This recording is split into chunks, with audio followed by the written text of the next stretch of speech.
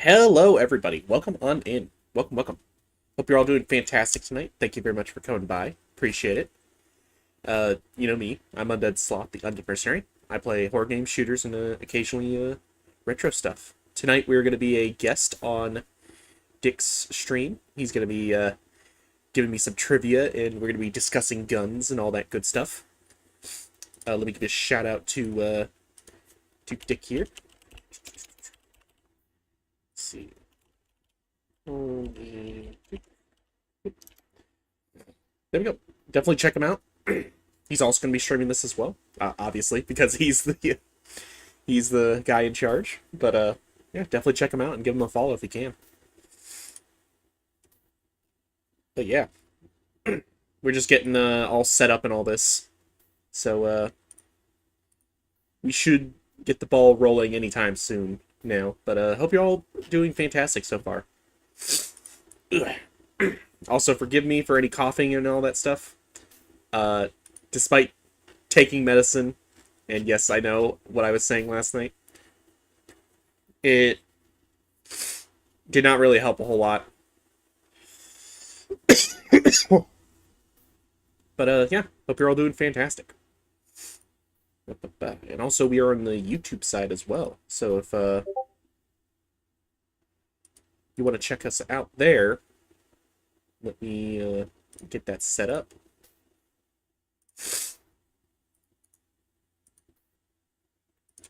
I will also be streaming this my side on the YouTube, so check that out.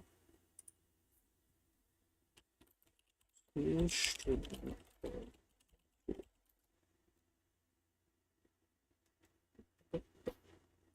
we go.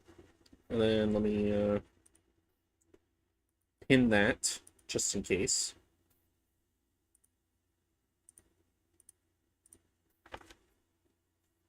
Let's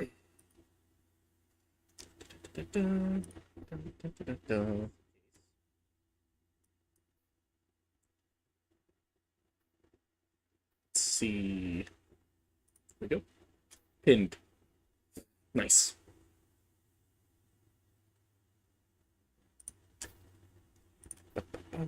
Nope. Unpin after the end stream, so we should be good on that end. Damn. All right.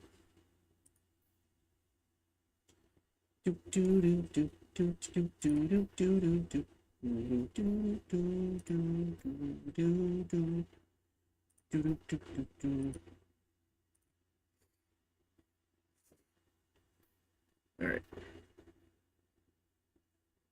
But yeah, I don't really have a whole lot to say. As soon as I rated out to Louis yesterday, I was getting ready for bed because like normally I stay up till like 6 a.m. and stuff like that just for reasons. Yeah, that didn't happen. I as soon as I rated out, I was getting ready, took some medication, slept for like 3 hours, and then woke up at like 7 or something like that, and then stayed up for like 2 hours. Then I went to bed again and woke up at like 3:30, something like that. But yeah, it was a pretty wild. But overall, it's good. I mean, I'm not feeling any worse than I did last night. I'm not feeling tired, so that's good.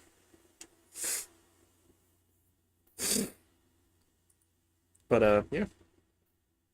Let's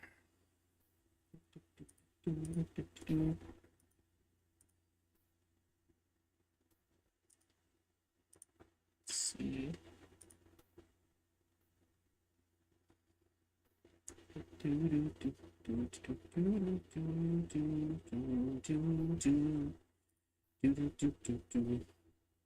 Alright.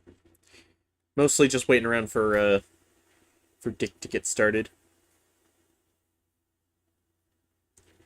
I'm also trying to figure out why.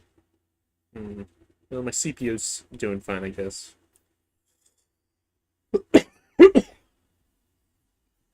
There.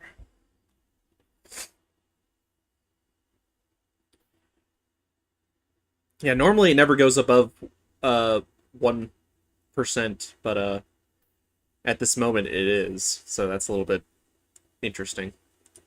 But it should be all right. Hello, Majestic. How you doing? Welcome on in. I'm glad that you're ready. Welcome, welcome. Hope you're doing fantastic. Thank you very much for coming by. Yeah, I already get the feeling I'm going to get stumped by a lot of things because if there's one thing I recognize guns, but it doesn't mean I know the names of every gun in the world. So it's going to be a little bit interesting to see how things play out. Oh, yep. Me. Hello? Hey, can you hear me? Yes, I can. All right, all right. Let me mute you on the chat thing on Twitch, otherwise I will hear you twice. Gotcha. You want me to go ahead and move over to the Discord? You mean like my server? Yeah, isn't that what you were saying? Yeah. Because I can fiddle with the volumes then. Gotcha. All right. Which one would you prefer? Any of the empty ones, and I will drag you. Gotcha.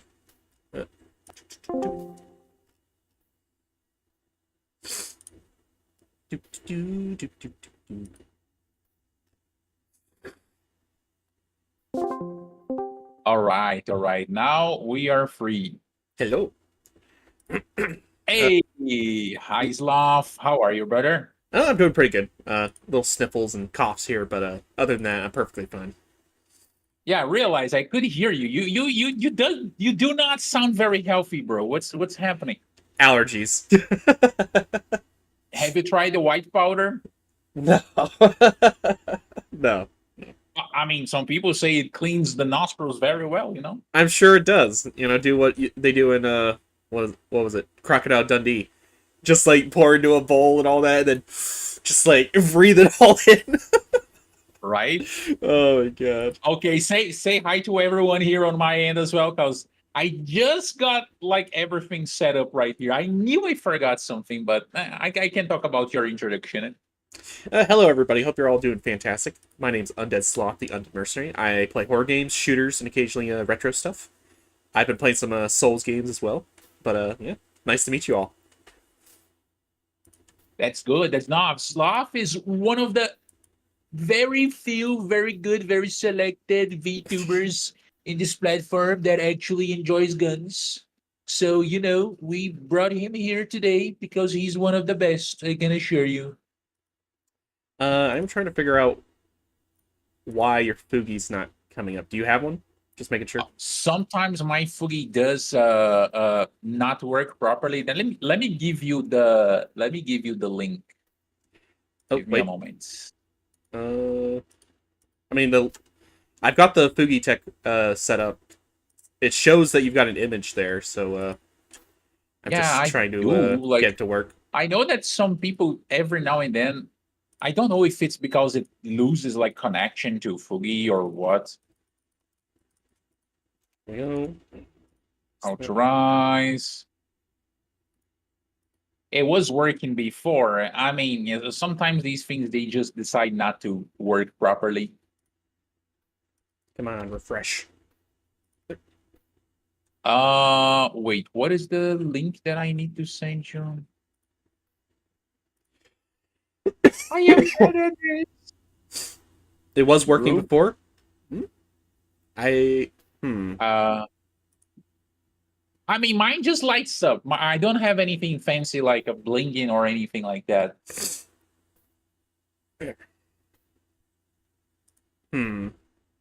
If you want to try like this link here, let me send you. Okay, gotcha. It's over there right now. There we go. All right. Hi, potato. Hi. Wait, how do you call like Farino? I'm gonna call it Farino. We usually call him Thef. Wait, what? Thef. Oh. Yeah. always try to. Or single. I want to Oh, say. I usually want to say Fez or something like that. oh yeah. uh, but I don't know hmm, if it's going to work now, but let's see. Let's see. come on. How much charge do I have on this stupid phone? I don't Hmm. really know. Like whenever the phone just decides to be like, running out of juice, I'm gonna connect that thing. It's Oh, not working on my it's end. not really working, right? Ah, for fuck's sake. Well, This thing, I mean, not if you got an image, I could just post it there.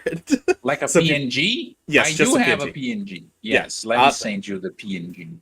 yeah, I'll just The use the best, one PNG. of the best PNGs ever. Let me send you this. Let me send you this. Where is it? Here. Here. Is this one? No, this is the cursed one. Nope, not this one.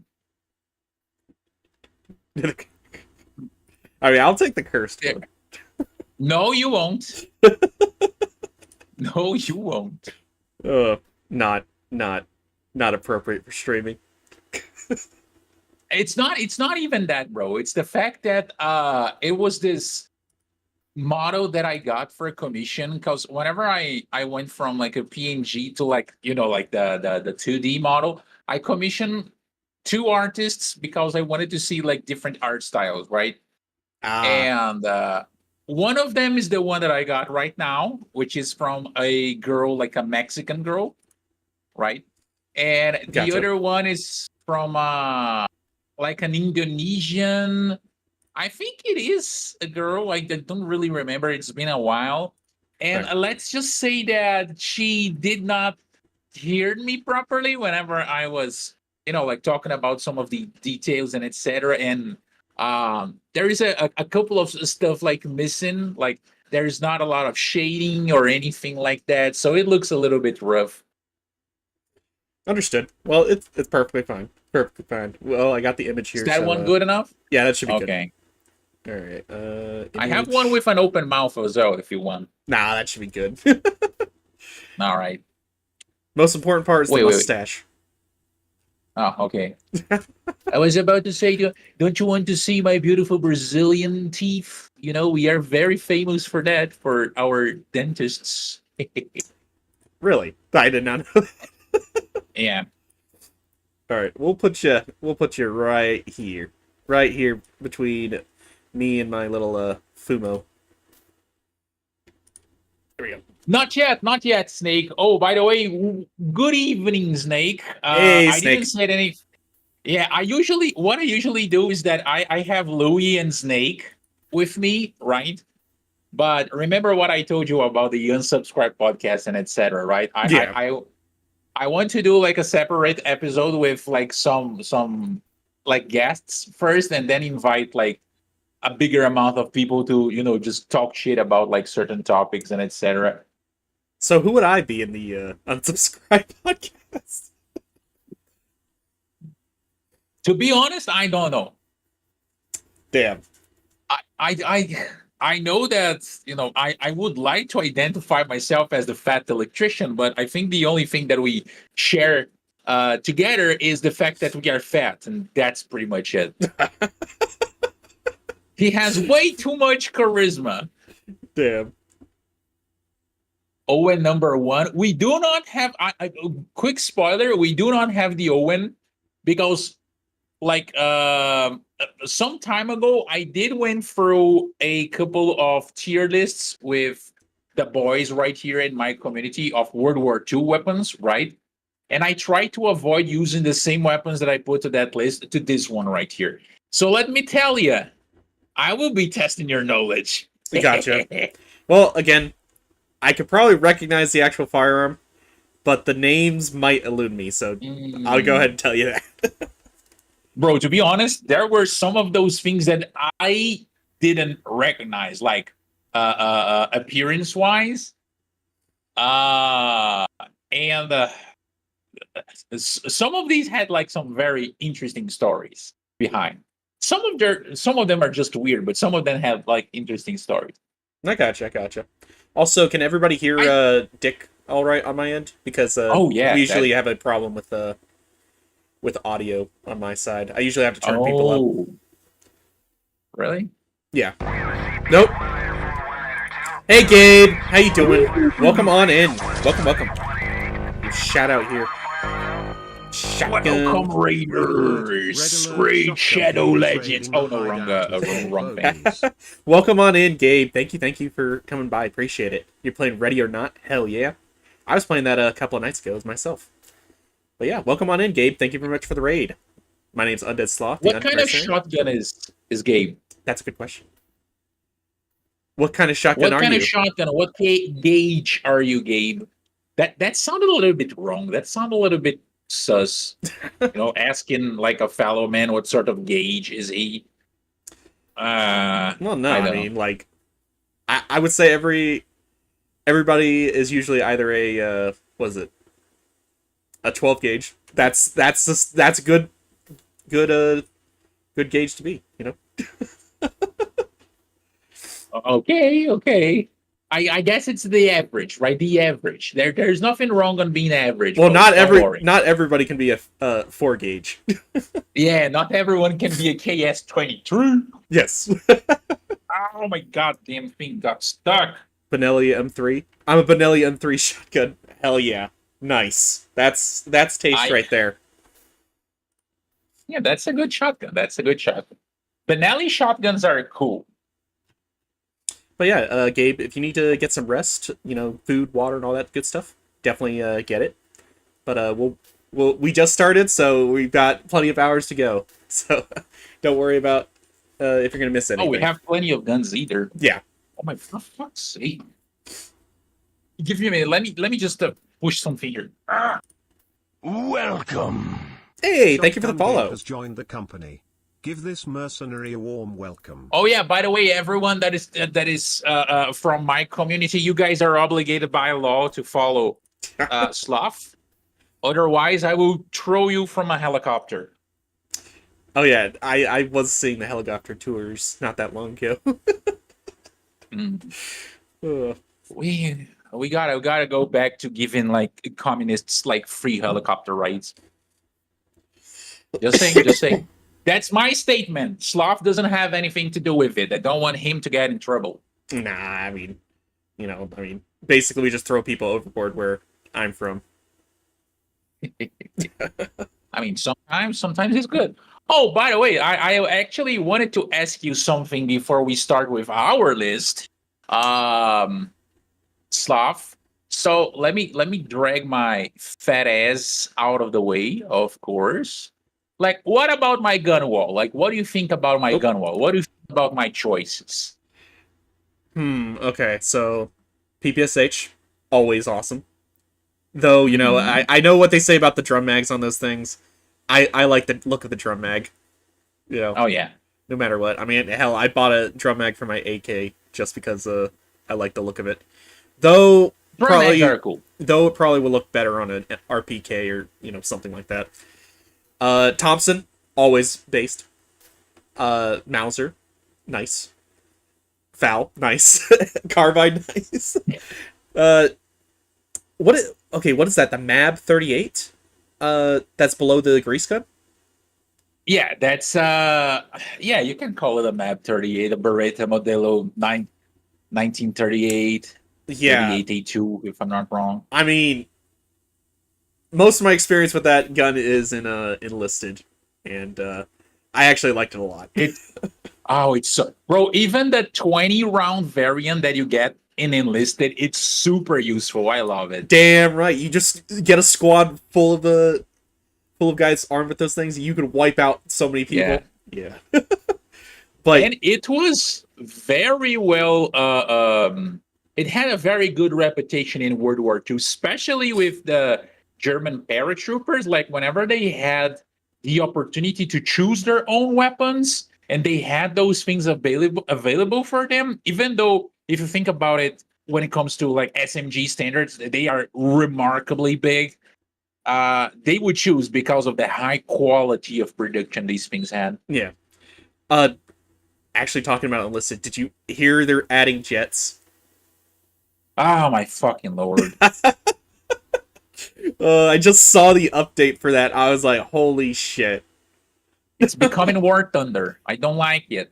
Yeah, agreed. But they are lowering the what do you call it, the battle rating for some weapons and stuff, so that's good. Hmm. But Yeah, I mean, they would have to balance that somehow, you know? yeah. The only gun on here that I have a problem with, and I have a problem with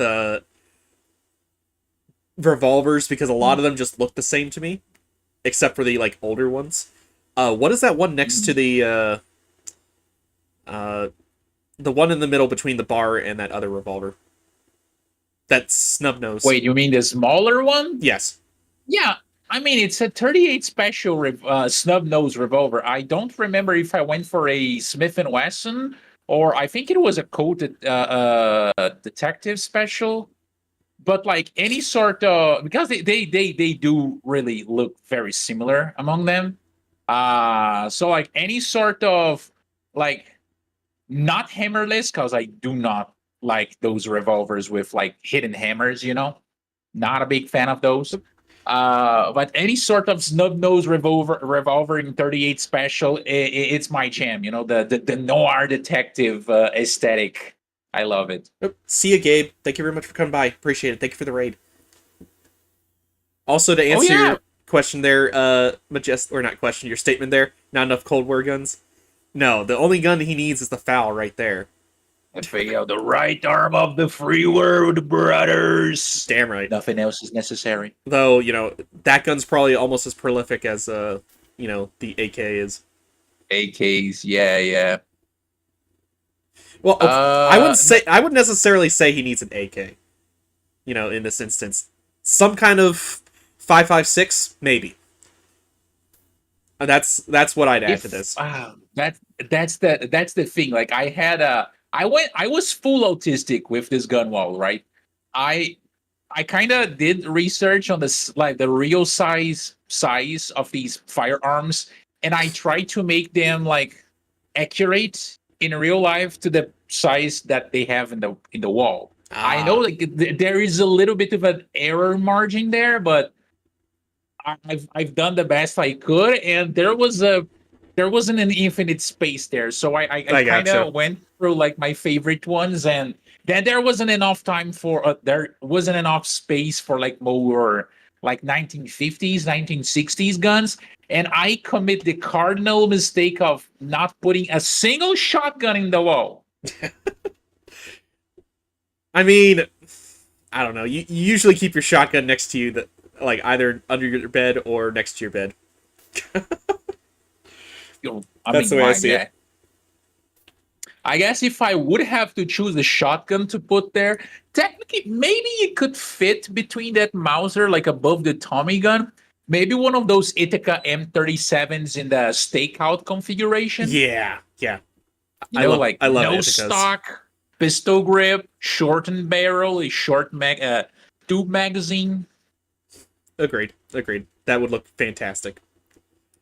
Yeah, I love those things. Either one of those, but the other one wouldn't fit. The Salimi lid ain't gonna fit. Yeah. The Winchester 1897. There's a Russian shotgun that I actually think might fit there. It's a I think it's called the RMB 93 or something like that. Let me see. Yeah, hell, I remember the exact name. It was the RMB 93. It's got a folding stock that goes over the top. Damn. Just like the Spaz? Yeah, kind of like the Spaz, except it looks a lot more smooth when it's folded on the top. Let me send you a picture if I can. Potato, I love the G3 as well, but I do not think that the G3 is better than the FAL. Even though I would probably say that in this day and age, in the year of our Lord 2025, probably you have like more forces that still deploy the G3 as, like let's say a useful weapon than troops that do this with the FAL. I think that if you would think about like both of the weapon systems, maybe the FAL will be considered more obsolete than the G3. But yeah, I just sent the image of it. HK-23 is a hell of a pistol. Oh my god, that could be on our list of weird guns, bro. Yeah, damn right. Jesus fucking Christ, that looks horrible. No, It would no, it's nah, bro. it, It's so it's Russian. no. Like I like the fact that it looks very well, much like you could fit it into a tube with no problem, except for the grip there. Yeah, But yeah, I could totally see that. though I would not choose that over like an actual practical shotgun. Yeah, no. Uh, It looks weird. I mean, I like the BM-59, but it's not gonna be my choice of a Cold War gun there.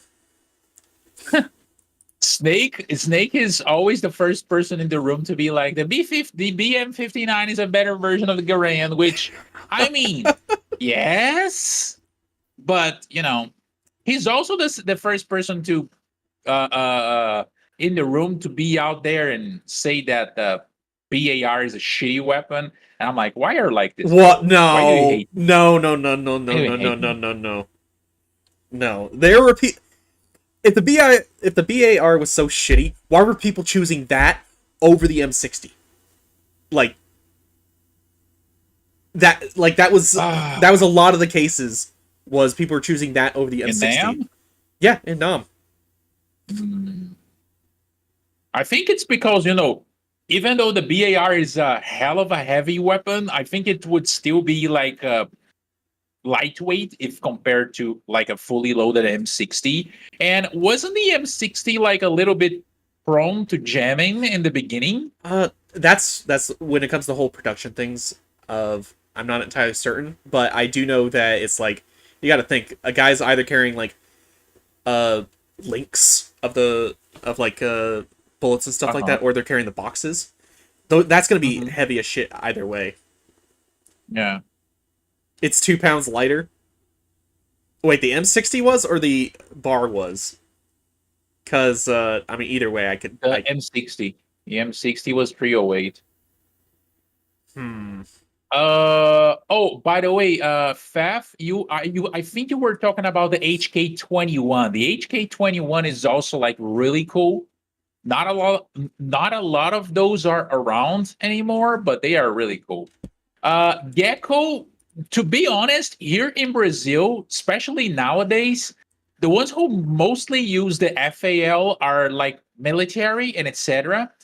The drug lords in the favelas and their soldiers, they are usually employing like automatic weaponry. So you do find a couple of FALs there, but especially in this day and age, you find a wide variety of AK rifles, but an even bigger variety of like AR rifles. And they use everything from those I don't know how those mags are called. You know the mags that are, you know, like ordinary AR mags, but they are kind of glued together in like a star shape, so you have 5 of those. I'm not entirely certain. Now that I think about it. I don't remember the name of it. I did said something about this the other day, and someone told me the name of that. Oh, it's not a jungle mag. It's not like something. It's something that comes straight out of the factory like that. Imagine like 5 AR-15 mags kind of glued together in like my god, a round thing in the middle, right? It's kind of like a jungle mag, but it comes from the factory like that. They use that, and I have seen more than once those double drums that we see like in movies and sometimes in video games for ARs. If you guys have played like Metal Gear Solid 3 and you remember the Patriot, the gun from like the boss, the short like M16, yeah, with the two drum mags. Yeah, they use that shit. They have been caught like a couple of times with those mags. that style of mags. Gotta say, Uh, those mags specifically look kind of gross. Like, I like drum mags, but really, I like them. I don't like the double drum mag. You know what? I like them in G36s. It looks silly. Okay, I could probably agree with that. I mean, again, first rule of gun safety, right, folks? To have fun. Well, I mean, that's what they got on the MG36, right? I think No. yes. No, the MG36. Looking at it right now. I can't tell. Always side views here. Yes, it's a dual. It's dual. It's a Yeah. double drum mags. But yeah, I can agree with that for the most part. I mean, Yeah, it they looks look good on very certain. silly. It looks good on certain guns. I'll give it that. Uh-huh. All right, let me adjust your image right here so we can start with our list. Gotcha. So the objective here today, everyone, is simple, right? I have scouted the internet, the annals of archives when it comes to firearms for weird shit. And I got a lot of stuff. I got stuff from 1850 all the way to like modern stuff. But for Sloth today, we are going to be kind of sitting between 1850 and 1950, with an exception of I think, a single gun that is from the 60s. But we will be dealing in some older and usually like World War One, World War Two, a little bit later weapons. We're going to be quizzing Sloth here, and I mean, of course, I will be bringing some information about these firearms for everyone. And it's a good opportunity not only for us to look at some weird designs, but also for us to, like get some knowledge, because knowledge is good. Nope. Are you ready? Are you ready? Yes, I am. Slav? Are you sure? Yes. Are you sure? Yes. All right. All right. I am curious because if I came across this particular list of weapon, I mean, prior to do my particular research, right? I would probably not get a lot of points. Let's put it like that, because there are some very uh, interesting stuff. But we're gonna see. We're gonna see. All right. I only like the Double Drums magazine on the Bushmaster Dissipator. Bushmaster I am Dissipator. not familiar. That sounds like a more modern gun, and maybe that's the reason why I'm not that familiar.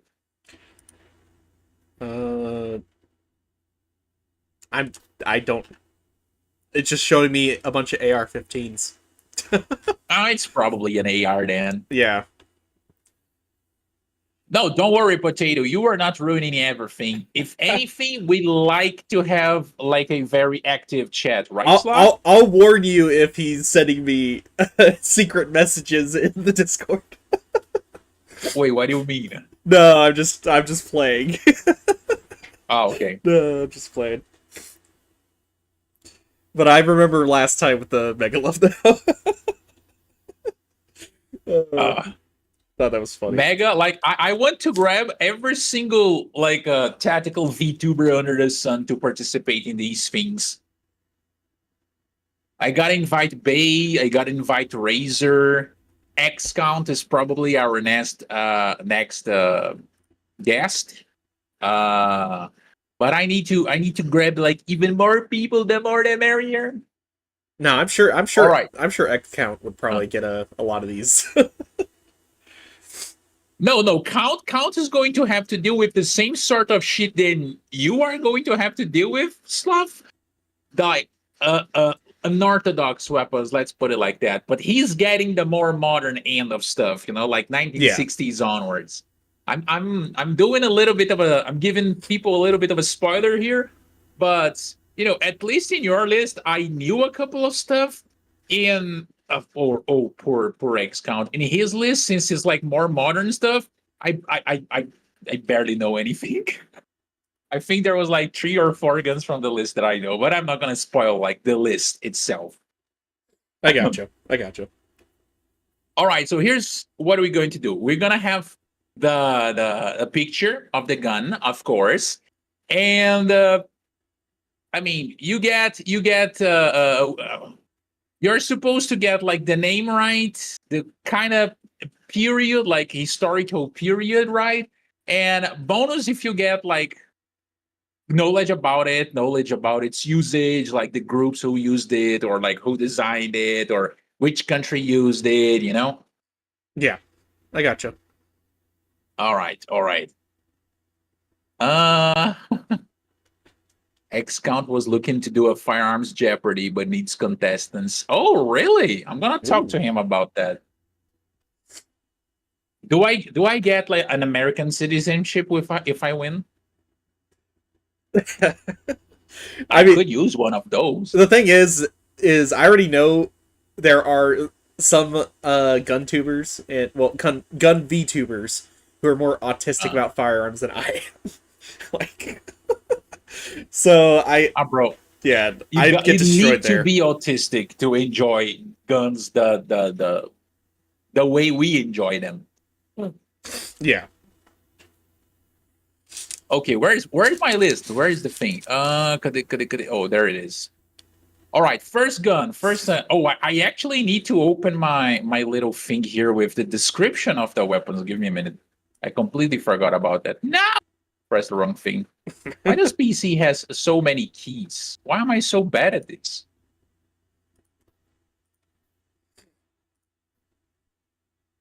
All right, if I'm not wrong, we have 34 weapons. Holy moly. Okay. I don't know if we are going to be able to go through every single one of these today because we might get like caught in tangents, but some of these there are more information about. Some of these they are not that interesting. They just look silly. But well, I guess that's it. First weapon.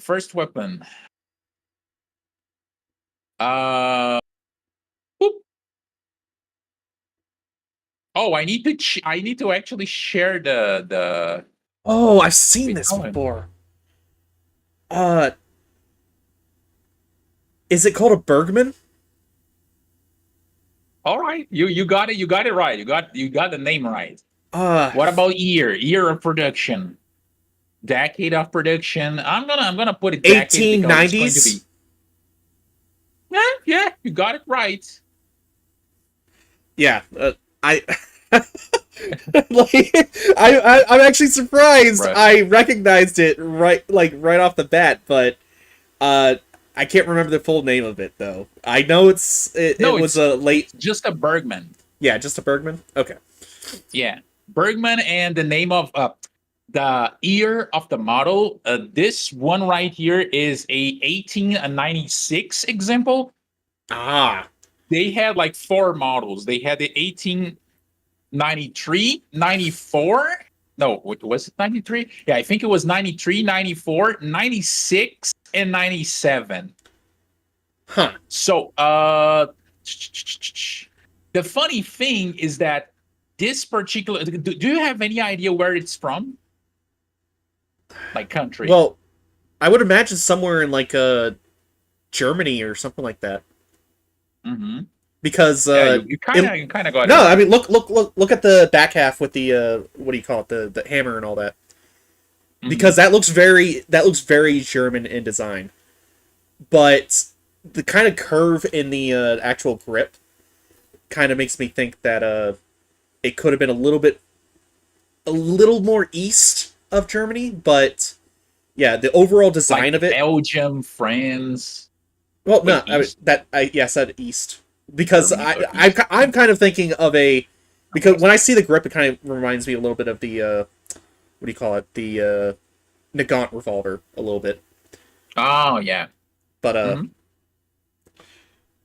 but All right. am I right? No, yeah, you are. It is actually a German gun. It's kind of funny that you bring that potato, like Star Wars looking gun. The the character from the Mandalorian in the show, his gun is actually based on this thing right here. Hell yeah. Yeah. I knew it looked Uh, more familiar than just something I've seen randomly looking around before. Yeah. I mean, in pop culture in general, this thing is not very prolific. It was shown in The Mandalorian. It was showing another like movie from the 80s as well. But like most recently, this thing was showed in the Hunt Showdown game. Oh yeah. They have versions of this gun. Did they not have this in the Red Dead Redemption games? No, Okay. the Red Dead had they had the Mauser and the C93 bore shard. Okay. Gotcha. Which is interesting because this gun, it was made to compete in that particular time period with guns such as the Borchardt and the Mauser, right, in the civilian market mostly. Yeah. But it failed completely because up until this is an 1896 model, up until the 1897 model, which was the last, it went through a couple of military trials, never got anything, and it didn't sold a lot in the civilian market because, first of all, just like the Mauser, it uses a stripper clip, right? Oh. But while in the Mauser, I don't remember exactly how big is the stripper clip of the Mauser, like how many rounds that thing holds. I think it's either 8 or 10. This one right here, up until 1897, it could only hold 5 rounds. Damn. And it was available in a couple of cartridges that were so pathetic that the quote most powerful one was around the same power as a 7.65, which like a 32 ACP. Well, shit. So you had like low capacity, anemic cartridge, and people also looked at it and were like, "Me, ew, brother, ew." They didn't enjoy its design. Oh my god. Hi, Shit. Panzer. Yeah. So this one was made around that particular time period. It is a very rich time period for semi-automatic pistols, right? Because it was like the beginning of that thing. But it pretty much failed completely, and the company filed for bankruptcy because they got cooked by the other two models, especially the Mauser especially in the civilian market. Turn down my AC. No, it's fine. Getting kind of chilly in here. It is peak 19th century elegance, but that does not make it like a good gun. Yeah, it does. It doesn't make it a good gun. It looks very steampunky, though. Yes. Drinking affects your decision. Now, thank you there for is the, a funny thing redeem. about this particular one. The person who designed it, the guy was a designer, and his son was also a designer. His surname was Schmeisser. So he was the father of the guy who designed the STG-44 in World War II. Damn, that's some cool history right there. But that's not uncommon for sons to get in the same business like that. Yeah. I mean, look at Browning. You know. I mean, yeah, back in the day when, like people still respected their families, yes. Nowadays, people are like, no, my dad is oppressive. Well, I hate my family. Well, that's the thing. At the same time, you don't necessarily have the same kind of revolution with firearms nowadays. Yeah. That's kind of, you know what, and this might be a little tangent of mine. I kind of feel like we're like stagnating a bit. Oh, completely, bro. Like, we are stagnating so much that we are going back to monkey. We are going back to stripper clips and pistols. Yeah. Which, okay, that's pretty cool though. I actually think yeah, I'd want one of those. yeah, exactly. But again, nowadays everything is like 50 Shades of Glock fourth generation clone or 50 Shades of AK variant. Oh, not AK, sorry, AR variant. Yeah. Well, not just because I get it. It's cheap. to just go with a AR because they'll sell. You know. Yeah. But at the But same it's time, also boring. but I just think that about society in general. No, I did not buy the PR-57. Sorry, I didn't Yet. mean. He didn't bought it I didn't buy it yet. yet, but I actually would rather have a different kind of stripper clip pistol than the PR-57. But I think they should just make that in another caliber. Like same shit, but in another caliber. yeah, I could agree with that. I could agree with that. But it's like in general, I kind of feel like we're like all of society, like the entire planet is basically stagnating. There have been no like huge leaps in technology. All we're Yeah. doing now is just making shit smaller. That's all we're doing. Yeah. Or more retard. Like, Yeah. hey, China, cars that jump. I don't want a car that jump, bro. It's like that would be dangerous in the wrong hands. Like imagine someone speeding and then they jump as soon as they get off a hill or something like that. Fucking smash into a house. Like, Bros played way too much GTA 5 with that thing where you can control the car in the air and etc. yeah. Like Jesus Christ. Yeah. But By the way, Fox, I am hydrating, but I have some booze today, so you know. but yeah, if that's one of those things I kind of thought about was like going back to like back when I was thinking about going back to college was like, to go into like designing guns or something like that. But then I was like, you know what? There's probably a good chance that nobody would be interested in anything like that. And if they did, it would go against my philosophy of I'd like to make a gun that anybody could own, not just sell like a very Something niche gun. super fancy. Yeah. Yeah. Because you do see like a couple of like very interesting shit, but like 99% of the time it's like, oh, this is very interesting. Look at price. Oh, it costs 3,000 US Well, yeah, dollars. no, that's my thing. Is everything kind of like idea I might have had. I wanted to make it affordable to everybody. Yeah. You know, because that's Which means that you need to send a your resume to people at PSA or High Point. I'm sorry, that's even the then two options that you. even then I don't want wouldn't want to invest so much time like at PSA for them to just be like, oh, turns out we're actually canceling that. And Oh it's, yeah, that is very annoying.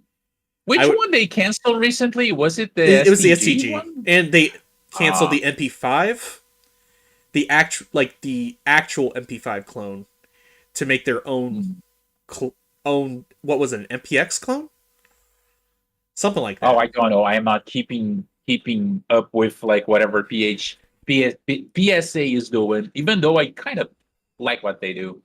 Yeah. I mean, I believe in the philosophy, but at the same time, I still don't think it gets to the same point of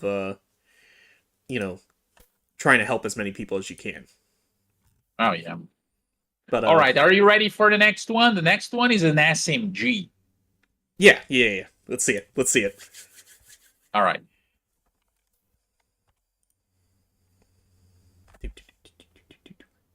As soon as it changes the stuff, right? Oh, what is that? The Blazowiska or something like that? I mean, I was going to say that you got the gun right, the pronunciation wrong, and then I remember that I suck at pronouncing everything in Polish, so I am not going to criticize anyone. Yeah, this was. Yeah, that is the. It is. I don't know how to pronounce it. Where is Jack when we need him? Jack. Let me look up the actual name of this thing. All I know about this is that I've seen it in the Sniper Elite games. Uh-huh. Yeah, that's like as much as I know about it. I know it's Eastern European in design. Yes. Based on the way I don't know if this is a common feature with a lot of this. It very much looks like it was a Sten clone of some kind. Based on the I would say that's charging handle, the magazine release, right above there, and just the Uh-huh. way the barrel, what would you call that? Barrel shroud or something like that. Yeah, I guess you could call it like a bird shroud. But yeah, this looks like something that people made on the fly. Like, That was the idea. That was the idea. yeah, it's Now, like, again, I don't want to butcher the pronunciation of it. Bliskavica or something like that. It was made in Poland in World War II, and you were right when you said that it shares like some characteristics with the stand. But if you look at the mag, what sort of mag is that one? I would say the MP40 maybe. Yeah, you're right. It's kind of a mismatch between like Stan and MP40. Now, this thing was approved very quickly by the let's call it the Polish leadership. Let's not call it the government, right? Yeah. And the whole idea behind this gun was that pretty much every person that had like a very small workshop with very rudimentary tools could produce this thing in their shed, let's put it like that, and distribute to the Polish resistance members in World War II. Ah. So this particular gun right here, it did not have any bolt or welding in it. Everything was fixed either by threads or ordinary screws. Uh, it could use like it used like 9mm ammo, so they could just snatch a guy's MP40 magazine and take the ammo out of it to use. And I think it started production in 1942 or 1943, and it went like all the way until the end of the war, being pretty much like one of the main weapons used by the Polish resistance in World War II. It was very it had like a very good reputation with its shooters, right? With the operators that used it. Hmm. And I think around like 700 of those were made until the end of the war, which might not sound a lot, but when you think that Poland was completely overrun by German forces and occupied by German forces, and guys were making these things in their garages, uh, it is remarkable. Well, damn. Yeah. And the name of it in Polish meant lightning, and they said they nicknamed the gun this because apparently like the first batch were made in like a electric company, like in the workshop of like a electric company in one Polish city, and the symbol of the electric company was a couple of like lightning bolts, so they actually nicknamed that and put like the symbol on the stock, on the foldable stock, like in the Oh, picture. that's With actually very neat. Like, I like that. yeah, it's really nice. It's really nice. Hmm. Why is the trigger so forward? That's well, maybe that it might have broken. Maybe this Yeah, example is yeah. where it got broken or something like that. Maybe it was put in the hands of an English person, and the English person had to deactivate it. You know, Hmm. like they usually do. Yeah. But it's Unfortunately. sad. It's sad. It's a really cool gun. I think the first time that I saw one of these was indeed in one of the many Sniper Elite games that I have played in my life. Yeah. Same here. All right, what is the next one? Oh, the next one is an interesting one. Let's see if you get this one. All right. Now we have a handgun, a wheel gun. Oh, okay. Uh.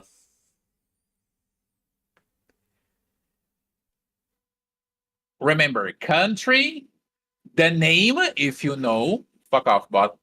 French. Country, the name of. Are you sure? Um. I'm not 100% sure.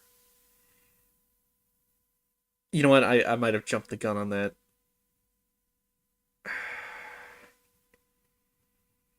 I don't. So, country, decade of production around. Maybe like the country that used it.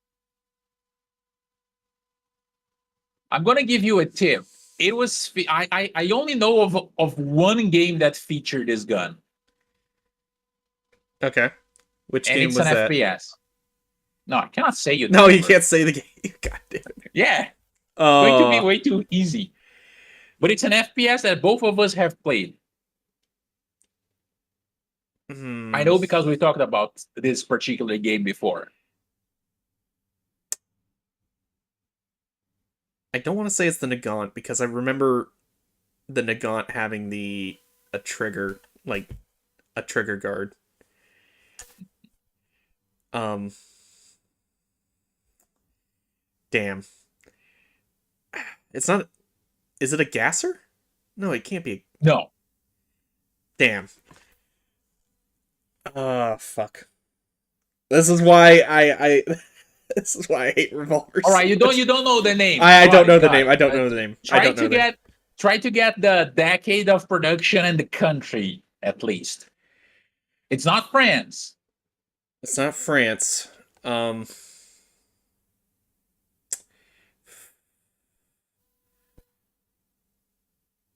I want to say 1890s again, Uh-huh. Okay. but the country's gonna elude me. I'm gonna say I don't know this one. All right, all right. You're gonna remember because you have played Battlefield 1. Yes. You have played with the sniper class. If I was it the sniper class or was it the support class? It was a Um. sidearm made in Italy. It's the Bodeo 1889. Oh my god. Oh, shit. I was Yeah, like, it's Battlefield 1. I know it's because he said we both played it. But then I was like, the only guns that were like popping up my head were the Nagant and the Gasser because they're the the only ones I Gaster. really use because I hate the Bodeo. Wait, really? You Yeah, didn't enjoy that? I did not. I don't enjoy the Bodeo at all. Like, yeah, no. It was one of my favorite revolver. I think in Battlefield 1, it was between the Bodeo and the Bulldog revolver. I think the Bulldog was a support weapon, and the Bodeo was a sniper one, if I remember correctly. But I really Hmm. like those. So this thing right here was actually adopted by the Italian army in 1891, so like 2 years after its design, right? And believe it or not, this thing served in the Italian military up until the end of World War II. And it was Jesus. never declared obsolete. Like it got retired, but they never declared that obsolete. Damn. It was chambered in 1035 Italian, which I mean, I have no idea what it is, but as you can see, it's not like a super big cartridge. The Italians were very autistic with their calibers during the late part of the 19th century and the first half of the 20th century. It could hold 6 rounds, just like in BF1. And I think that's the biggest thing, and this one, like the most interesting thing of it, it's the lack of a trigger guard and the folding trigger. Yeah, I kind of wouldn't feel safe. Safe. Yeah. Like, well, no, it's like Yeah. I could, like, yeah. I mean, think about it. It's like, I guess if it's like what a double action, where it's like you gotta pull the hammer and then the trigger.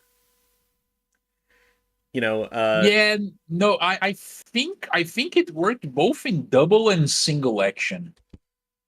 I gotcha, I This gotcha. particular one. I wouldn't have to check because I don't remember that information from the list. And also, hi Burger. Yes, it looks like an ugly No, uncle that you don't want yeah. to talk So about. the reason I wanted to say it was French or basically just because it's a common design I see when it comes to, like European firearms and stuff like that. Well, I guess maybe just revolvers of this time period. Is it's got that little push thing to push the shells out, like the Oh spent yeah, shells. the push rod. Yeah, the Mhm. push rod for that. Uh, yeah, that's the main thing that kind of like caught me. I was like, okay, so that's a slightly later design, I think. Because I can't remember exactly what it was.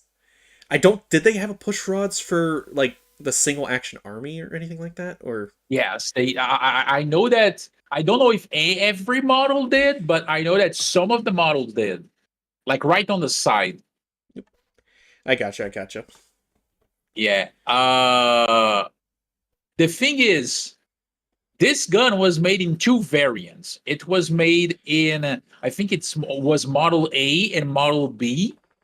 Now, one of the models is this one, which is the model that was supposed to be given by less important troops. No officer would use this particular one right here.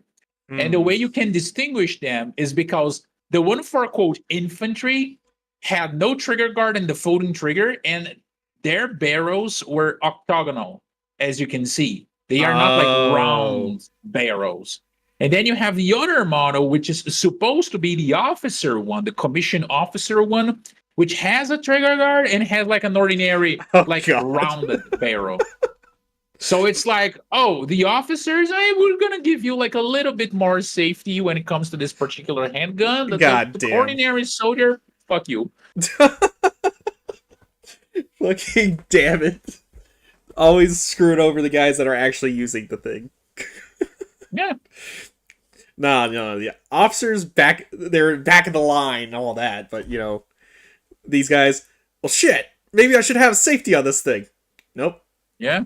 you don't get it. Maybe something in front of my, because it's already bad enough that it's a folding trigger, and then it's a folding trigger with no protection at all.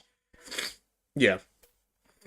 And you know what's funny? Because in my research, I haven't found like an explanation for why they went with the folding trigger and no trigger guard. Because I mean, it's not like you're thinking, oh, it's going to be like easier to carry or anything like that. It's not like you are going for, like a compact firearm. So like there is apparently I haven't found any explanation to, why this particular one has these features. It's just that it has these features.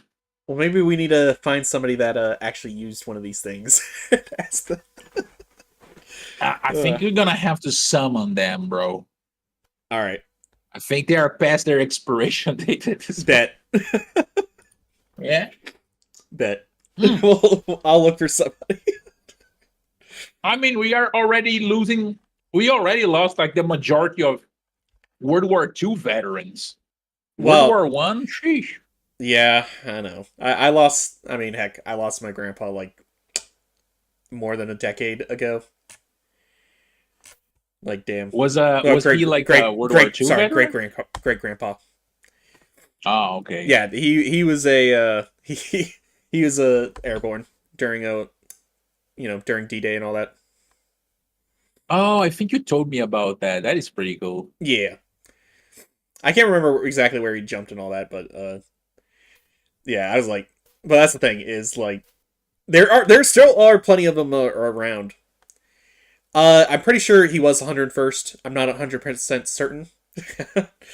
um, No, there are some of these old guys that I mean, there were a lot of them that actually lied in their forms while filling them, and they went to war with when they were like oh yeah, 14, absolutely. 15. Like heck, Audie Murphy, best example of that.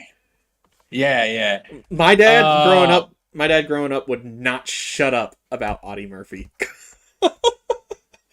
Like, wait, Audi. I'm trying to. No, I think I'm thinking about that other guy. Like Audi Murphy was not the guy that served with the Finlands. Then they served with the. No, no, no, what was no, the name of the guy? no. He served with the what? No, there was a guy that served in World War II. He served with the Finnish.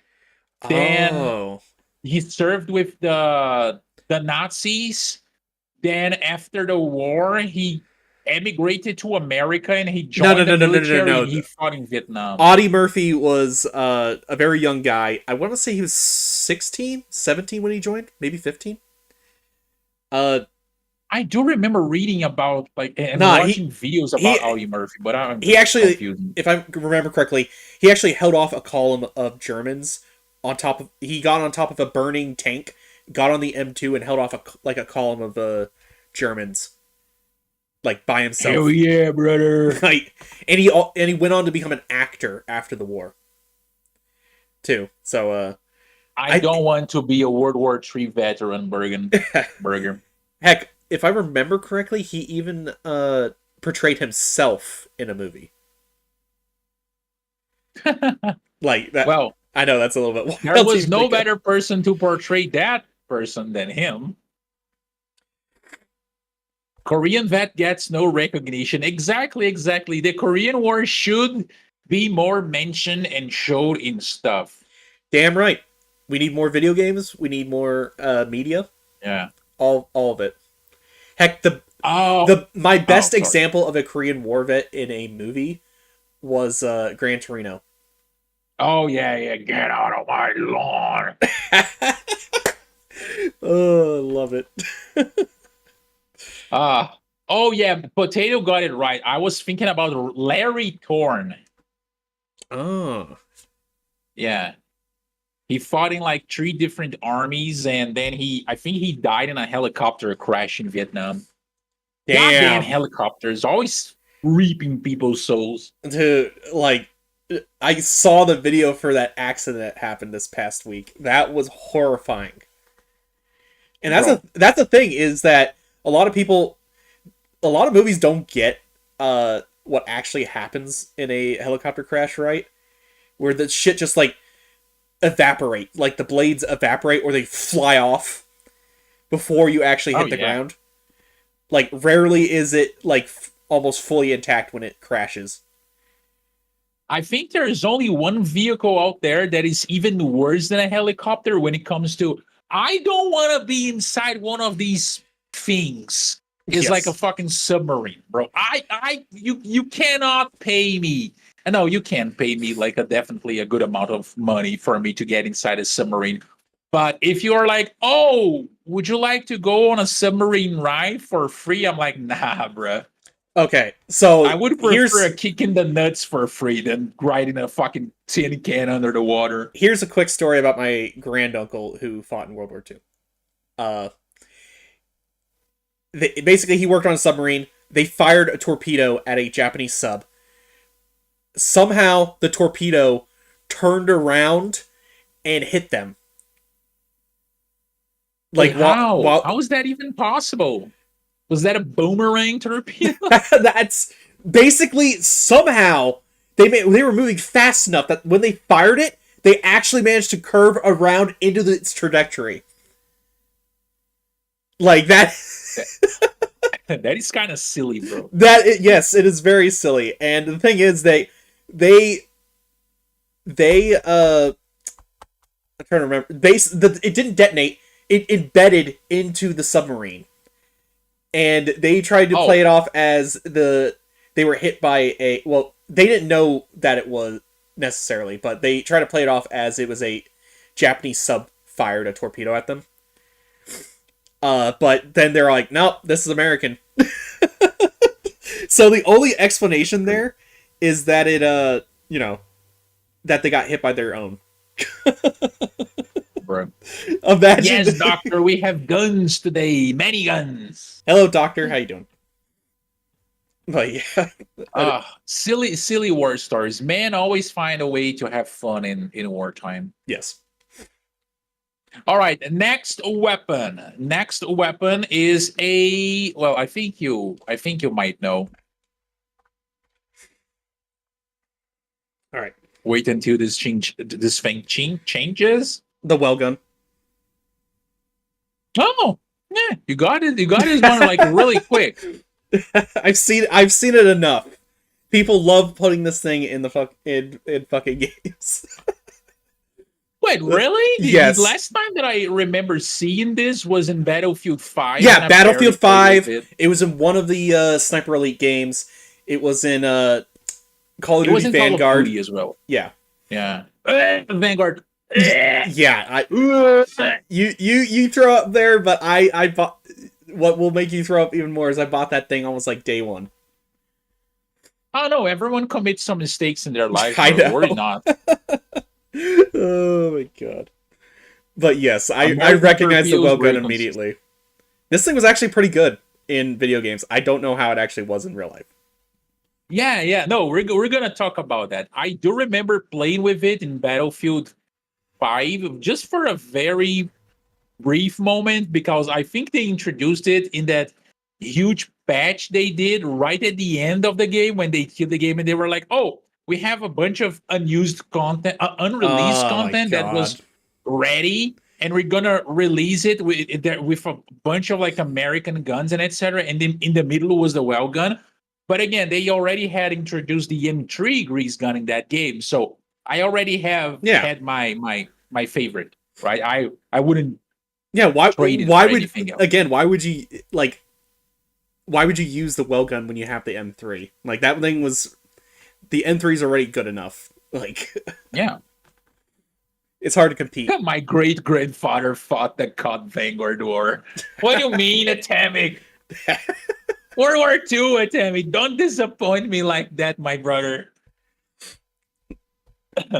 I Now, killed Nazis. They since you died. right, since you said about like not knowing about the performance of the well gun in real life, let's talk about that very briefly.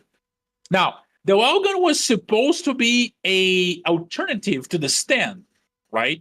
A gun that was easy to build, cheap to build, and very easy to operate, right? Yeah. And it was supposed to be the sort of gun who would be deployed to equip resistance groups. But, you know, Yeah, they were something used that offered a little bit more reliability and accuracy and better ergonomics than the stand because, you know, like it's not that easy to be more ergonomic than the stand. Yeah.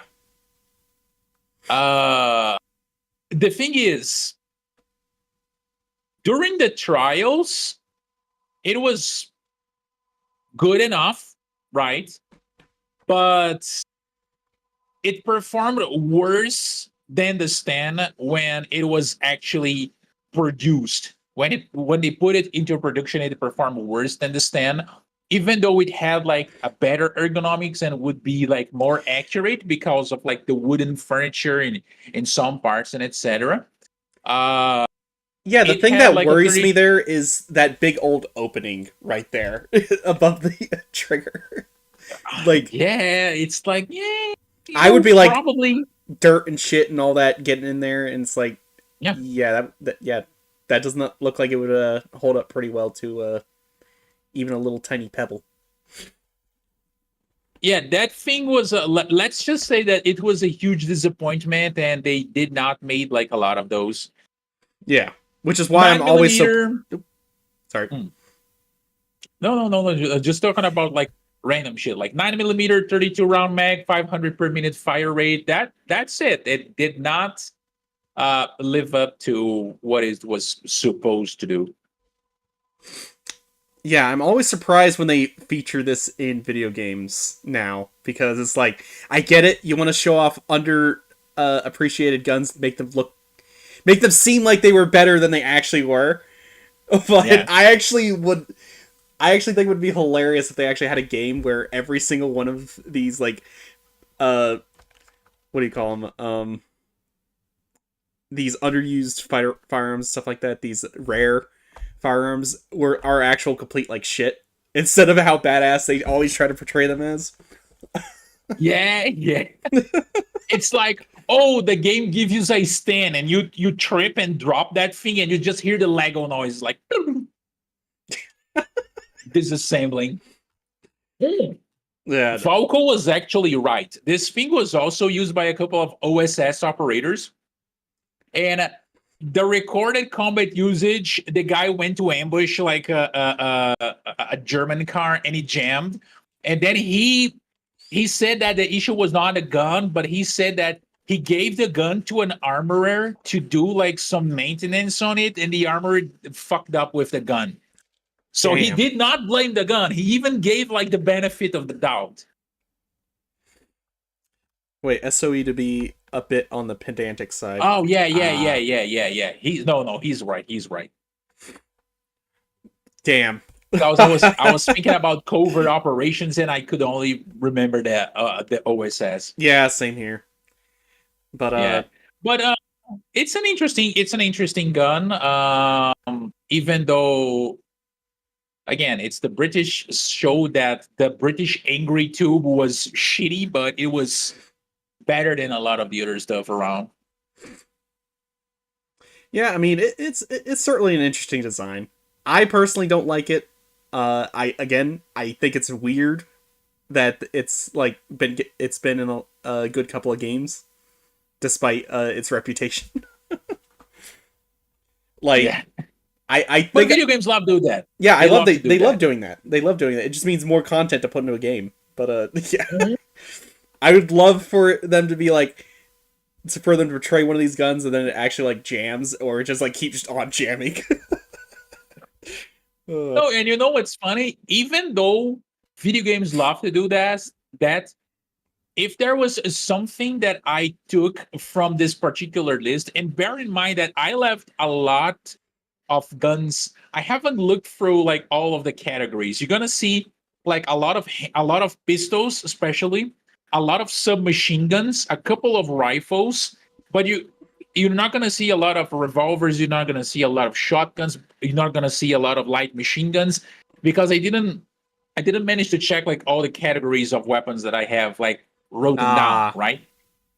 I gotcha. But the more I look, the more I see that there is a huge number of guns that are still completely unexplored by video games. And I mean, a lot of these, they are, like uninteresting, that there's absolutely nothing special about them. They just have like they have a quirky appearance, let's put it like that. Yeah. But there are some of these guns that have like a very interesting story or like a very interesting like particular feature of that gun, and you're like, bro, this gun could be featured in a video game set around that particular time period, and it would be like a great addition, and you have never seen one of that in a video game. Yeah. So Makes there's a lot of sense. a lot of unexplored territory there.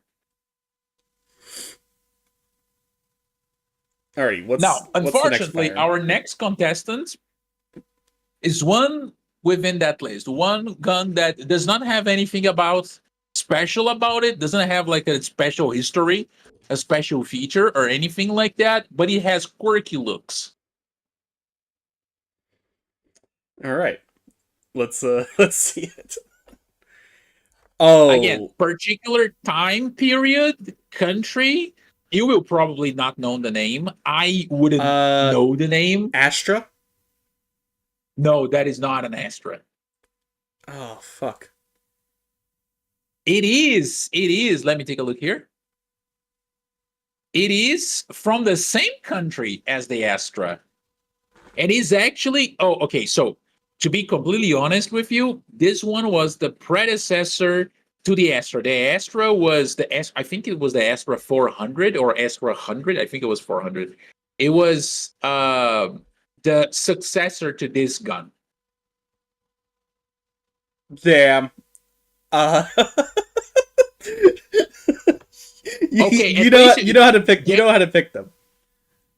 Okay, get the country and the time period. Come on, you can do it. I believe in you, brother. 1920s. Fuck. I don't even know what country the Astros is. Oh, bro, no. Now you're just disappointing me. Bro. I'm sorry. What do you mean? This thing. I'm sorry. Okay, I fold. Megalum is totally right about this one. This gun looks like one of those wooden sticks that you find in the side of the road that looks like a pistol, and you grab and you're like, oh, that's a good stick. Men are simple. Men are simple creatures. All right, so both this and the Astra, they are from Spain. Right? Oh, I knew. Why did I not say Spain, Spain? the country that is Spain, but comes with an S as well. Damn it. Should have Uh, said Spain. this, I think the Astra is around like the Astra that you're thinking is around like 1920s. It was adopted. This one is a Campo Giro 1912. Again, there is nothing special about it. There is nothing special about its history. There's nothing special about its operation. The only like different thing is that it's a 9 millimeter pistol that is chambered in 9x23, which the Spanish call it the 9 millimeter largo, which is like large. Oh. That's the only special thing about it. Yeah, 8-round magazine. That's it. I've heard of 9mm Largo. I just, damn. Yeah. Damn. And based on what I research, there's nothing special about the cartridge as well. It's just a little bit longer. Oh. Well, shit. Yeah. Jesus. I mean, I don't know. A lot of European countries were autistic when it came to their calibers. Like, bro, just grab like 9 Parabellum. That's it. Well, yeah, I guess I would imagine that's because they want to make their own firearm, like not have to worry about possibly getting ammo from another country. They want to be able to make the ammo themselves in their own country or something like that. Like, I mean, that could be an explanation, but at the same time, in a case of war, you could use the ammo of your opponent if your guns were chambered in the same caliber. But the problem is that a lot of the cases you would actually get sabotaged ammo. Oh yeah, that as well. Yeah, because hey, remember when the U.S. dropped a shit ton of 7.62 by 39 sabotage in Vietnam? Yeah, and it ended up in Afghanistan. Lovely, right? I like them rocket propelled Bad bullets. news travel fast. Weird guns. Okay, I have not added the gyro jet to the list, even though that is a very interesting. That would have been too easy though. Yeah, that one is widely known by this point. Yeah. Only thing I got to say right off the bat is I kind of like the holster it's got there. There's something about those I think that's those leather holsters that I like. Yeah. But, I remember, guys, when holsters were made of like real materials, not shitty plastic. Pepper Ridge Farm remembers. Remember when we used to shitty polymer. Remember when we used to make whole species extinct just to make holsters? Pepper Ridge Farm remembers. It's fine. In this day and age, we can clone these species back, bro. I mean, that's don't you get me started about that. That's what those things are not real dire wolves. Let them cook. Let them cook. Okay, they gotta start somewhere. No. Give those are credit. Those are they are literally pulling the Jurassic Park playbook right there. They're making theme park monsters. They identify as dire wolves. Okay, you cannot say humans. Yeah. Now, Valco. The thing is, a lot of these alternative like size cartridge, not all of them are more powerful. Some of them are actually worse, and we're gonna see down the line. We're gonna see down the line. Jurassic Park IRL win soon. Worry not. I have faith that we can bring the dodo back. Yeah, I mean, the same thing's gonna happen to them though. That happened to the real dodos. We're gonna be like, man, fuck these things. Club them in the head and just toss them. No. Think about it. If it wasn't for mankind,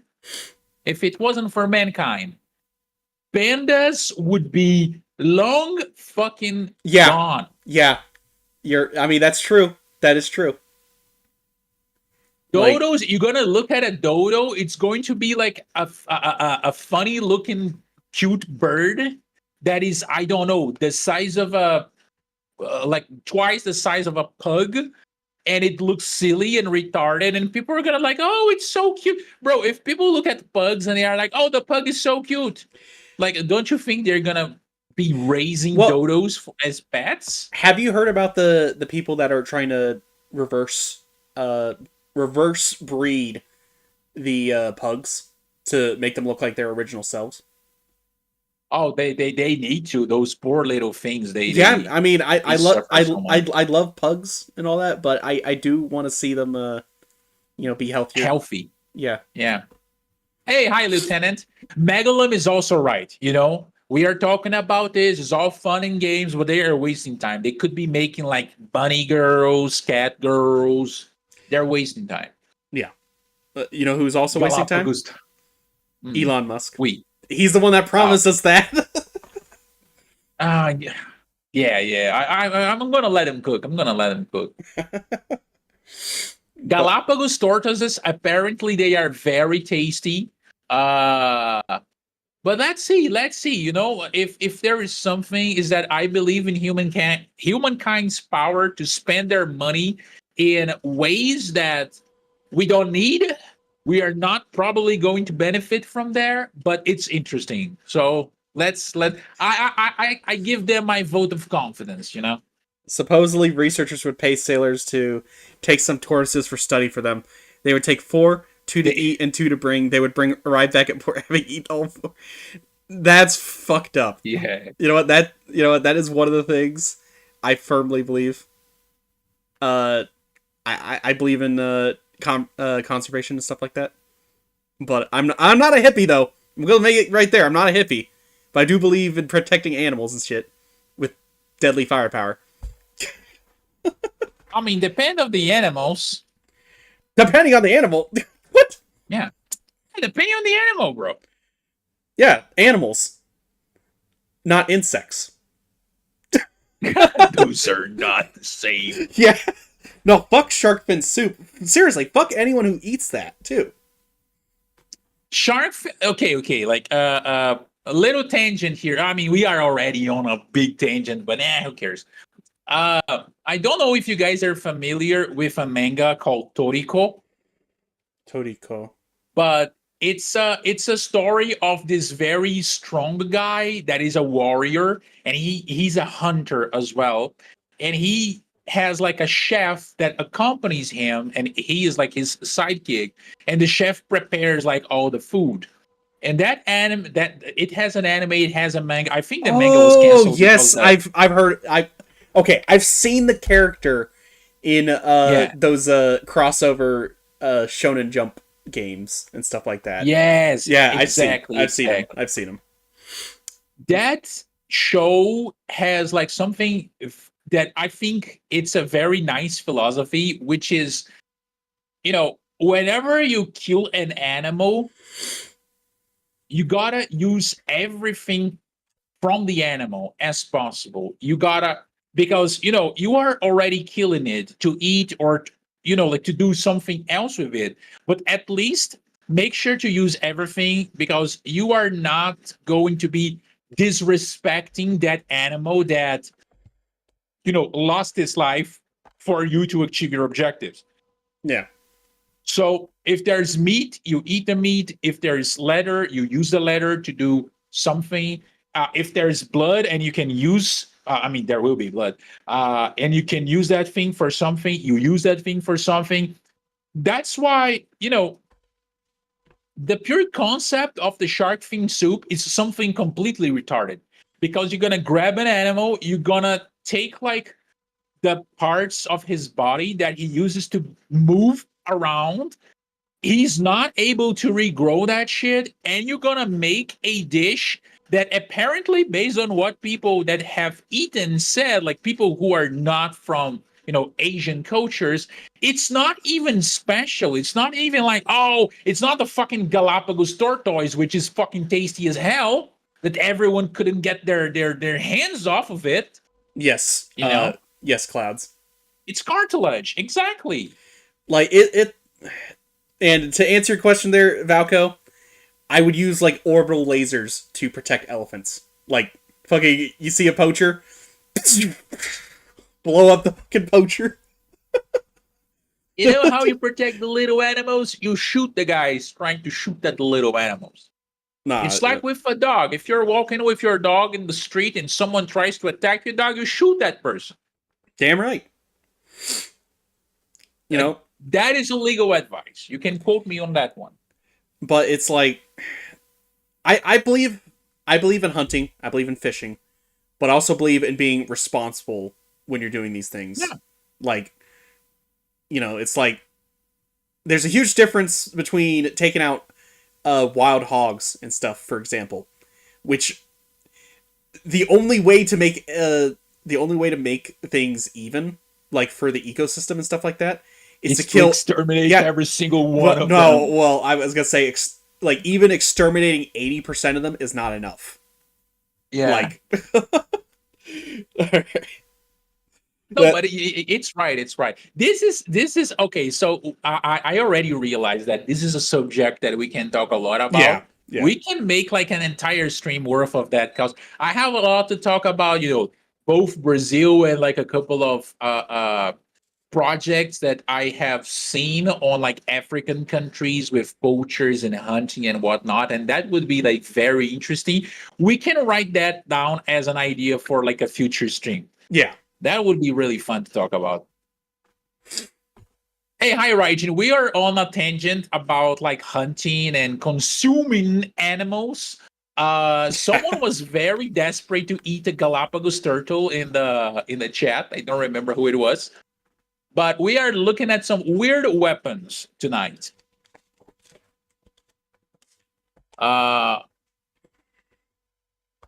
Yeah, I mean, I don't eat dogs at all. Like, I would eat a communist before I would eat a dog. A communist would eat a communist before they would eat a dog. Yeah, but you know, you can always expect the worst from them. Yeah, that's what I'm saying right there. You are desperate, Clothes. What do you mean? You were like, you were drooling over the Galapagos turtle. Ethical cannibalism starts with commies. No, I would not even stoop to eating a commie. Like, I mean, if I had the choice between eating a communist, even a communist that I know, or like eating a random dog, I would rather eat the communist. if it came down to that choice, I mean,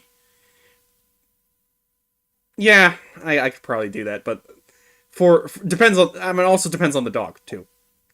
Like, I don't know, bro. Any dog. Like, it'll depend on like if it's like, no. I mean, like, am I gonna be like, man, I hate eating this thing, but if it's like a dog that I really like or something like that, I'd be like, man, damn, this is the best meal I've ever had.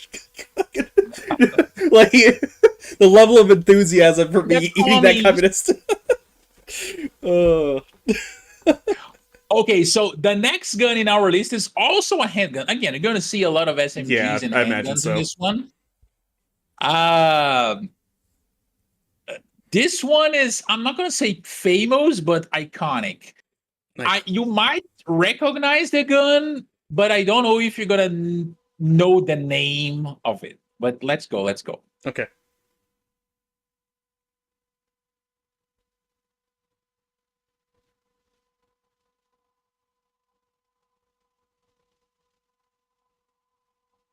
I mean, I would think that the average communist citizen would have like just bones and bone marrow and not a lot of meat in their bones, you know? Any ideas, Slav? God damn, why did that dream of a revolver? Fucking damn it. It's not a gun, is it? No. Let's go through the process. Try to think about the country in the year of production. 1870s. Okay, you know why? That. You know why? Because it's right there on the picture. Oh, for fuck's sake! I knew. And then I was thinking that the pictures with like low resolution would give me issues. Oh, fuck. Bro cheated. Bro cheated on my age. Hey, I didn't actually look it up, so it's not cheating. I'm Yeah. using the clues in the picture here. All right. Which country? Oh, fuck. It's not a Webley, Valko. It's not a Webley. Is it European? Yes. You guys in chat can try to get those right as well. Is it a country that still exists? Raijin_93 Yes. has joined the company. Because to be honest, Give I'm this pretty sure mercenary a warm welcome. Slav will need any help he can get. 1870s European country That still exists. that still exists.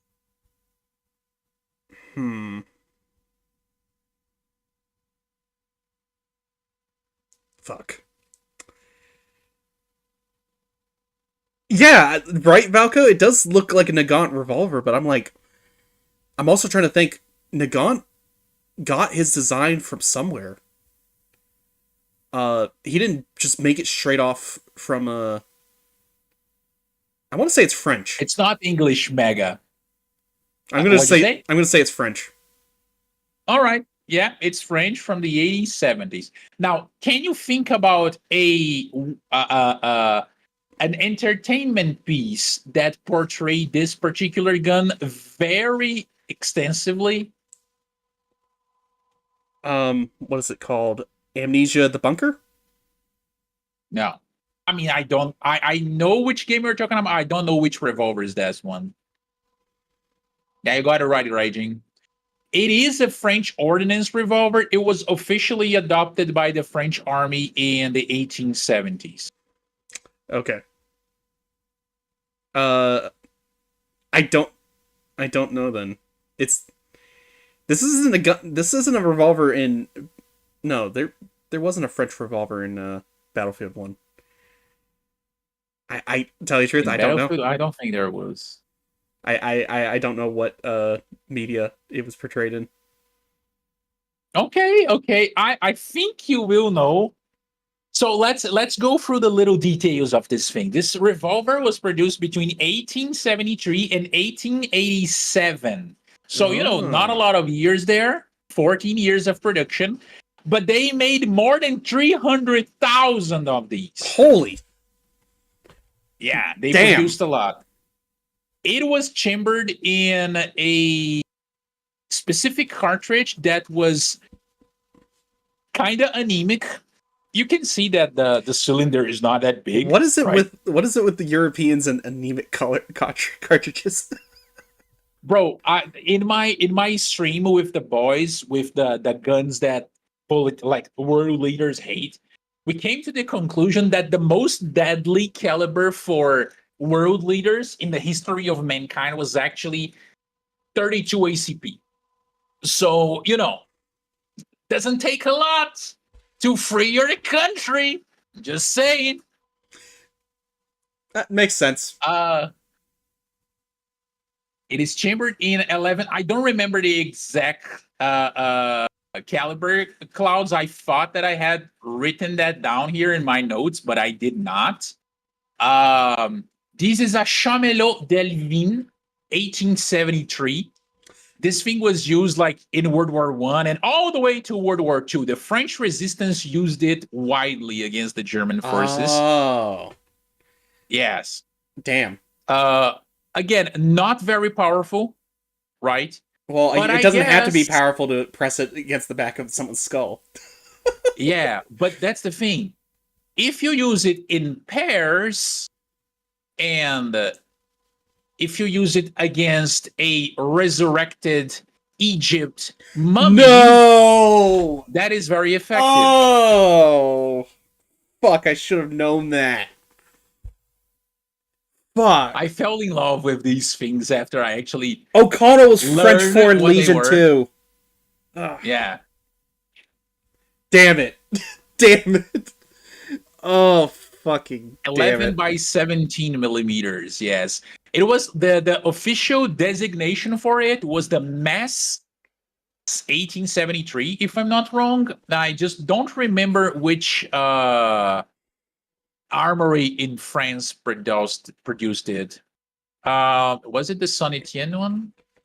I think it was the Saint Etienne one. Yeah, it is very nice against resurrected Egypt, death wizards or something. French firearms are going to probably be my weakness here. Anything that I don't immediately recognize. Wait. Do we have like more French firearms down the line? French. Wait, are you saying it's going to be your weakness or? Yeah, it's going to be my weakness. Well, a lot of those are probably going to be my weakness. Like, yeah. Okay, so until the end of the list, we only have 2 French weapons. Okay. One of them, I think you're going to get it. The other one, probably not, but let's see. Gotcha. French firearms, where's gun Jesus? The 32 long French, where? All right, next one. What is the next one? Oh, yeah, the next one is also like very interesting.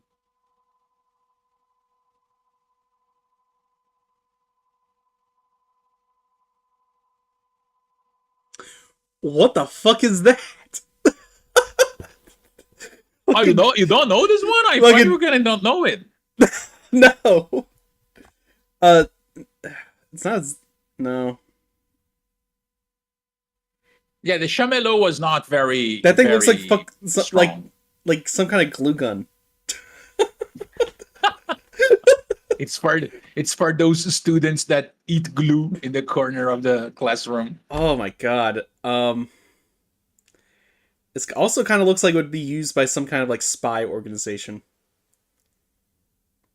I mean, you're kind of on the right track, but not exactly. Assassin organization? I'm going to give you a tip. This gun shares with its predecessor pretty much the same method of use and deployment. It's pretty much the same intention behind this and its predecessor. And its predecessor is from World War II.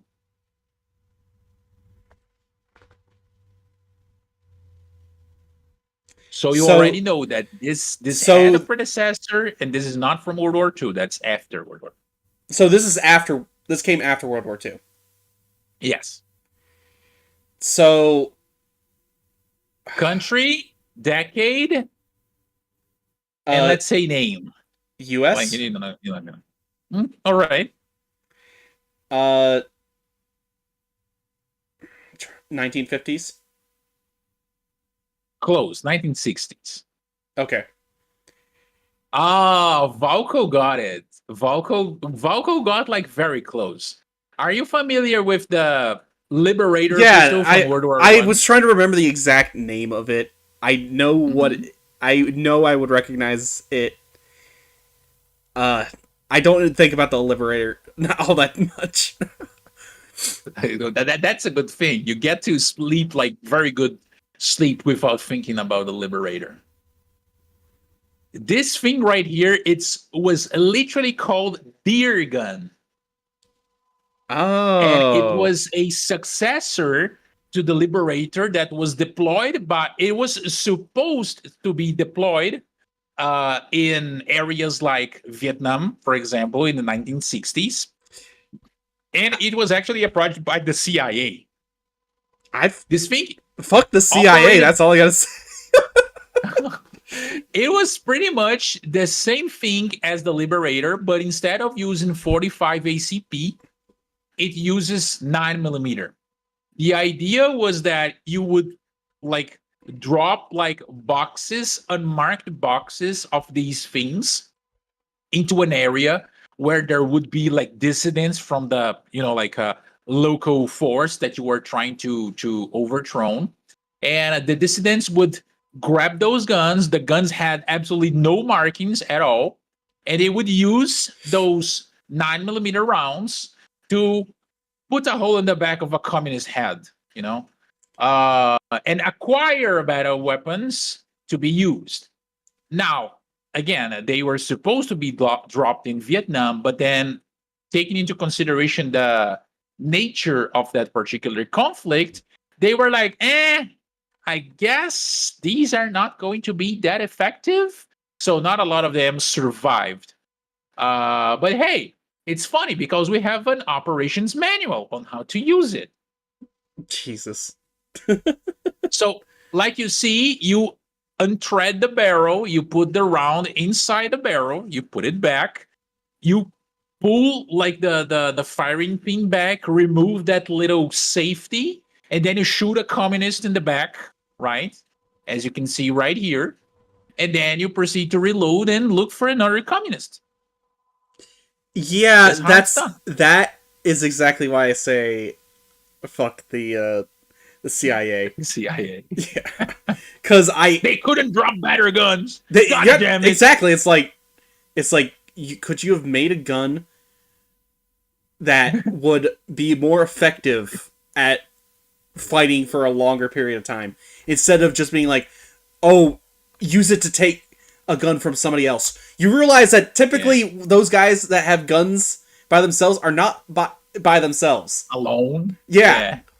They tend to be a fighting force.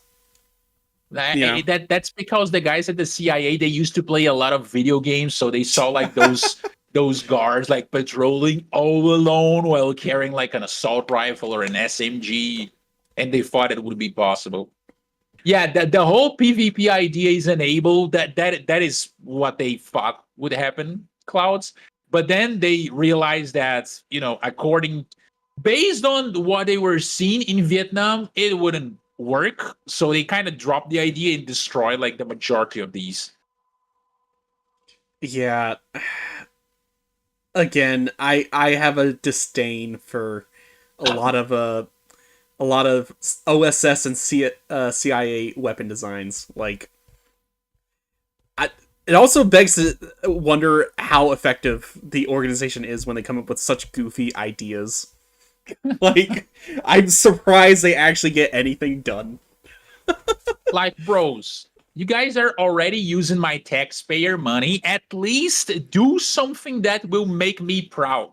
Don't make this shitty ass stamped steel single shot 9mm. Make something better. Be better. Damn right. How the hell do you guys expect to overthrow communist governments like this? I mean, I don't know. That's the thing. There's also that. No, like Fee is right. Like okay, if we're looking at it like knowing Asian history and stuff like that, people were more effective with their hands, with bladed weapons, like pitchforks and all that stuff, than they were. They could get that shit done, then have to rely on stuff like this. Yeah. Yeah. I mean, to be honest, I think in close distance, like putting a fucking machete through someone's neck would be way more effective than using this thing. Oh yeah, absolutely. Like if I remember correctly, if we're talking about the Chinese Civil Wars, in the like leading up into like World War II and then afterwards, like they said, like some of those forces that were rebelling, like the warlords and stuff like that, some of their forces, 1 in 10 men had a firearm. Yeah, they had the numbers. Yeah. That's the thing. And that also includes the communists, who didn't start getting supplied until, like, towards the end there. And again, I would rather they send bladed weapons or something like that than give me this. Yeah. I know it's funny that Botfi say that you do realize that all the dissidents of the U.S. that the U.S. has armed with good guns later became our enemies.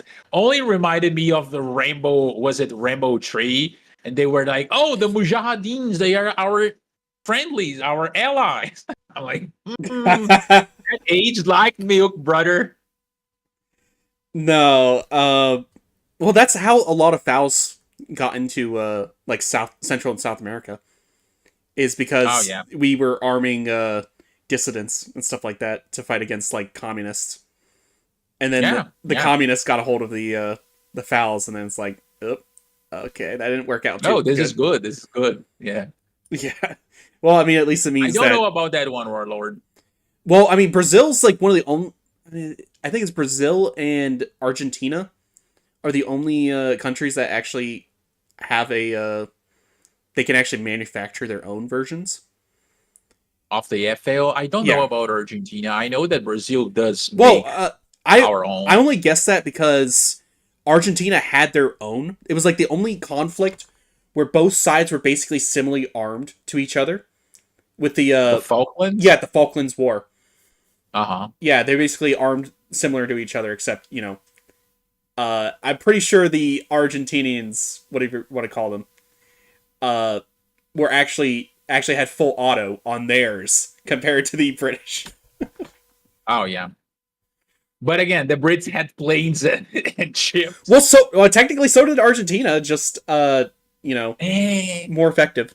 I think if I'm not wrong, like just a quick addendum, I need to check that, but I do remember reading about a little bit of the history of a couple of warships and etc. And apparently, like one of the ships, one of the cruisers that Argentina had and got destroyed by the Brits in the Falklands. Apparently, it was a World War II Fletcher class destroyer, like a U.S. destroyer, that got sold to Brazil after World War II, and then got subsequently sold by Argentina. Wait, is that a gun name automod? Wait, what? Over here, the foul is called a FAP. Okay, I'll allow that. Right. But yeah, no. There was one specific. There's like one. I think they actually used like exoset missiles or something like that to take out a. I can't remember if it was carrier or what it was that they destroyed for the British side. But yeah, the Falklands had access to like French jets and whatnot. I think they had Eurofighters at the time. But they actually Know had. nothing about jet fighter. I don't Jet know. planes in general. I don't know. I don't know.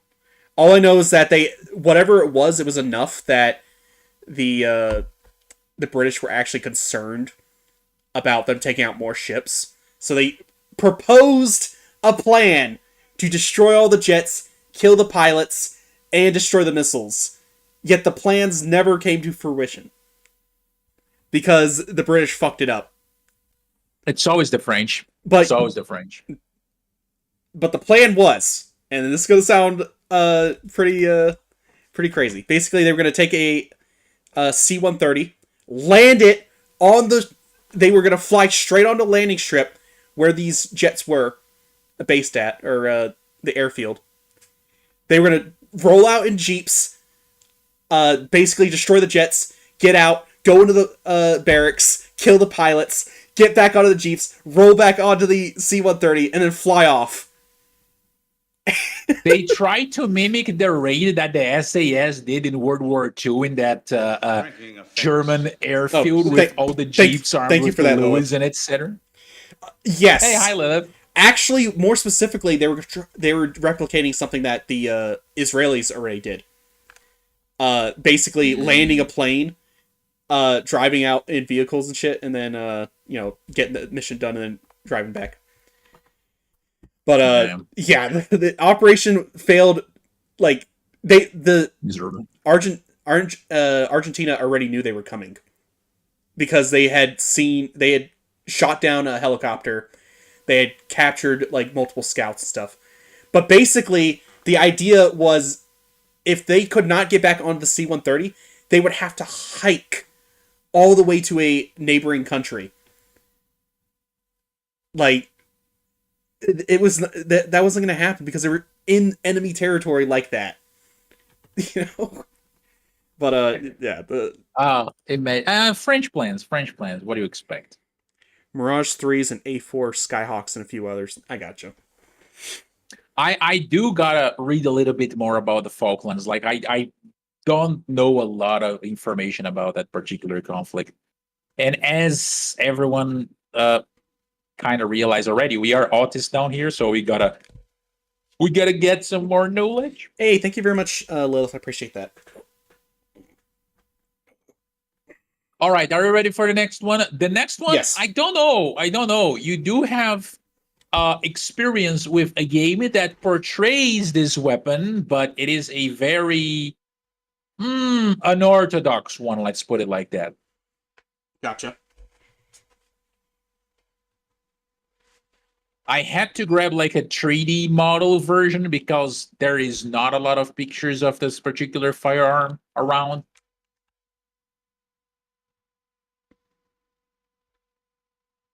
I will give you 1 minute to think about it while I go to the bathroom really quick. Okay. Oh, fuck. Oh, boy. All right.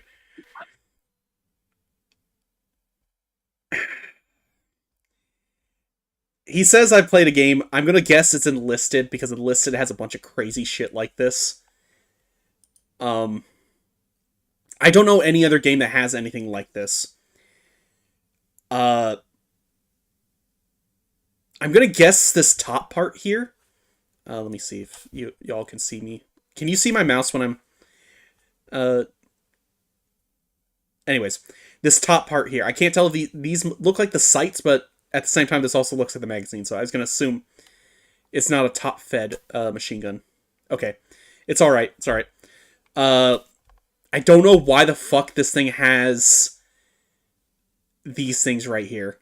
Like, these, towards the back of it, the rear. Why it has these, like, two poles right there. I want to say it's German. Le Tube. Yeah, I want to say it's German. Okay, so why do you think it's German? The barrel is why I want to say it's German. Okay. Okay. You got it right. It is German. Rheinmetall? What else? It- It wasn't produced, It as you wasn't. can see. It wasn't produced, so it's a prototype No. that was never. Yes. But was it portrayed in Enlisted? Video games. Yes. Okay. Damn. I think Call of Duty Vanguard had it as well. Either Vanguard or World War II. One of the two. Oh shit. God, this fills me with emotions and they ain't good. I know, bro. It looks horrible. Yeah. Fuck. I didn't play Vanguard enough to even see weapons like this. You know, whenever you see something that looks as crude as this, the first country that comes to your mind is probably not Germany. Well, actually, the thing is, my first two guesses were going to be Germany or Russia because this looks like something that Russia would have come up with too. It was a. Damn it! Stop with the hints. Fuck. I don't know. Yeah, but again, I don't think the hints are helping. I don't think bro. I don't think the hints are helping. Yeah, that's the thing. I guess like all right. Volk So just something. time period. You know it's German, but which Yeah, time period? 1940s. All right. It's got to be 1945 if it's a last-ditch weapon. Yeah. Okay, so this is an Irma 44. Oh. Irma was one of the Ew. factories that was responsible for the manufacturing of the MP40, right, by Nazi Germany, and they wanted to create something that was even simpler, right? So they built this monstrosity here, like at least a prototype. But, well, as you can see, back then, Germany already had a lot of in its hands. And they also had like some very successful gun designs. They had just released the STG 44, right? Yeah. So, like it's kind of hard to put funds and time, especially if you already have something as effective and cost effective as well as the MP40. So, what ended up happening is that The only different thing that this thing had from an MP40, apart from this horrible looks, was this feed system in which you had like two magazines on the gun, and you could select between them which one you would fire, right? So what ended up happening is that the prototypes that were actually made were later kind of cannibalized for this feeding system that could be adapted to like ordinary MP40s. So it never saw the light of day. Oh, well, that's probably why I didn't know about it. But at the same time, uh, anytime I see anything Irma related, I just go like, nope, I don't want to see that. Yeah, it is not a good looking weapon. Mm. Horrible. You take that back. No. What are you talking about? This thing looks Pota- horrible to pota- hold. Potato has some questionable tastes, if you can put it like that. No, this is the instance where it's like, no, it's like this thing looks like like it does not look like it would fit in human hands. No. Like, Bro, and it's for fuck's sake, it looks like, bro, take a look at that. I don't want to even call it a stock. yeah, I don't want to call it a stock either. It's just a tube. Yeah, That's it. like The firearm equivalent of an anal fissure. Yeah, probably. no, like when I first saw this, I thought that it had a third magazine slot, which was the rear sight there, because of the way it's like it looks square enough. Oh yeah. It looks like you could just put another one on top of I was it, gonna right? say, what? Who designed this thing? Oh Oh my my God, God. Potato. So I guess we are not the only ones suffering with your gun tastes. Nah, you know what? You chose some good guns here because I did not recognize this thing at all. Like, Oh, oh don't worry, bro. Down the line, there are some things here that I know you're gonna get it right, but there are some things that I don't really think. All right, next one. You might get this one right. This is somewhat of a palate cleanser as well. I think everyone here, me, you, everyone in chat, everyone deserves that, a palate cleanser gotcha. after this horrible thing right here. Let's see if you get this one right. Oh, Uh, fuck. I recognize it. I do. you have Uh, seen it before. I have seen it before. Yes. I I have. Uh, fuck. It is not Finnish potato. Is it Eastern European? No. It's not. Okay. It is not French as well, Valko. Even though it does have It's like Italian. Yes. Uh, Why do you know it's Italian? well, you actually just Or was it just I wanted to say it's like a fab something. mm, almost there? A map? No. No. Not Eastern European, no.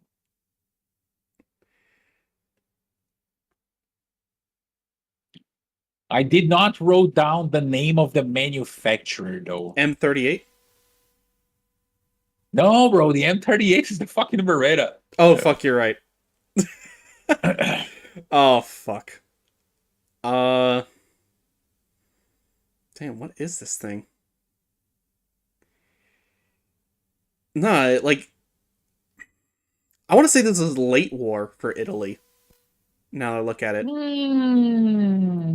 Yeah, I guess, yes. But, Gotta remember that the whole participation of Italy in the war was a little bit funky because even yeah. though they technically surrendered in 43, they didn't. You know, Hmm. post-war, it's not post-war, it's World War II period. Yeah, it is World War II. I've seen this thing in a couple of games. I just never used it. Really? Yeah. You should use it in Enlisted. It's really good. Okay. You know what? I'm gonna just concede here. What is it? Okay, it's a FNAB 43. But oh, FNAB 43. Yeah, you oh got shit. almost right. Almost right.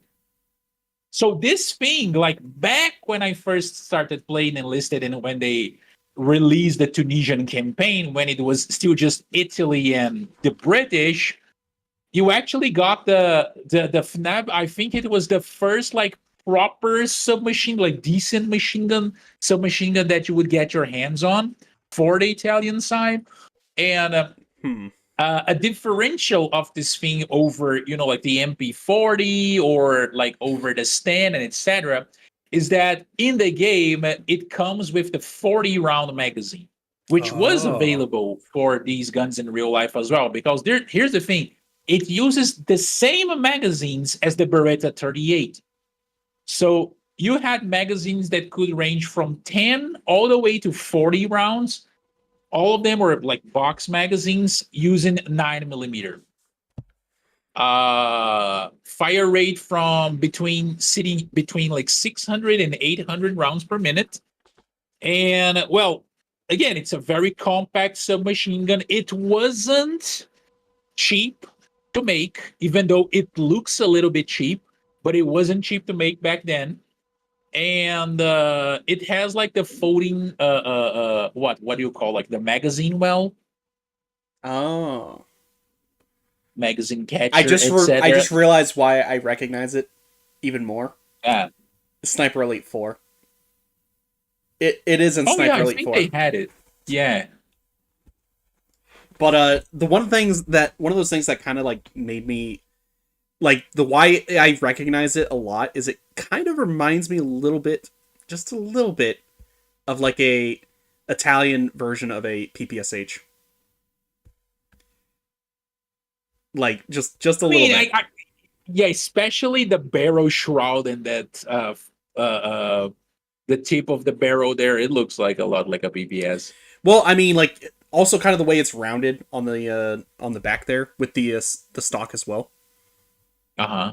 Yeah, that kind of make me a little bit think about it as a like kind of a Russian inspiration there, but at the same time, like Uh-huh.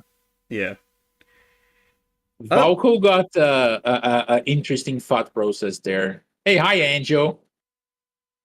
no, I would recognize a Hotchkiss Universal. That's that's one of those things. Like I am already prepared for. Uh, Wait, the Hodge. Oh, I'm sorry. It's not on the list. okay, good. Why Yeah, they choose to make it even under folding stock when it was folding Maguel that traps the folding stock? I don't really know, bro. I don't think the idea for this thing right here was to use it with no stock. Maybe that was the reason. yeah. Well, I mean, yeah. Valko's not wrong about that. The folding stock's not on a whole lot of guns either. Uh, Looks like someone mated a PPS 43 and a MAT 49 together. Yeah, A little yeah. bit, yeah. I could see it. But apparently the gun was very effective. It was like liked for its performance, right? Because there is a couple of firearms that whenever you do some research, you find like a lot of complaints about different aspects of the guns, and this one there were no such thing. Hmm. Well, that's good. I mean, it looks. I would use it. I mean, Oh yeah, this is actually probably one of the first guns on this list that I'd like probably use. you would fuck with it. Yeah, Yeah. if I Yeah, again, try to use it on enlisted. You're gonna enjoy it. yeah, I'll definitely Make sure if I to ever play it again make, though, because again, yeah, it's very rough. complicated. We can play one of these days if you want. Mine is always installed here on the Xbox. Yeah, I mean that's kind of my thing is like at the same time trying to save space on my computer, and another is that it was just so grindy, and I lost it whenever I got the motorcycle squad, and they were just terrible. Like, Oh, they are worthless, bro. They are not Jesus they Christ. are cool. Like, that's the thing. They're cool It though. is, yeah, yeah. They Like, are cool, and then you drive around and boop, you're dead. no, it's You did worse. It's nothing. worse because the first squad I got was for the Japanese, and none of the maps are good for the Motorcycle friendly. like, yeah. Well, yeah, it's all like most of it's either like on like, you know, rocky islands with rocks every fucking 3 feet. And if it's not rocks, it's water. Yeah, it's water. And I'm just like, well, Yeah, that's it's horrible. like that's the thing. It's like it seemed like a good idea. You can bring ammo. You've got a machine gun on it. Like, and it's fast. But that's why I'm like, just give us jeeps, or just don't hide half tracks behind fucking paywalls. Like, goddamn. Yeah, the half track behind the paywall is a complicated thing there. Yeah, but Again, if you ever feel the need to play that one, I would love to join you for that, because the secret of enlisted is to turn your brain and just get kills and have fun. Like, yeah, don't worry about grind. Like, grab the weapons that you like, use the weapons that you like, and fuck it. Same thing for the vehicles. yeah. Well, I mean, like with that game, I do see what a lot of people said, that it does have like a bias towards like Germany and America, because it's like I like the only faction that I have that's like more advanced than Germany right now is Japan, but Japan doesn't get a whole lot of stuff. Oh yeah. But yeah, Bro, when you first get your hands on the first semi-automatic Japanese rifle, because you are tired of using 65 different types of bolt actions in the Japanese tech tree, and you're like, yes! And then you grab like a rifle that has 5 rounds, and then you need to fire 2 to kill a single target with like shots to the chest. And you're like, I guess I'm gonna go back to the bolt actions. no, I mean, that's the thing. The bolt actions are pretty good. Yeah, but you get tired. You do. I mean, I want understand that. to. I do understand that, but at the same time, like, you kind of offset it if you can get the ones that have the grenade launchers, like the rifle grenades. Fuck. Yeah.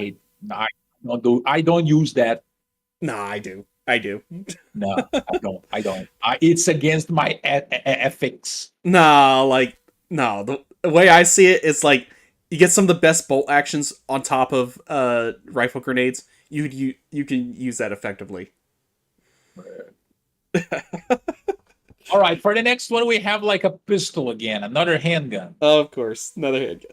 All right, let's see it. Everything gets a bayonet. Even their modders get a bayonet potato. You're right about that one. Oh, fuck, another Spanish. Oh, Jesus Christ, no. It's not? It's not Spanish, bro. Dude, what? It is in a game that you have played as well, and it has two different... From or Is stop? it just one? Yeah, it's a from or stop. Okay. Okay, you got one. So you know the time period. Yeah, I gotcha. Right? Yeah. Which country? Fuck.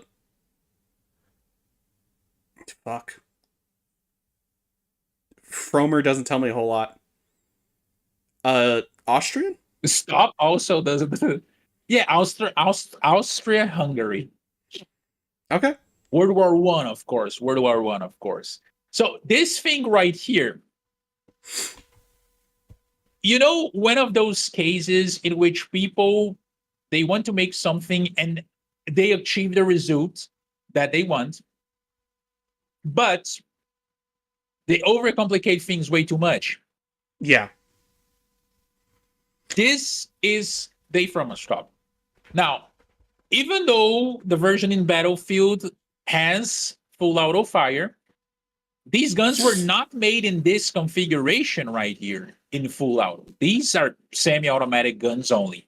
They did made full auto versions down the line when they were trying to replicate what the Italians did with their Villa Perosa, right? Oh. So they made that thing which fires like pistol caliber, and they are like, oh, we're gonna make some modifications right here. Then we're gonna put like two of these things put in a mount so we can use.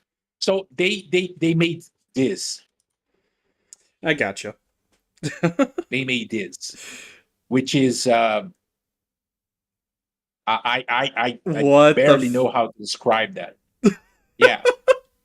fucking They had the Jesus. extended the extended magazines, the extended barrels as well, and they were mounted in a tripod. But again, if you take a look at it's the same pistol. It just has like an extended magazine and an extended barrel. So And wait, they did just turned these things basically upside down. yes, Oh my god. yes. Oh fuck. That's great. They were fucking around a lot in World War One when it came to like firearm design.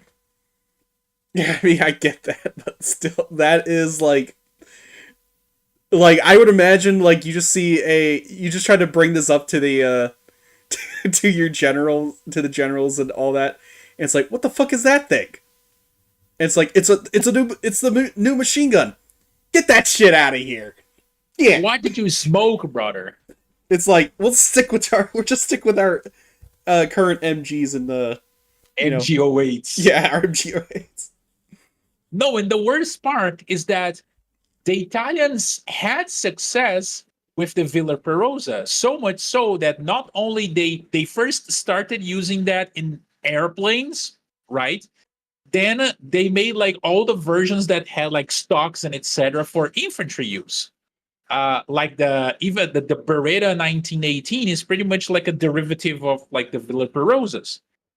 This one went absolutely no fucking where. The machine pistol variant of it. The gun not itself, surprised. like the pistol, yeah, the pistol was in production, I think, all the way to the late 30s. But the machine pistol variant went absolutely no fucking where. Hey, hi Imp. Welcome. Thank you for the raid. Welcome, Raiders. Today, Mr. Dick, me, I am here with Mr. Sloth. We are taking a look at some weird weapons throughout history. We already went on a huge amount of tangents, though, but it's fun. Yeah, we already talked about eating communists, eating Galapagos tortoise. What else did we talk about? We talked about enlisted. We talked about cloning cat girls. A little bit of the Falklands War. Oh yeah, a little bit about the Falklands War as well, and my lack of knowledge about it. I am just torturing a Sloth a little bit with weapons that I mean, I've got some of them. I got some of them. Yeah, you did. But you failed on the Chamelot Delvin. I am disappointed. I thought the spirit of Rico Connell would.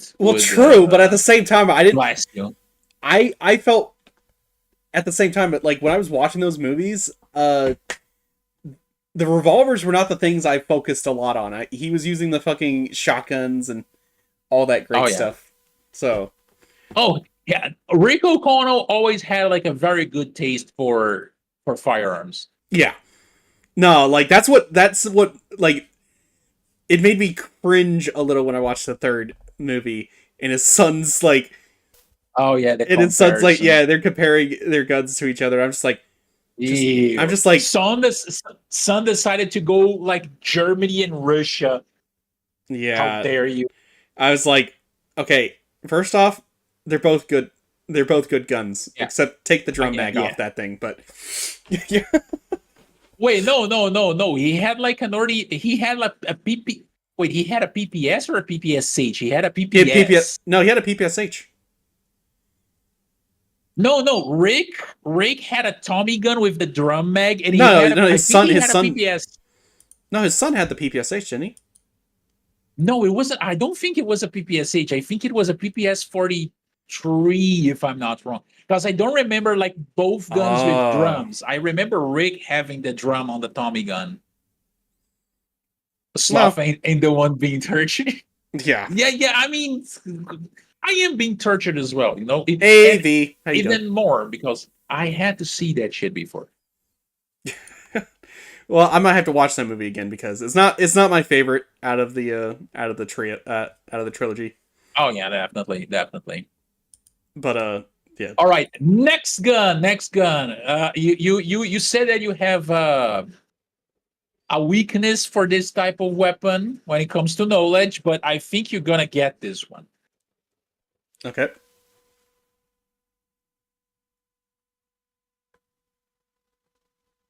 Gasser. Yeah, 80, this was a 80s. very easy one. Huh? What? 1880s. Hey, are you sure about that? If it's not the 80s, it's 1870s. Okay, country.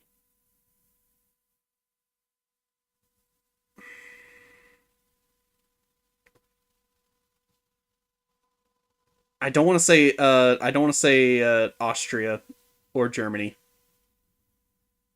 Uh Why not? fuck. Just because it's a revolver? Well, no. What's Valco, stop. That's the country I was going to say next. Yes. Because I remember us talking about that kingdom where everybody had Yeah. gassers and all that stuff. Yeah, the Montenegros. Yeah. So was this But you should have said Austria because they were made in Austria. Oh, okay. I thought They were not made in Montenegro. Montenegro was like a large user of it, but Yeah. it wasn't made in No, Austria. this Oh, it wasn't made there. is this not 1876? No, it's just 1870. Oh, okay. The design is from like 8070.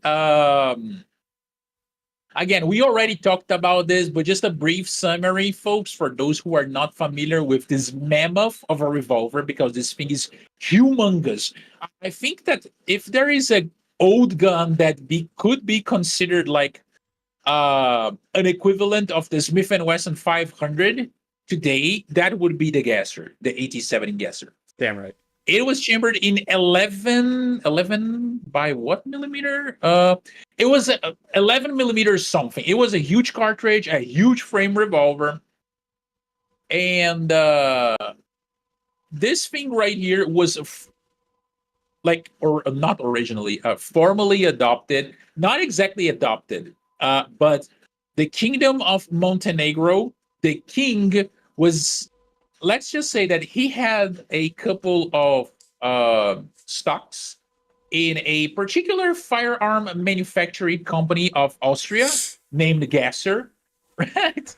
And he was like, one day he was like, oh, we need a militia because we do not have like regular army. So every single man of legal age shall buy and own at least one example of this particular style of revolver here. Again, Good this taste. brought a lot Good of taste on his part. exactly.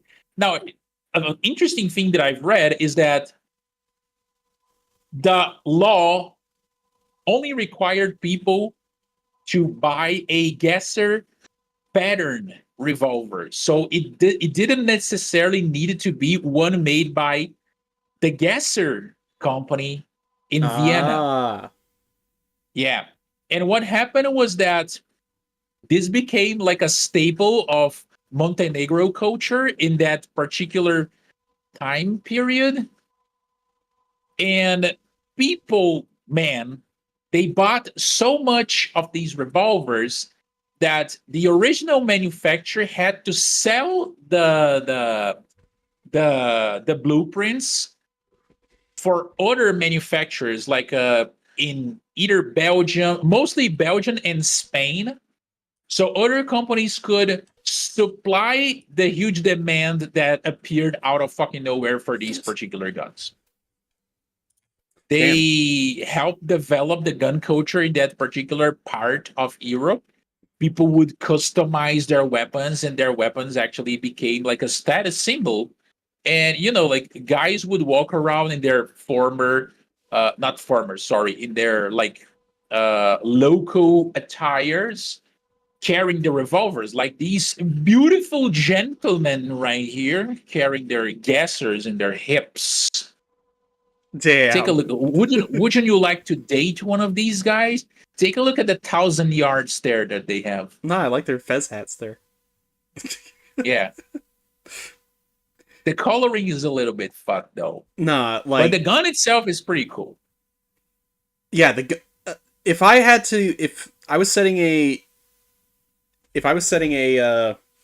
like a survival horror game in the late 1800s, the Gasser revolver would be the magnum of that game. Oh, yeah, definitely. I am Ugh. surprised because since you said this, I am surprised that, Hunt doesn't have this one. Same. Like, it would make all sense that Hunt would have something like this.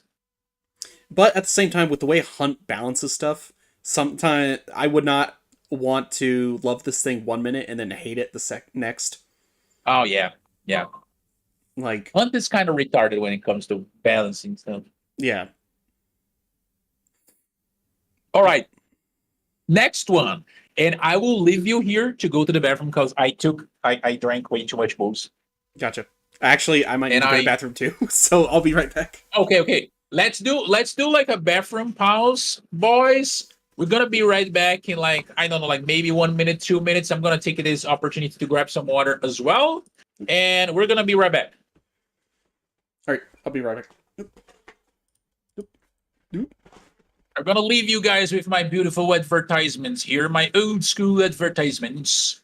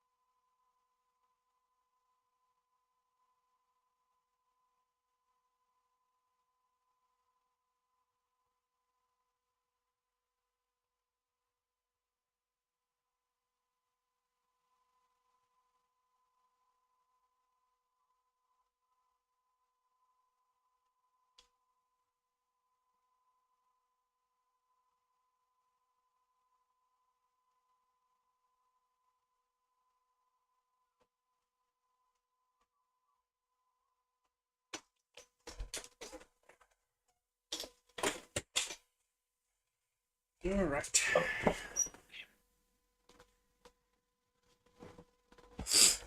right. I am back. Wait, I guess both of us came back at the same time. Gotcha. That was not on purpose, folks. Nah, it's all good.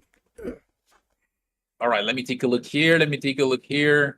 Oh, just a quick addendum to the gasser. Funny thing that I think it would be interesting to mention. Some of these guns were used during the Mexico Civil War in the 1910s and 1920s because they got smuggled into Mexico. I mean, somebody had good taste. Right. All right, next one.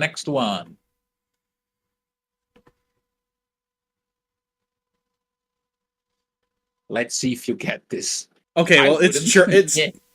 well, it's German, right? Mm,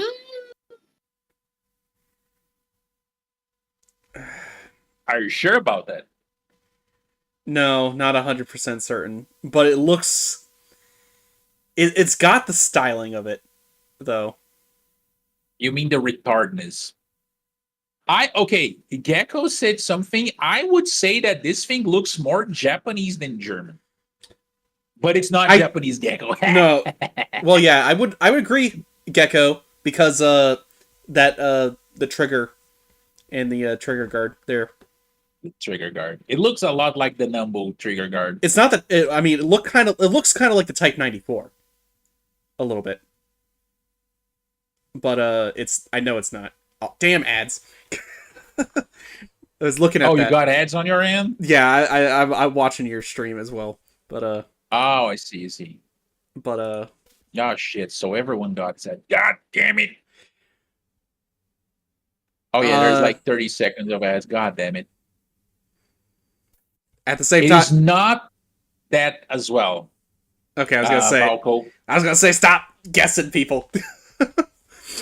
No, let them guess. Let them guess. They're not gonna get it either. I know, I know, but at the same time, I technically have to look at chat a little bit. Remember when I said that I went to the annals of history? Yeah, I found some stuff there that is not very well known. Damn. All right, let's go back. You have no idea. It's got to be. What is the name? No, I don't know the name. That's the problem. All right, try to think country and year or decade. 1910s. I mean, yeah, there's a huge 1910 box in the image, so I guess. Well, no, I was not even looking at that. I was looking at the just general shape of the firearm. Mm. It's not quite a Luger, though. No. Fuck. I'm gonna give you a very tip of the country, a very small tip of the country, based on something from the weapon. This one was made to replace one of the previous handguns that we have looked into. So it has to be German then. No. It's not. What? No, it's not Germany. God damn it! How many German pistols have we been through? I know. Apart from the Bergman. Oh my god. It was literally just the Bergman. I don't know. I'm looking at the symbol, and the symbol looks familiar. Like on the grip. Think, Mark. Think. It's not Austrian. No.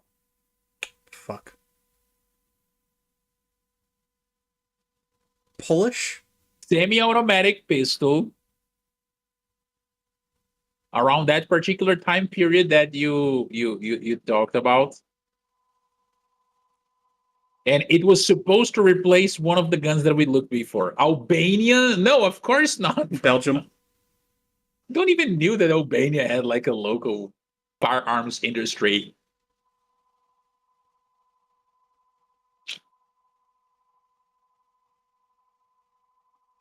Nothing? I mean, no idea. Fuck. I see that it says I see it says Bologna or Bologna on there. Wait, what? It says on the packaging. Oh yeah, there is But I'm like, what country is that? Fuck. That would, I think, if that is what I think it is written there, that would be a tip for you. God damn it, Bologna. Where the fuck's Bologna? Oh my god. That's fucking Italy? Oh. It is Italian. Oh, no, my god, finally. Fuck. The kingdom of fire. I was like, oh, wait a minute. I first off, I did not even know that bologna was fucking Italian. Bologna. How you doing, kid? Damn. Want a sandwich? All right, so it's Italian. It was made to replace the Bodeo, believe it or not. Really? Ugh. Yeah. Remember what I said about the Bodeo? How long have the Bodeo been in use by the Italian army? A lot of time, right? About like 30, 40, maybe 40, 50?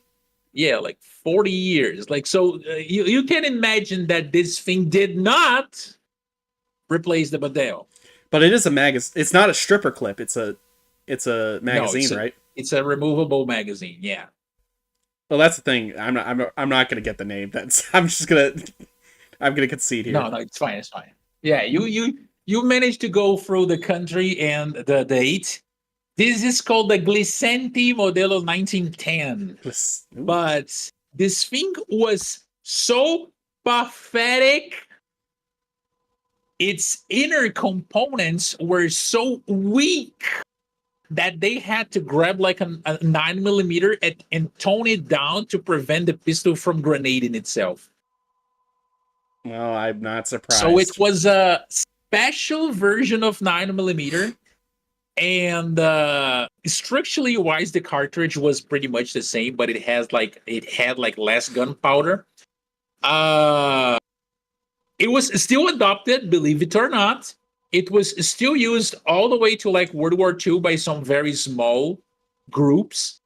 But when the Italian army put it into trial, they looked at things like remember the Ruby pistol? Yeah. The Ruby was in 32. They look at things like the Ruby pistol and the 1915 Beretta, and they were like, nah, bro, these things are way much better. And they end up actually making the Beretta like their official one, the one that was made in the bigger numbers. So this thing failed completely, and well, apparently it wasn't very trustworthy. Well, I guess that's why it's been lost to history. Yeah. Thankfully, because it looks ugly as hell as well. Yeah, I mean, but it also goes to show that it does have a lot of like, you do see that a lot of countries use a lot of designs from each other and stuff like that, which I always find interesting. Oh yeah. Yeah, even if it's like just under contract and stuff like that, or even if it's not under contract, they attempt to replicate the same thing. They do try a lot. I think they just look at ideas that worked and they try to replicate. Yeah, but that's the problem, is that they look at ideas that worked and then they're like, let's not just change it up like like someone don't copy it word for word on my homework, but Yeah. try to come up with your own thing. I mean, they went, apparently this thing was weaker than 32 ACP, potato. Ew. Yeah. Yeah, like that's funny. I can't remember what pistol it was that my girlfriend was looking at, but she wanted to get something in like 32 ACP. And I was like, so many questions there. Okay, but continue. No, I was like, I was like, yeah, no. Why? No. Well, she's just like, I like the way it looks and stuff like, and I like the way, it holds in my hand and stuff like that. And I'm like, oh, okay, those are good reasons, but no. Yeah, I mean, she likes revolvers. It's better than nothing, but she likes revolvers, but and so I was like, no, get something, get a. We're looking for 38, not 32. It is. I mean, yeah, if it's it can be deadly, It killed a lot of world leaders, 32, Yeah. But again, you got to put a couple in the guy. It's like one will probably not get the job done. I was trying to tell her, keep it like, if you're looking for something, try to get 9mm because that's common. 38's also good, but don't You know, we're not looking to get something that's a little bit too much for you to handle. Underpowered. Well, that's Yeah. the thing. That's the last thing I want is uh for her to ever buy a firearm that she's afraid to fire because Oh yeah, it's too definitely. much. Like Yeah, definitely. she does not like firing my she does not like firing my AK. She does not like firing my FAL. But 5.56 perfect. You know, Uh-huh. because Yeah, both because it has like less recoil, like well easier to control. and to say that she bruised very easily. uh, I Too mean, much information, too much information. yeah. No, it's fine, it's fine. 38 Chiappa Rhino, like bro, like a price through the roof. That is the price. I was about to say that bad face. She was, but I guess she was looking at a specific 32 pistol, right? Yeah. I can't remember what Yeah, the like exact pistol was, but I was like, we're not looking for 32, we're looking for 38. yeah, no, if it was just because of the caliber, I was like, bro, get her a Scorpion. It's No. 32 and she gets No, like 20 rounds of that thing. she would not be getting the Scorpion. I'd be getting the Scorpion. Insert that like Bugs Bunny socialist meme, like our Scorpion. No, like that's the thing. I would just go ahead and SBR that cuz yeah, that's the only Yeah, it is what it is. No, like the only way that I would want one is to have the wire stock. Like Oh yeah, I definitely. that it completes the look. But It is the perfect look. I love the old Scorpion. oh yeah. I wish it would It, appear in more games. oh, definitely, definitely. It's kind of funny that you say that, Valko, about the 32 auto. Because up until like the 19 and it was funny because I came to this conclusion like a couple of months ago while doing some research for like that particular stream that we did. You guys can actually watch the VOD for that in my YouTube. It's still there. Just look for my name on YouTube and you're gonna find it. 32 was the most popular cartridge like worldwide when it came to like civilian handgun cartridge up until like the 1980s. Only in the 1980s was that like 9 millimeter became like super popular for civilians. But up until that, it 32 ACP was by far like the most popular. I don't know if it was I don't think it was the Tomcat Majestic. But well yeah, again, that was also one of my like that is like one of the proudest moments I had was like actually like trying to find a pistol for my girlfriend and stuff like that. I'm because I just told her get one that feels right to you and all that, and try to get in a reasonable caliber or something. Don't go for anything fancy. That's gonna be hard to come by. Don't go buy for a Gucci gun or a Gucci caliber. Yeah, exactly. Well, I mean, plus it was a good day. It was a good day because it was no tax on firearms, stuff like that. Oh my God. Imagine, guys, imagine living in a country where you can have the opportunity to not only buy guns, but buy guns with no tax. Bro, I is that edible? Like no tax thing. I never No, I mean, have any experience like that. no, that's like one of my favorite gun stores to Oh, go to bro. is because they always have that sale going on. And sometimes they are Oh, like just for fuck's sake, we're gonna extend the sale to the end of the year, and it's like May. damn. All right, Sloth, Yep. find me a chick in America. Come on, Uh, help your brother here. I need well, I need a woman, well, especially a woman that enjoys guns as well. Find me one, because then I get like both things. I get like a green card and I get like a nice chick that enjoy firearms. yes, sales tax, Valco. But yeah, the only women I know are like family, and most of them are taken, and VTubers. Just be better. Find me one. I can Hello. wait. I can wait a little bit. Find me one. All right, but the next one I know for sure you will not get because I didn't know about the existence of this thing, and now I am fascinated by it. Now, this is actually an SMG. Okay.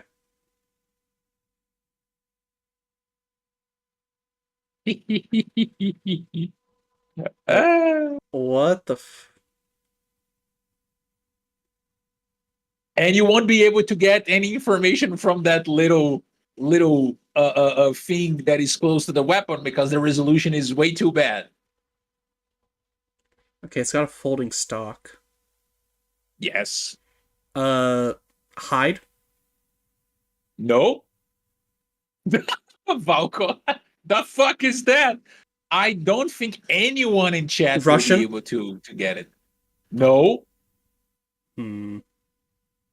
not Russian.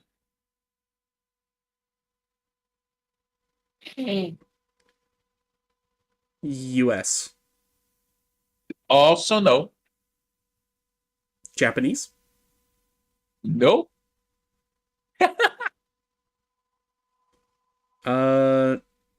Okay. Well, you already. It's not a rising because he just said it wasn't an American. Yes. Not a rising. Fuck. British. Also, no. Fuck. Bro, send 10 communists to Brazil and I can go to America. Like, I think it would be a fair Ukrainian. price, you know. What? Ukrainian. No. It's old, bro. Remember, we are talking about like up to 1950, not 1960. The newest one in this list would be that deer gun that we saw a little bit earlier. Ooh. Fuck. Why does it look like it has a cuts compensator?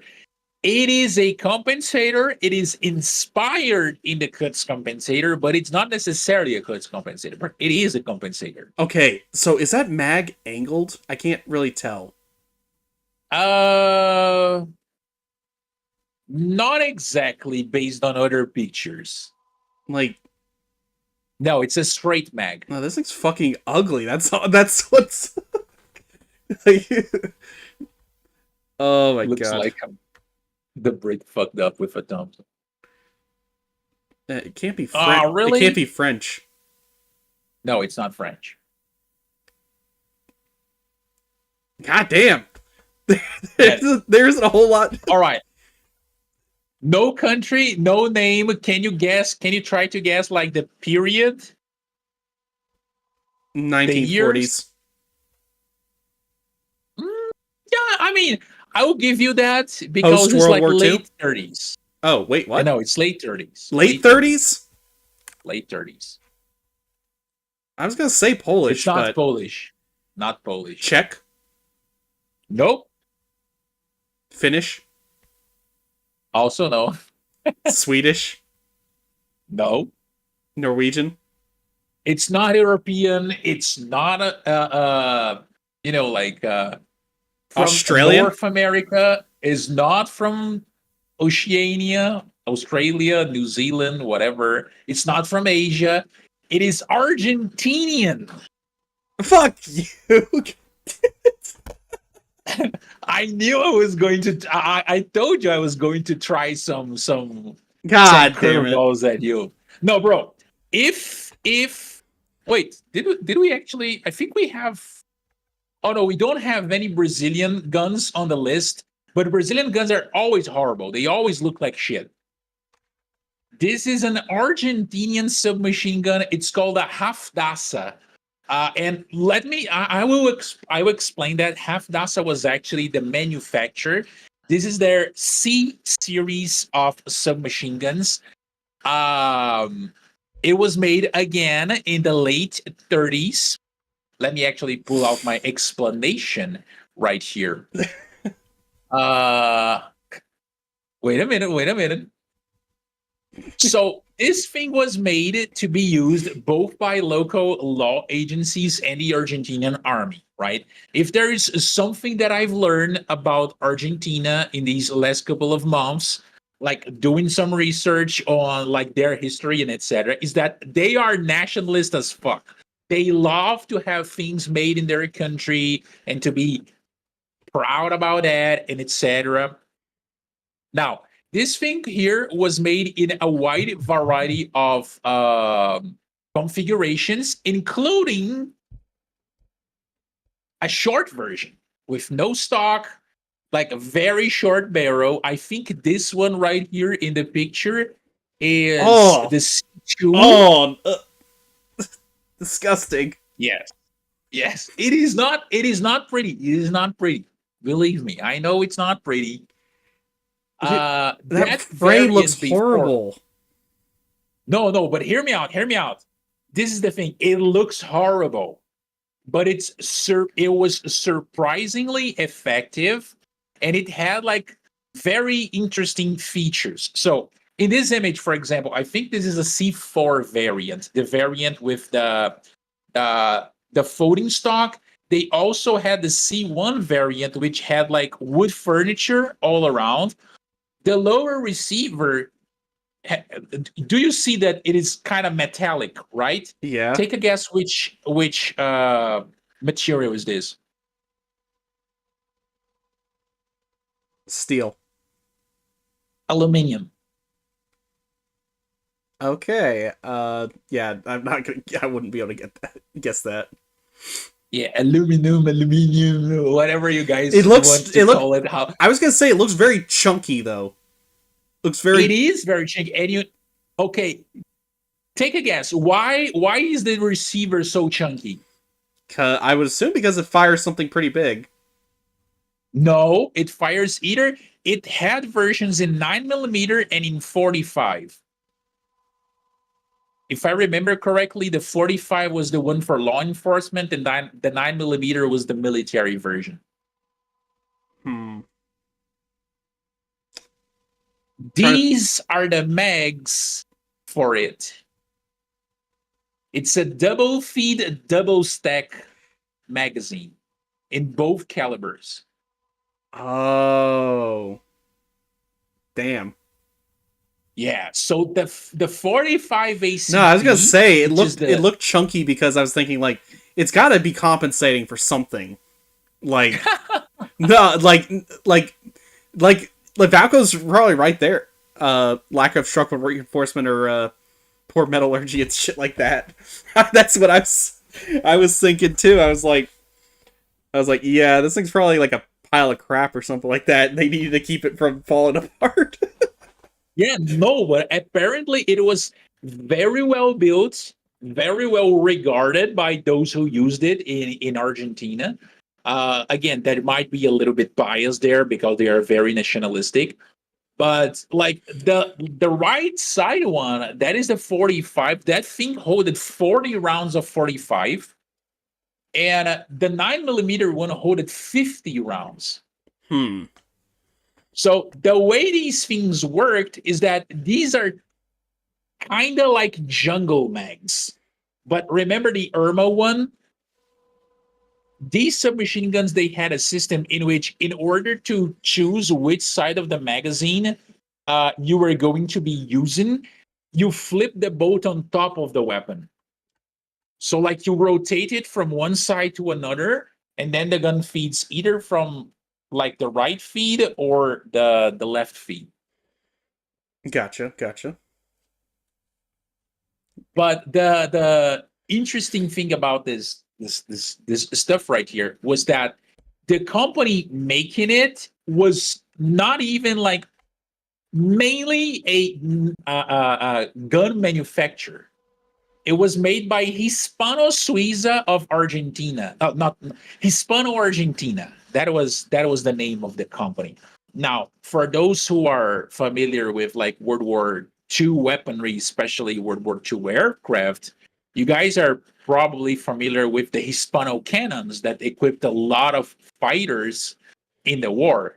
And those cannons were made by Hispano Suiza, which was like a Spanish, Swiss manufactured that also manufactured cars. So what this company was pretty much like a subsidiary of that company, but in Argentina.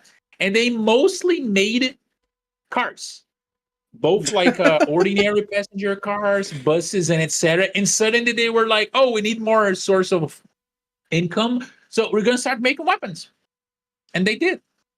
Jesus. They did mostly like they did a lot of they they hired like I think it was an Italian guy to this gun was actually designed by an Italian guy, and it was the same guy that designed their main pistol, which is like a copy of the 1911, but with like some improvements.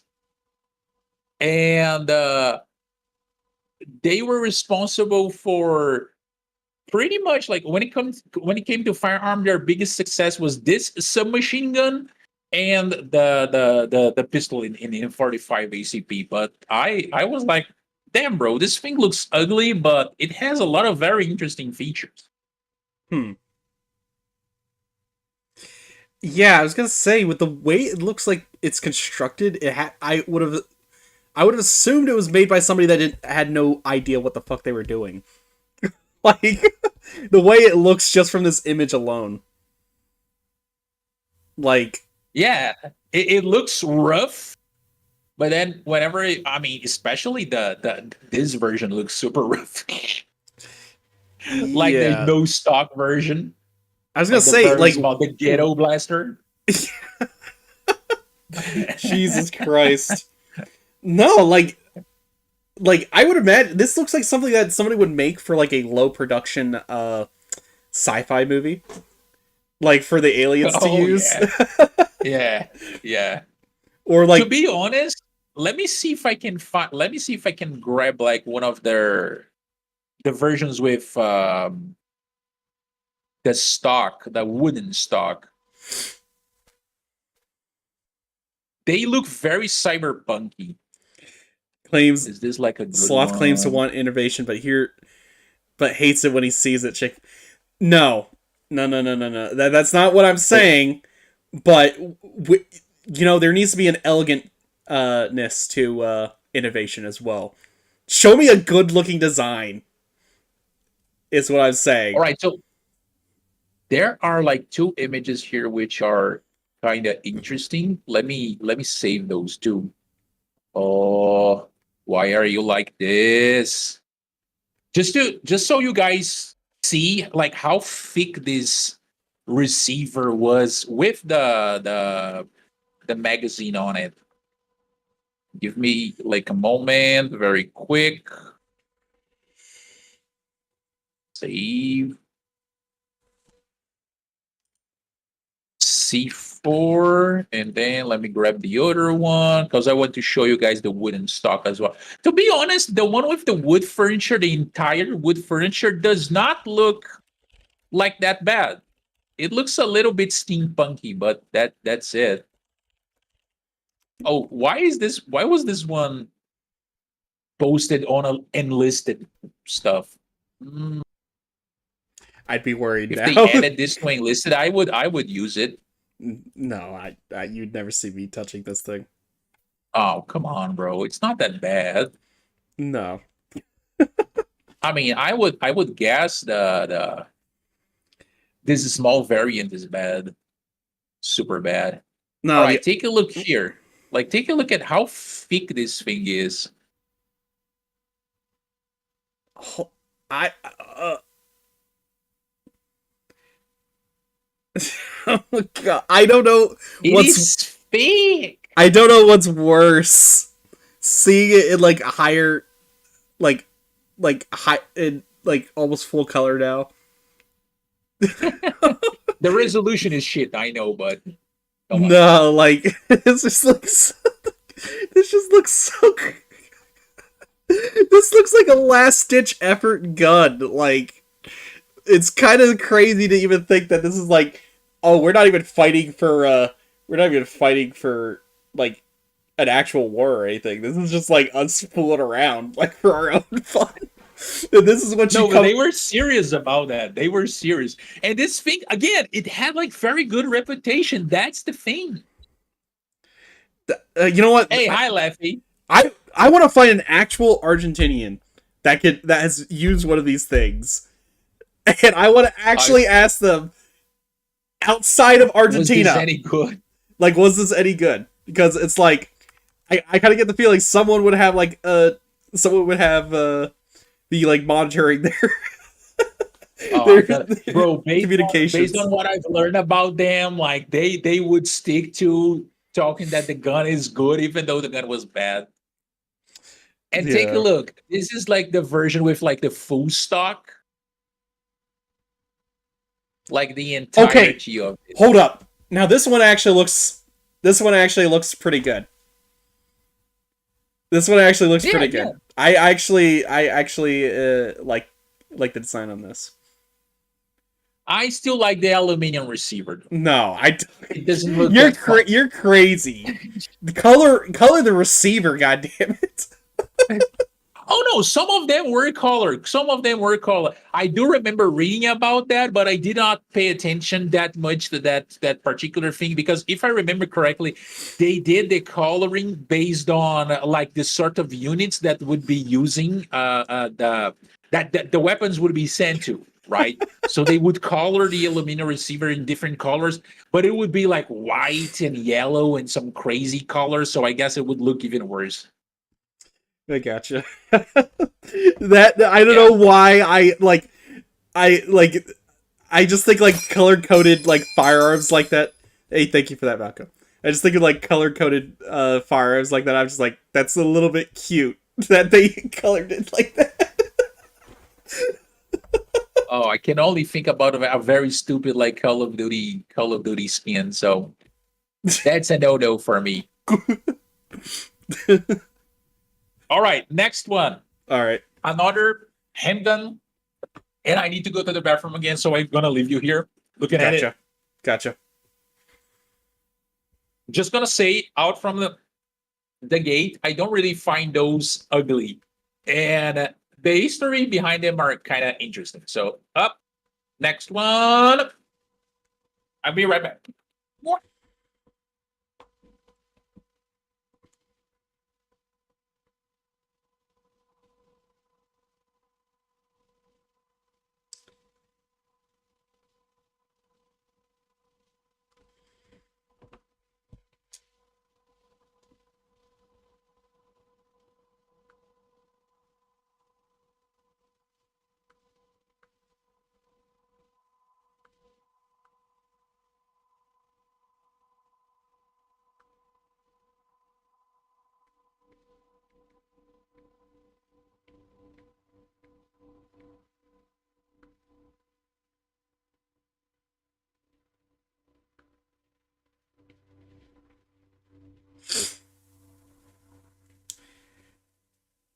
Yeah, folks, I don't know what the fuck this thing is. Do you know it already? I don't. You don't? I don't. Oh, come on, bro. Come on. What? God damn it. You are disappointing me. Oh, fuck. Okay. Tips. It is featured in Enlisted. Okay. So you kind of know Japanese? the particular time period. Yes, it is Japanese. Fuck. Oh, by the way, those are two like versions of the same gun. It's just their appearance are different. Yeah, but, I recognize Like I recognize the two different appearances because they have both versions in Enlisted. oh yeah, I think they do. I definitely remember the second one, the lower one.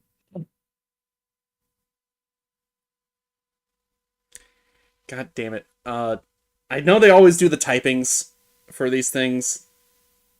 In a funky way. Yeah, I fucking hate it. Yeah. Fuck.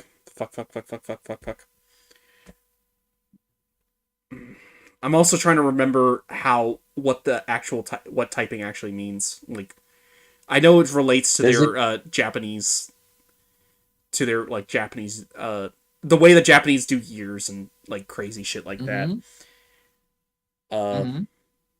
Okay, but I just want to ruin that for you because this one did not have a nomenclature based on the year. Oh. Well, that makes it even worse. That makes it even worse. Yeah, I knew it. That's why I'm saying I just want Uh, to ruin it you for know you. what? I'm gonna just say type 1. Okay, let me just address what Valko said. It is not that one, Valko. It does not have an exposed sear that makes it discharged by accident, and also it's not a Type 1. It's just called the Hamada. Hamada. The first Interesting. one, like these are two variants because they were available as the war progressed. They were first available in 765, like this particular one right here. The top one was in 765, and then down the line it was converted to fire the ordinary 8 millimeter Nambu cartridge that the Japanese Yeah, I were was gonna say using. these particular pistols. I remember them like standing out between the other pistols the Japanese get in that game because it's like these ones actually look normal. Yes, yes. And you know why it looks normal? Because it wasn't originally a Japanese pistol. Yes, because this thing right here was pretty much a copy of the Browning 1910. Yeah, the 765 Browning 1910. Um, Um, interestingly, uh, it doesn't look much like an. Am I crazy? I thought it doesn't look very much like a 1910. It looks a little bit different. the upper one looks a little bit more, but it's Yeah. still Okay. like very different. Well. Okay. Yeah. Now that you now that you kind of look at it. Yeah. Yeah. The whole idea behind this was that the guy that designed that, his name was Hamada Bunji, and he actually was a manufacturer of hunting weapons, so like rifles, shotguns, and etc. But as war broke out, there was not exactly a demand for that sort of weapon anymore in Japan. So he decided to change the focus of his business, and he made a company specially to try and tackle military contracts. So Hmm. Hamada-san here looked at a lot of the Japanese officials, the ones that were not using like officially issued Japanese handguns, and he realized that there was a preference, let's put it like that, for European and American handguns. Whenever these officers could buy their own handguns, they would prefer to use European or American designs. So he pretty much, copied the design of the Browning 1910 and made his own pistol. In again, first in 765 and then in 8 millimeter for like the second variant. He made these guns from 41 to 44. uh, they build around 5,000 of these. And one very interesting thing was that these guns were praised for its reliability, which, well, let's just say that the same cannot be said about other Japanese handguns of the Yeah. pre-World War One, World War Two, and the World War Two period. And even though a lot of Japanese firearms suffered greatly when it came to dropping of quality as the war progressed, he made sure that his guns would not suffer the same issue, and they were always praised by the quality of production and the reliability. Hmm. Actually, a little bit Yeah. surprised. Yeah, me too, bro. Me too. Like, I do remember seeing the second one, the lower one in enlisted, and I was like, bro, I have no idea which weapon is this one. well, I mean, they're going off of Browning design, so I mean, Yeah, inter- proven and proven time again, right? That those things work. damn right. Yeah. All right, next one. Next one. Oh, the next one is pretty easy.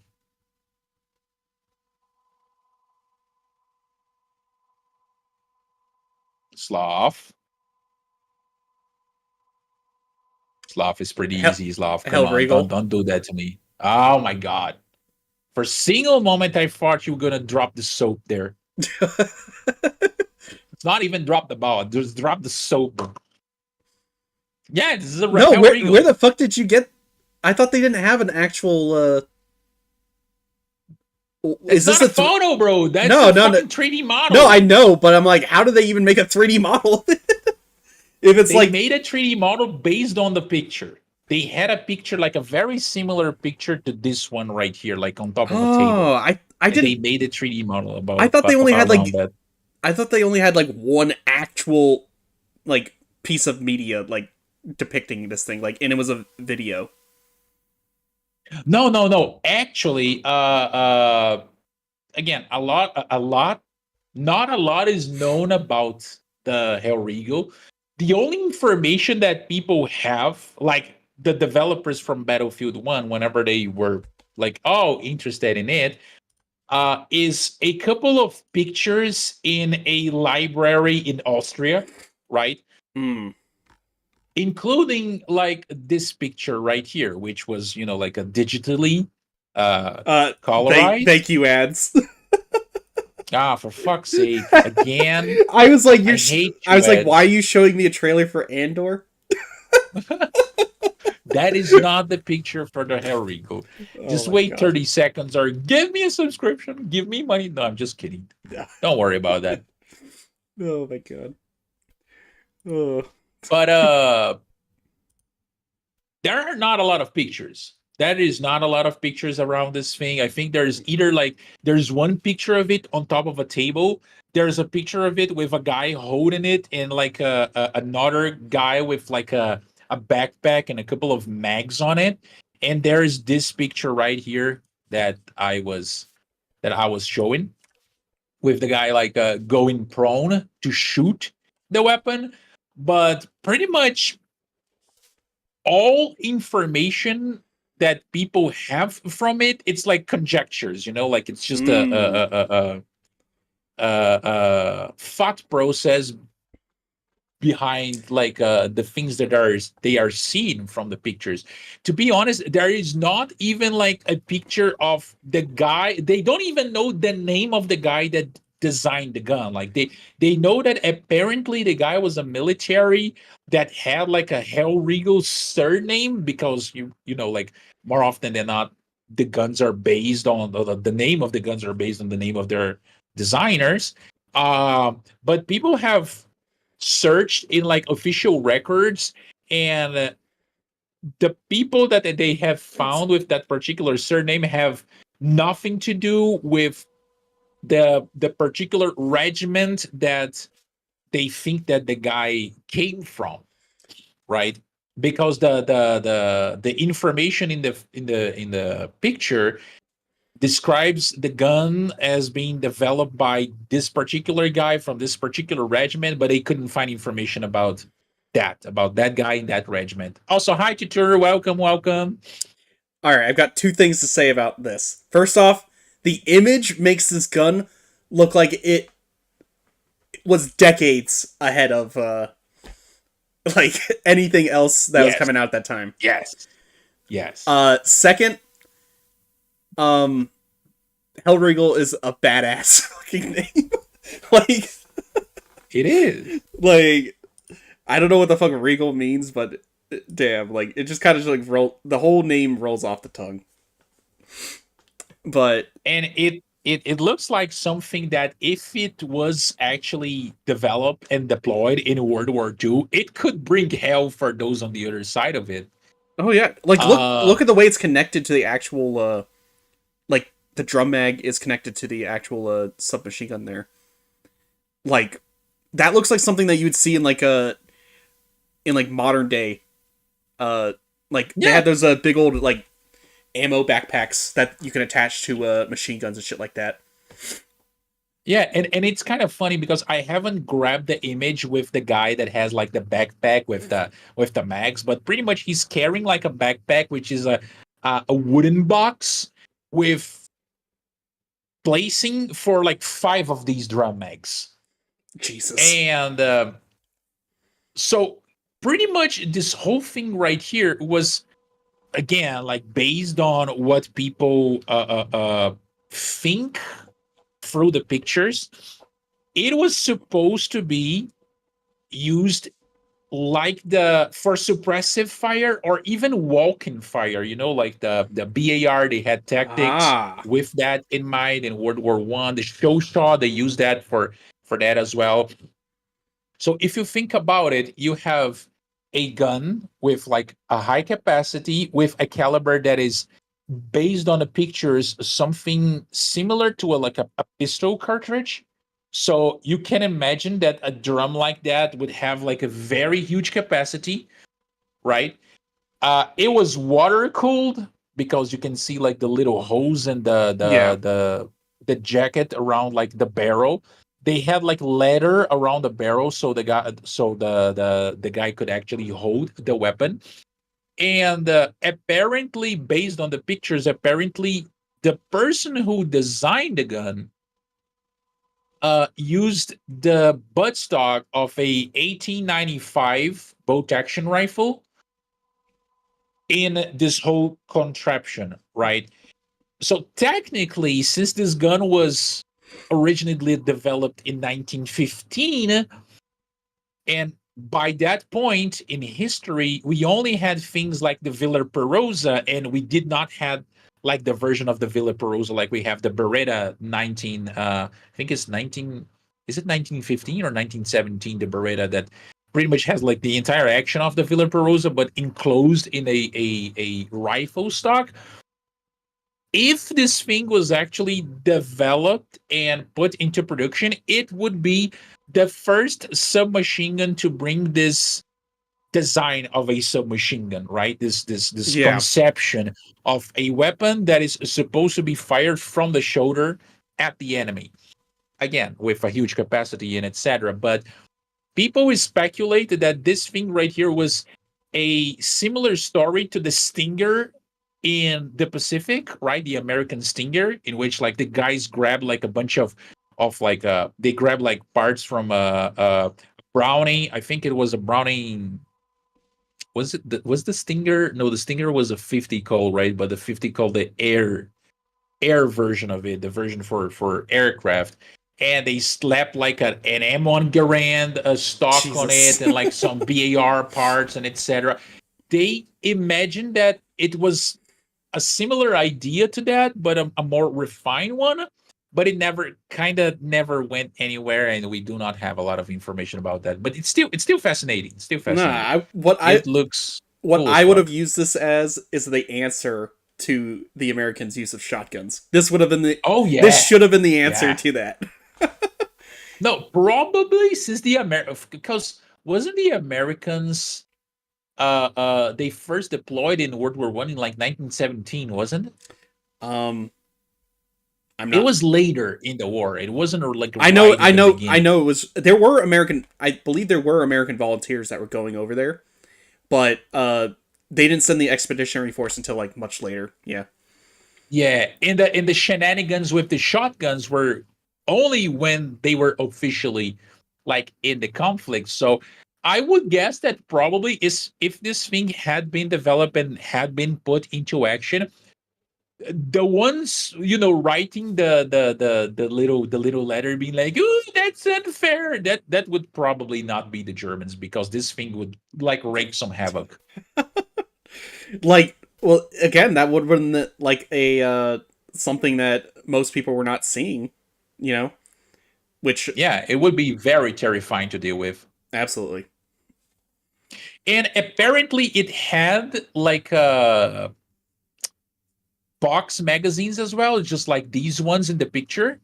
Um but like you had the drum for the suppressive fire and the smallest one for like mobility. But again, we don't know how big would be the capacity of these mags because people can speculate through like the pictures around like the average size of this cartridge, but people still haven't found like a an answer. They think it could be in 8 millimeter Steyr or like Rough from the Rough pistols or some other calibers, but they do speculate that the drum would have like a very huge capacity of like over 100 rounds. Damn. Yeah, that would be Yep. fucking terrifying. Why could we not have people making trying to recreate this thing in the modern day?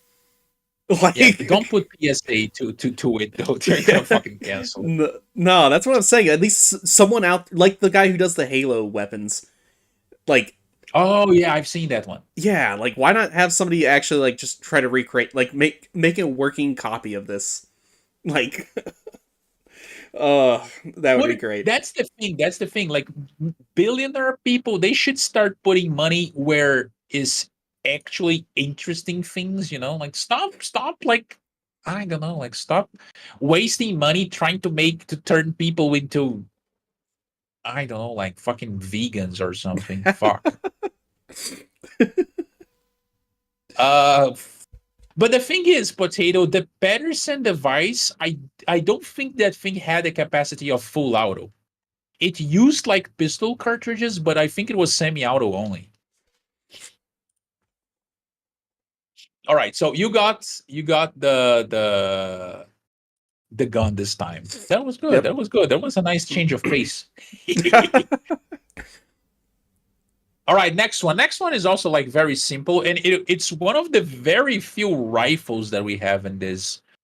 To be honest, wait, no, it is our only rifle because from now on we do not have any more rifles. Oh, damn. Yeah. Yep. Same image. All right. This one again. It's a very very easy one. The Vetterli? Yeah. Yeah. Which country and time? Italy. Italy. All right. Time period? 1880s to 1890s? Almost there. 80-70. 87. Oh, okay. 80-70. No, Yeah, this exactly. is the only reason I know this. This is my favorite, like my favorite Italian rifle in any like World War One game. Yeah, that it is pretty good. If funny thing, by World War One, these guns were obsolete as fuck. I know, but still, like I used this in a Isanza when I was playing it. Oh yeah. Dude, I love it. Yeah, it is pretty fun. And I love how blocky that four round like clip is. Yeah.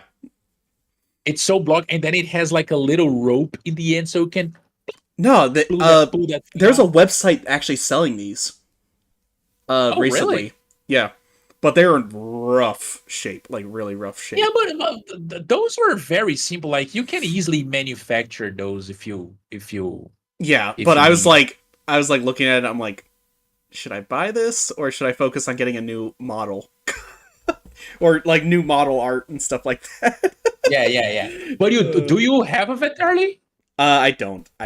But Oh, yeah, I was like, this is a just wanted it as a souvenir. yeah, this is like a once in a lifetime opportunity to get. Yeah. But I was just like, No, nah. the thing with these Veterlis is that like originally, when the Italians adopted again in 80-70, this gun was made based on a Swiss rifle of the same name, but the Swiss rifle actually had a tubular magazine, right? Oh. And the Italians were like, "No, we don't need those." It was already like a cartridge rifle, but it used black powder still. And the Italians requested for a single shot rifle. It did not have like an internal magazine. It didn't have anything like that. In 1887, which is the version of this one right here, you can see that the internal magazine of it is a little bit shorter, right?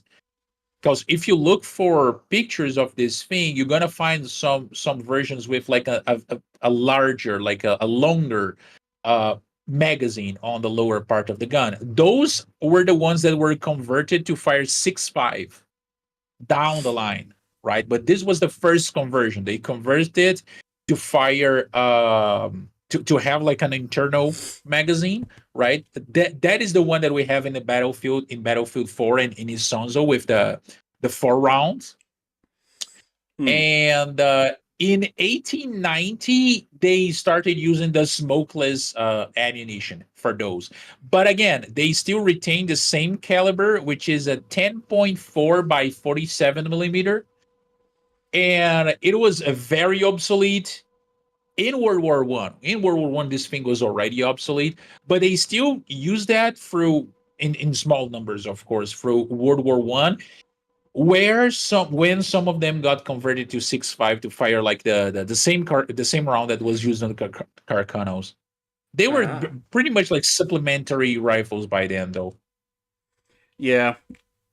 Unfortunately, most of the time when I'm playing Isonzo, I'm not shooting with these rifles. I'm fucking stabbing people. Using them as a spear. Damn right. Now, one thing that is not very talked about these particular rifles is that they have been anywhere. And when I say anywhere, oh, sorry, not anywhere, everywhere, especially in Europe, through like the first half of the 20th century. The Italian troops used it, right? Yeah. The monarchist troops of Russia used it against the communists, and then the communists threw that shit in a warehouse, and then they sold it, right, to other people. It was used by Italian colonial troops. It was used by Spanish troops in the Spanish, not Spanish troops, the Spanish troops that were fighting against the government, right? The commies they actually got from like the Russians, and it was even used by the nationalist Irish groups in the 1920s. Damn. So everyone under the sun used that thing, and we do not see it very often. Yeah, I was trying to remember where they said they got the Vetterlies. This website I was looking at. Oh, it's kind of funny because it's not Isonzo. Fuck, wrong game. Hunt has the Vetterli as well, but the version that they have of the Vetterli is the Swiss version, the one with the tubular magazine that you load it through the side like a one of those kind of similar to the Winchesters, you know? Yeah, I don't know. I don't remember how many rounds it holds. All right, so you got it right. You got the country, you got pretty much the period right, you got the name of the gun right. The next one is pretty easy as well, and well, pretty self-explanatory. Pretty sure people in chat will be able to get it as well. Oh fuck. The Colibri. Yeah. It's actually bigger than I thought it was. That's what she said. Like, you know what? The only thing that saved me here, remembering what the name is fucking,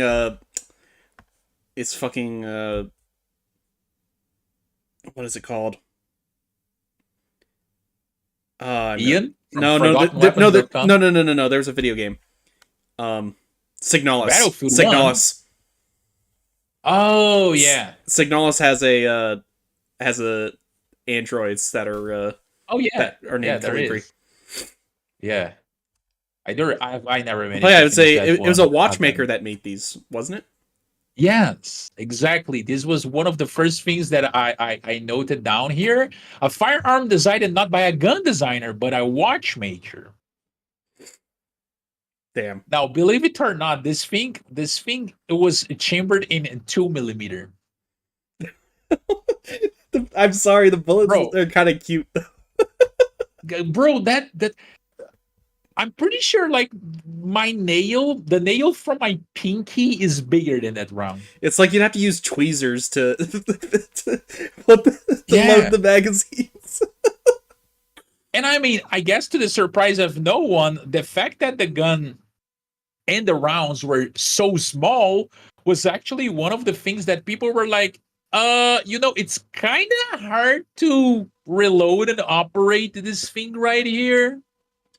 I am surprised that back then they had the balls to try to advertise this thing as a self-defense gun. Yeah, like Even for women.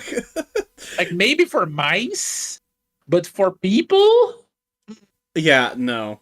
Like Fairies, I remember fairies that. could use this. They made Fairies could use they it. made 3 models of these, didn't they? They did had like different models, and I think they had different calibers as well. But the one that became not of them, not any of them had any success. Yeah. That's the thing. And the version that became kind of famous was this one, the 2mm one. And you know what's a funny thing? Again, I don't know if this is actually true or not, but in like on the internet, you find some information that says that the average energy delivered by a human punch is between 10 to 15 joules, right?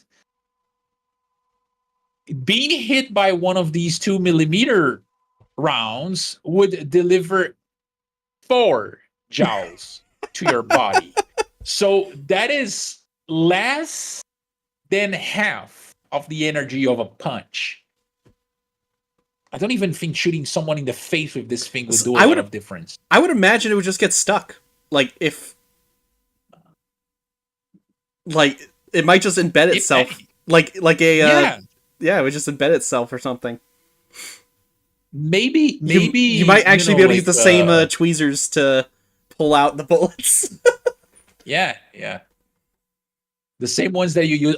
I'm pretty sure like one of those like air guns nowadays probably deliver more damage to a body than a Kalibi. I would not underestimate air guns, especially the fact that I think it was the Germans. They used air guns during the 1800s and the late 1700s as well. I know that air guns like pressure guns and etc. They are still very popular in Russia, for example. Oh yeah. For law reasons and etc. Welcome back, Gecko, and welcome Rasputin. Welcome back. Now, yeah, Gecko had went to do like some chores apparently, some errands. Kiori, this is 2mm. Hey, iPod, yeah, 2mm. So many millimeters. Now, again, this thing was so small that, like the barrel had no rifling because how the hell are you going to do rifling in such a small barrel? And that just made, the accuracy of it even worse.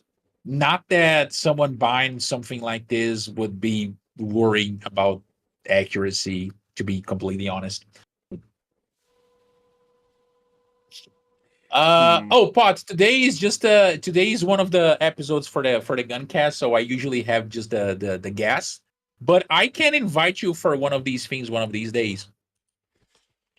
We can talk about your love for Japanese weaponry and the shitty SAR-21 bullpup rifle that you love so much. That thing looks horrible. That thing should be on this list if we weren't focusing on firearms that were made prior to 1950. Damn. Well, the question I have is, did they ever make a actual full scale, like actual proper pistol of this? Because the design looks, the design looks like it could work. Yeah. Yeah, it looks very close to the Dry's 1907 pistol. Yeah, I mean, some of the early Brownings, if I'm not wrong, had like a similar design as well. I'm just thinking like they try to go to the main guy who made this, and they're just like, hey, what if we just made a full size pistol? He's like, get the fuck out of here! just like, oh, okay. It's like, hey, Cassidy, how you doing? Welcome on in. Welcome. But yeah, it's just like, get the hell out of here with that crazy idea. No one's gonna pay for that. I mean, also, how much were these things? I'm sure they are expensive. Back then? Yeah, they had to have Oh, been. I don't know, bro. I don't know. Don't correct that. Don't correct that price to inflation, though, folks. You guys are going to be Yeah. disappointed. Well, I mean, it's a watchmaker, so I imagine it's not. It's gonna be fairly expensive already. Yeah, probably. All right, next one. Next one. Which one is the next one? Aha, there it is.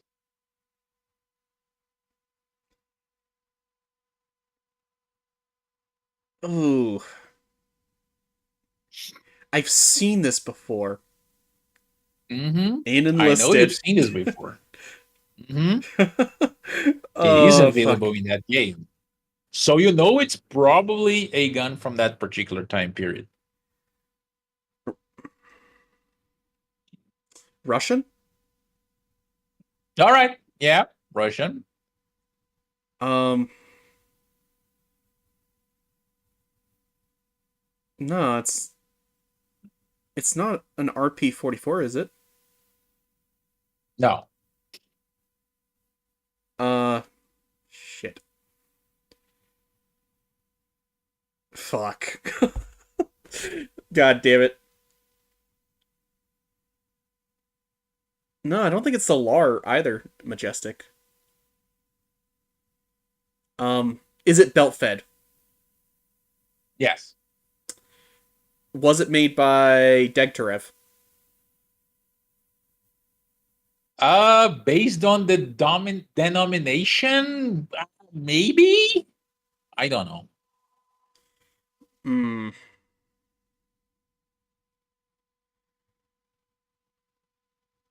Shit. I mean, it wouldn't be like the RD or something, would it? No. Fuck. You guys were very close. What? Wait. What is? Is it what Curie said? Yeah, it's a lead. Or lad. Ah, Yeah, I gotcha. Well, I mean, but at it's least not I a knew it light was Russian. machine gun. It's not. It looks kind of No, like it's not a light machine gun. looks kind of like it would be one. It, yeah, it has a bipod. It is belt fed, but take a look at how big is the place where the bullets are, where you're supposed to feed the gun, and it extracts the empty shells. Take a look at how big that thing is compared, like, to the trigger guard. Hmm. It's small, isn't it? Yeah. So it would It's be because a that thing was chambered in 7.62 by 25. what? It was technically a submachine gun, not a light machine gun. The They lead. a belt fed 7.62 by 25. Yeah. Again, it's the same thing with the Hellriegel. Many Ah, years later. damn, dude. Yeah. Spicy Tokarev. Spicy Tokarev. So There's not a lot of information. They still have the prototypes. The prototypes were not destroyed. Only 2 of these were made, and they are in museums in Russia. and soon to be used in Ukraine. Ukraine. I mean, heck, Soviet Viller Peroza. they do have. I Kinda. mean, hell, they do have guys. They are giving like Tokarevs and shit to guys over there, and all sorts of shit. I mean, so gun is gun, right? Gun Yeah. is gun. If it fires like hot lead towards your enemy, it doesn't matter if it's like 1 year old or like 80 years old. yeah. Yeah, But- no, I think there's not a lot of information about this thing. It's just a very interesting Yeah. concept. Only thing I've like, seen it. Only thing I've seen it in is enlisted, Yeah, and even If then, I it's remember- a gold order weapon. Oh yeah. It's it's a premium. I think it was available in Call of Duty World War II as well, because I do remember playing with this thing back then. But then it was classified as an LMG, which, well, it's not. Yeah. Again, you cannot ask for accuracy from Call of Duty. Not when you have Nicki Minaj running around with Aaron Yeager and Homelander.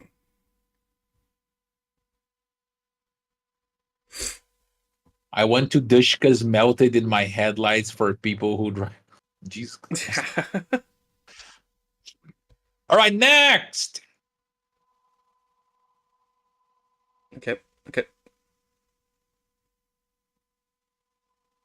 The Lati. All right. Yeah, it's a Lati. Which Finish. model? Yes, it's Finnish. Was it made in the 40s? A little bit prior to that. Ooh. 30s. 30s. Okay. Yeah. 37? 35. 35. Okay. Yeah. Uh, Oh, come on. Let the guys dream, Potato. Let the guys dream. I mean, to be honest, like when this whole war started, everyone thought that Russia would just like steamroll Ukraine.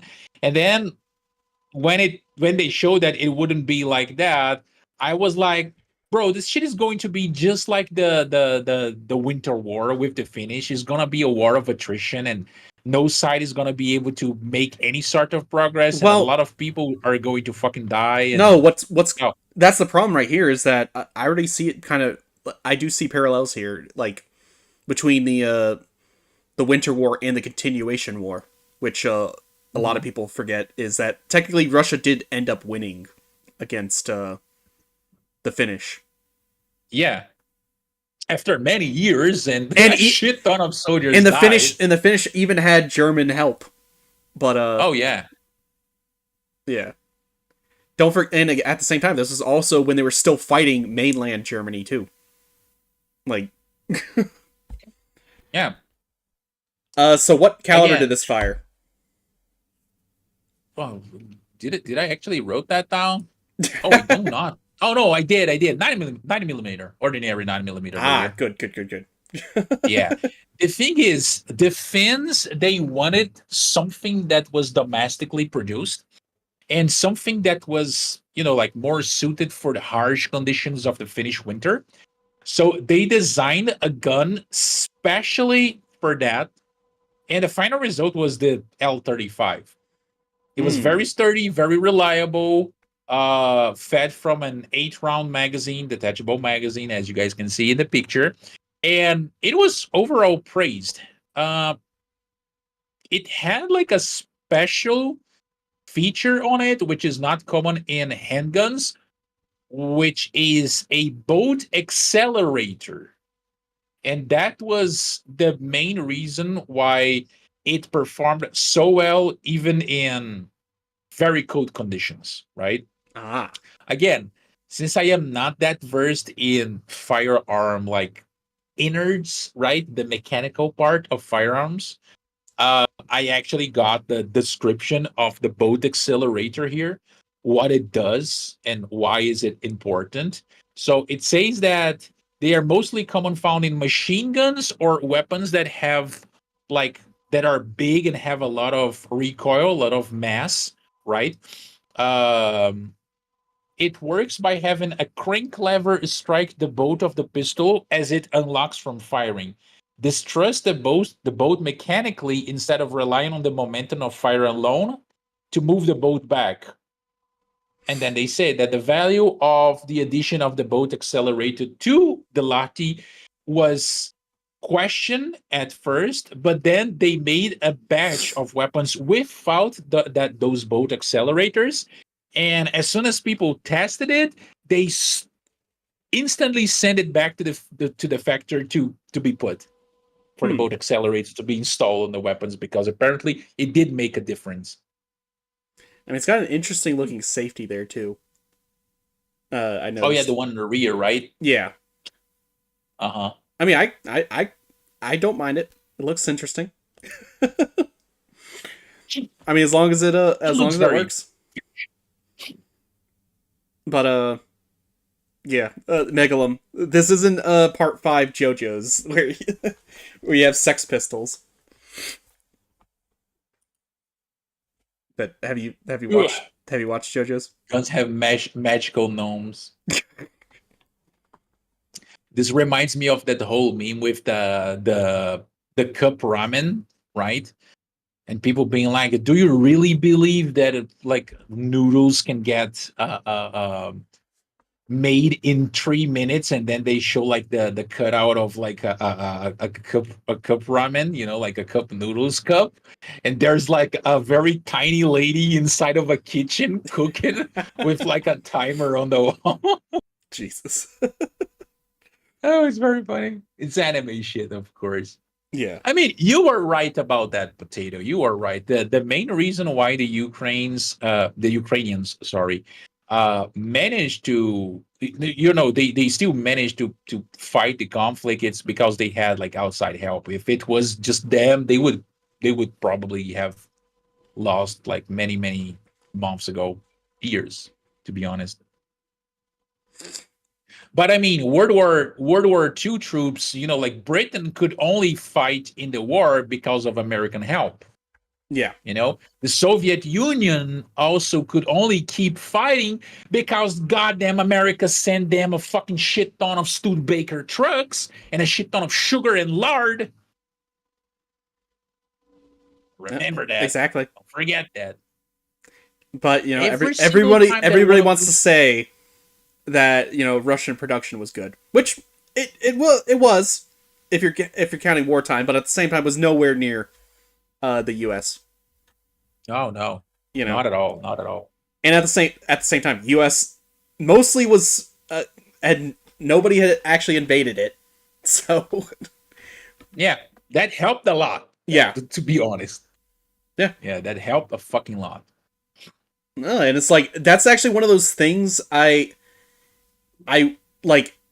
I don't know if the Germans ever thought about that. It's like telling the Japanese, "Hey, cut that shit." Like, if you got any plans to do anything about the Americans, cut that shit out.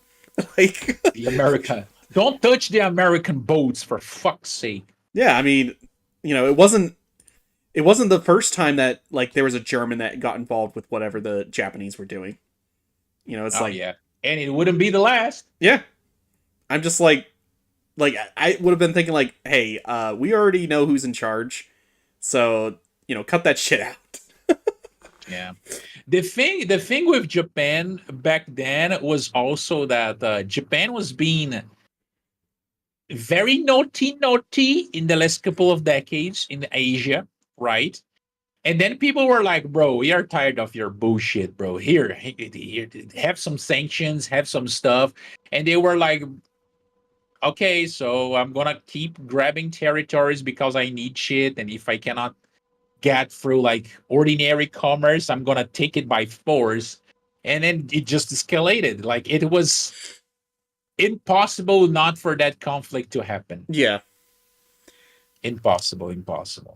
Megalum. Uh, You actually kind of remind me of like an RTS strategy where it's just like you have people building up all their factories and shit like right up against the border of whatever they're about to invade, so they can just pump out units.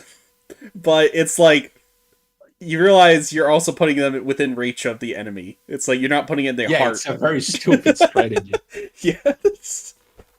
It's like, yeah, you facilitate the logistics part, but I think it's easier for you to manufacture your fucking trucks than to rebuild your factories, you dumb fuck. Yeah, right. And then Soviet Union did not have fucking trucks in World War One. Well, I mean, they hadn't existed yet. So they were mostly well, you said World War One. Oh no, sorry, Yeah, World War Two. Yeah, gotcha. I lost. Ooh. All right, next one. The next one is also like a very easy one. Gotcha.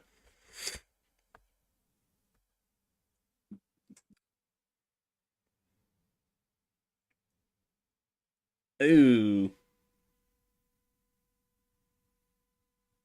Oh, it's easy, bro. Come on. Is it? It is so wow, bro. Come on. You gotta help me here. I mean, it kind of looks like a gasser. Yeah, but it's not a gasser. It's not a gasser. Is it British? No, It's not British. Okay. Is it no, American? not technically. Not. What does not technically mean? Not well, exactly what I said. Not technically. What the fuck? You would think that if I say that there is American involvement there, but not technically because it was not, like So it was licensed from an designed by an American. American. Oh. No, it wasn't Oh, designed so by it an was the American. That the is, opposite. yeah, that is very easy, potato. This gun is featured in a wide variety of entertainment pieces, from video games to TV shows, movies. Woo.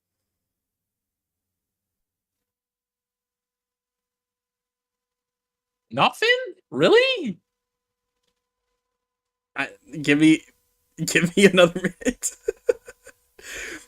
um. It's a cap and ball gun. Oh. Originally, it was a cap and ball gun. So you can think about the particular time period. Okay, so it's not a gasser. But it No, was made by a foreigner in the United States. it was made by a foreigner, but it wasn't produced in America. Oh. It was used in America, but not produced in America. Majestic. I've never seen Westworld.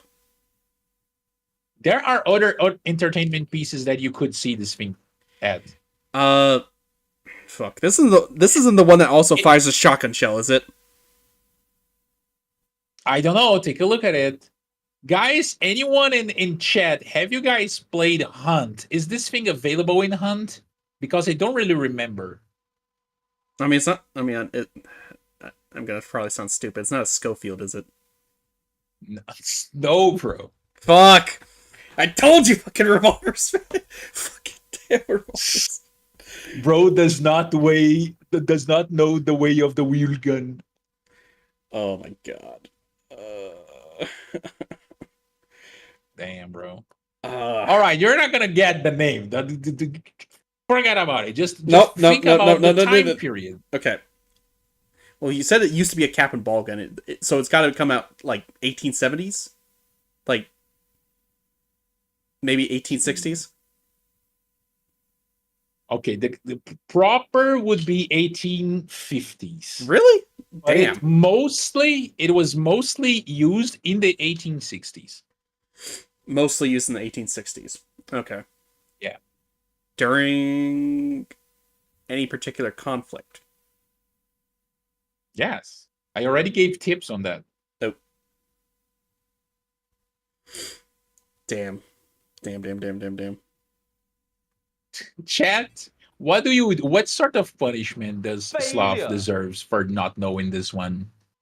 God damn it, I don't deserve a conflict for not knowing every single fucking firearm. Yeah, you know what? I'm gonna call it here. All right. Again, Majestic said that it was featured in Westworld. It was featured in Red Dead Redemption as well. I don't remember if it was... No, it was available in the second, but I think it was also available in the first Red Dead. It is the Lee Matt revolver. It did had the shotgun barrel, like you said, under the ordinary barrel. Again, originally as a cap and ball gun, but then they also had like a cartridge conversion variants of the gun. And why did I say that it was not technically American? Because it is associated with the American Confederate troops, because they were the ones that mostly used the LeMat.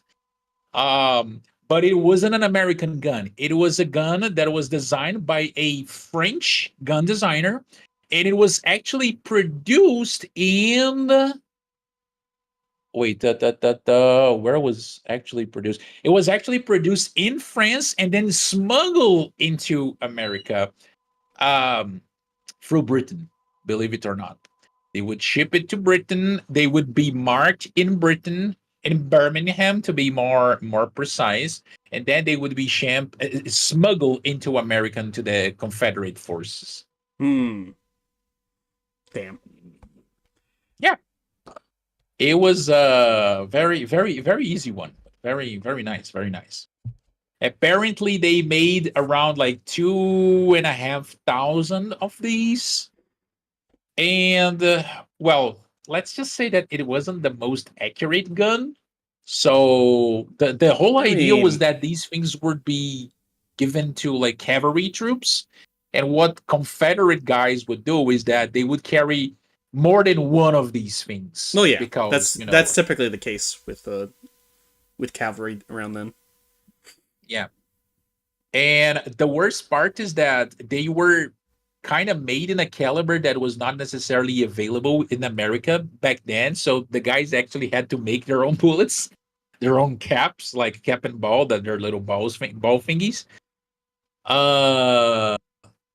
But funny thing, it actually had a capacity for 9 shots plus the shotgun one. Damn. Yeah. That's pretty impressive. Yeah, you can find modern reproductions. Usually the modern ones, they are either chambered in 36 or 44 for like the ordinary like gun barrel, and the shotgun barrel. I don't really know what would be the caliber for the modern reproductions.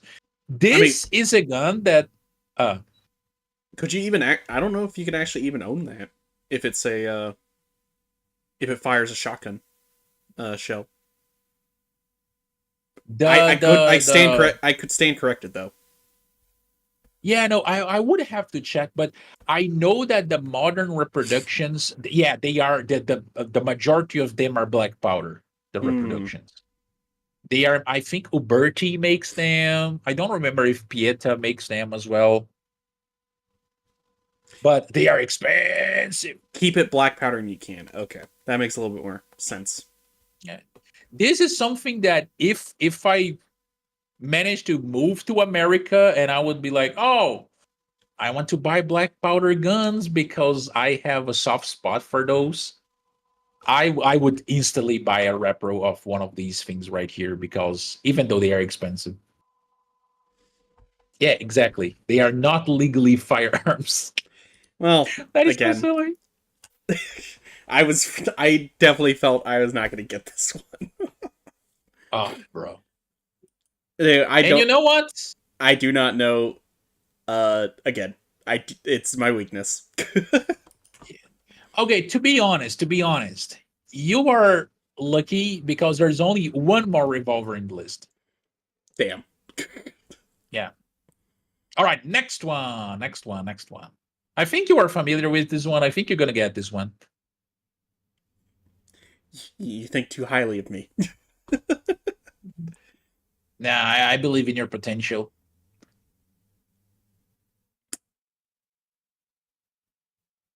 No, wait, that's not the. No, that isn't the hide, is it? Is that your final answer? Yes. For 1,000,000 banana coins, which are worthless, because Brazilian money is not worth anything. Yes, that is an M2 hide. Gotcha. Yay! Yay! Actually got one. Hey, 2 million I just banana coins. Yes, you can buy like a Mars bar now. No, in I your mean, local whatever convenience Brazil's store. famous for. No, if you convert that to dollars, bro, that's what I'm saying. Oh. Magnum almost got it wrong. But yeah, you got it right. It's an M2 hide. This thing was supposed to be, well, an alternative to the Tommy gun, right? Made in 1942, they put it into trials, and the model that went into trials was actually made by the General Motors plant that was responsible for making like all those M1 carbine that they make in World War II, right? Ah. Yeah, inland manufacturing, something. Uh, uh, it performed quite well in the trials, being like more accurate and well, like more ergonomic than the Tommy gun, which is again not very hard because of that shitty stock in the Tommy gun. I love the Tommy gun, but its stock is horrible. Apparently, never shot one. Hmm. And Would it be too expensive to make? this one, no, it was cheaper than the Tommy gun. Oh. Yeah, it was cheaper, easier to make. It was more accurate, right? It uses the same box magazines as the Tommy gun, so it had it for it as well. And they actually technically adopted it and ordered like a batch of 400, but GM was incapable of fulfilling the thing because they were responsible for making like a shit ton of fucking M1 carbines. So they actually hired Marlin Firearms to Ooh. produce, and oh well, let's just say that the final product was not nearly as well made as the ones that went through trial. So they kind of dropped it because when those guns actually got ready and got tested and performed poorly, the armed forces were already like adopting the M3 grease gun, and the M3 grease gun, well, worked well, and it was far cheaper, far easier to make. So they just kind of forgot about the M2 and went straight from like the M1 Thompson to the M3 grease gun. Well, kind of glad about that because this thing's pretty ugly looking. Kind of funky. Yeah. Kind of funky. I Oh, got yeah. the name swapped between this and the right in the rail. No, Is it I would Rising have or I would have Rising? recognized the Rising because that's one of the first submachine guns you get as the Americans in enlisted. Yeah. It wasn't back in my day, but when I first started Pacific, yeah, they give me that thing. But yeah, this is a order weapon in enlisted. Oh, really? I Yeah, see. why would you spend your gold order on that? But I don't know. Fucking you're Yeah, me dumb. neither. This thing was cheaper than Tommy gun, but the Grace gun was cheaper Yes. because tube. You think the Majestic? I'm not gonna argue with it on that. Majestic has like a huge amount of some very interesting takes. Let's put it like that. Okay, you know what? I'm gonna say right here, the Rising and the M2 look ugly. Oh my god. Yeah. By the way, I mean, you guys already spoiled that, but Wait, what? yeah, you guys already spoiled the next one. Oh. Well, you shouldn't have put it next to, next to that on the list. I mean, I didn't know you guys were going to connect the dots. Uh, only thing is, I don't know what the Rising shoots. It's 35. What do you mean? Yeah, I didn't know that. Really? Yeah. Oh, Okay. Again, it's not something I own in real life. So. All right. Talk about the Rising for a little bit while I go to the bathroom. Like, just really quick, really quick. Talk about your experience with it enlisted. How you doing? Gotcha. All right, so the Rising here is actually pretty good. You know, in enlisted. I have no idea about its real life experience. The top one is the one I'm familiar with. There's two versions you can actually get in enlisted. Let me think. What else? The wire stock. Yeah, I can agree with that. The wire stock model is probably even more ass than the than that. I think it's all right for the most part. Like if we're actually it's a little bit too simplistic for me. Like it's like I guess I mean I don't know how to word it correctly. It looks all right. If you had sold this to the general public, like to civilians and stuff like that, you would have like I think this would have sold well. You know. Wait, under which circumstances? No, if you sold the Rising, like make semi-auto versions of it, like and sold it to the public. They did had semi-auto versions of that. Really? Damn. They did, and it was shit. Oh fuck. I didn't even know. Yeah. Because the thing is, the M2 might have been ugly, but at least it performed better than the Thompson in a couple of subjects, right? The Rising was worse in any way, shape, or form. Anything you can think of, the Rising was shittier. Damn. Fuck. So they introduced the Rising as like a replace, not even a replacement. Sorry, like a plan B, because in the beginning, right? They did not have enough Tommy guns to supply the troops, especially the Marines, the Coast Guard, and the Navy. So they were like, there's this thing right here. We can make a couple of them. And they were like, okay, just as like a temporary thing, right? It did perform like well during trials, again for the same reasons as the Hyde, for like better ergonomics, and apparently like the closed bolt system increased the accuracy of the firearm. But the trials did not reflect the results that it got in the battlefield. Because you got to remember, these things are fighting, they are not fighting in Europe, they are fighting in the Pacific, right? Yeah. And the conditions there are not good. So yeah. They had so many things to complain about this thing that I think that the complaint part was, from my notes here, is the biggest in all of the guns. They had these two different variants, right? The ordinary stock one and the wire stock one.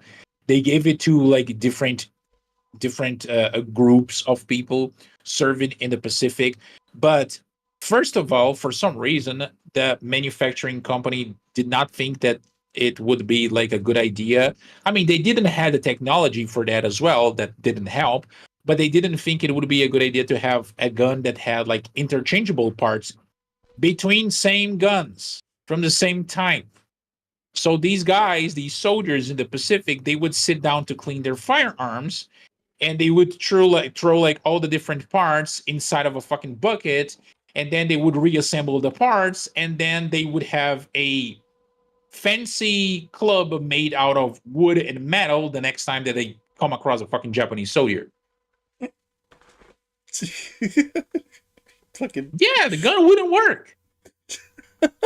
And if this wasn't hard enough, apparently they conducted those tests in which like they put a blindfold on the person and asked the person to disassemble and reassemble a weapon, right?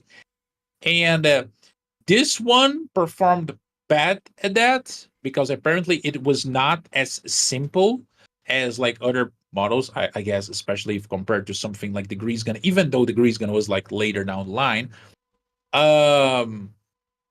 But the magazines of it, even if the gun was like, oh, the gun is clean, it has all its proper parts, the magazines were shit.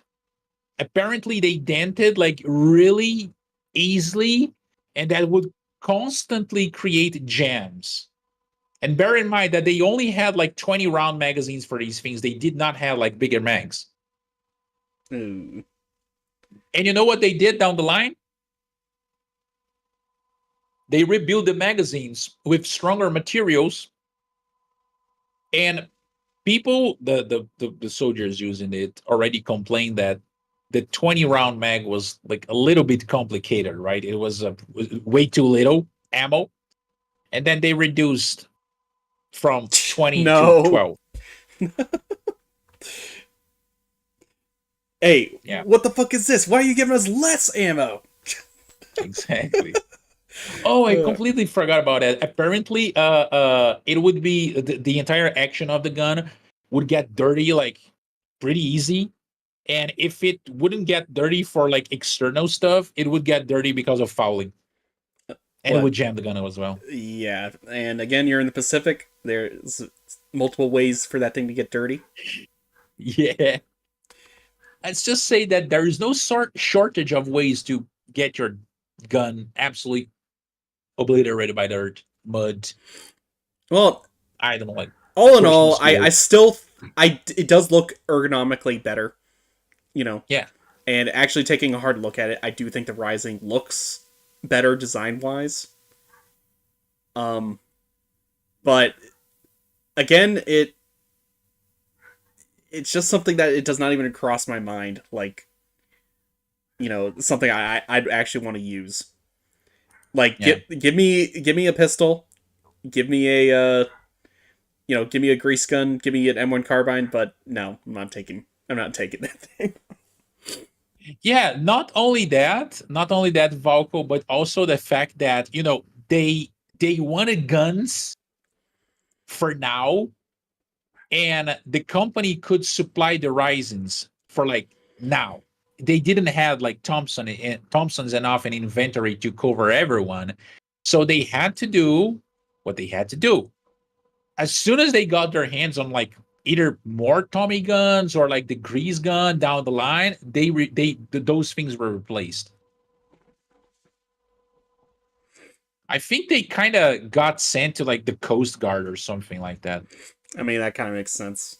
I Yeah. mean, though, if I'm not mistaken, the Coast Guard did technically fight, not fight, but they drove troops and stuff like that onto beaches. But that's as much as I know about that. I don't remember if it was them that actually sent some troops to the Aleutian Islands, like in the North Pacific. Oh yeah, when the Japanese invaded, quotes. Yeah, very big quotation marks. And it's like, let's make sure they don't take Alaska, but we don't own Alaska. Charge. Yet, we don't own that yet. We don't own it yet. Yeah. Yeah, the Marines had a wide variety of like random equipment. I guess it's because I don't know, like maybe there weren't the priority back then. It's like, bro, you are already like surrounded by a bunch of ships with like humongous guns. Wait a minute. Like, we did own Alaska. It just wasn't a state. Oh. oh, Okay. I stand corrected. I don't know why I had like 1947 stuck in my head as a date for Alaska. Was that when it was actually made into a state, or I don't. It goes to show I don't even know I have my a own. free pass because I'm not even American. I know, but at the same time, it's not like I actually care a whole lot about when a state became a state. Yeah. It's All like, right, are you ready for the next one? yeah. Next one is easy. But every time that I say this, you Yeah. disappoint me.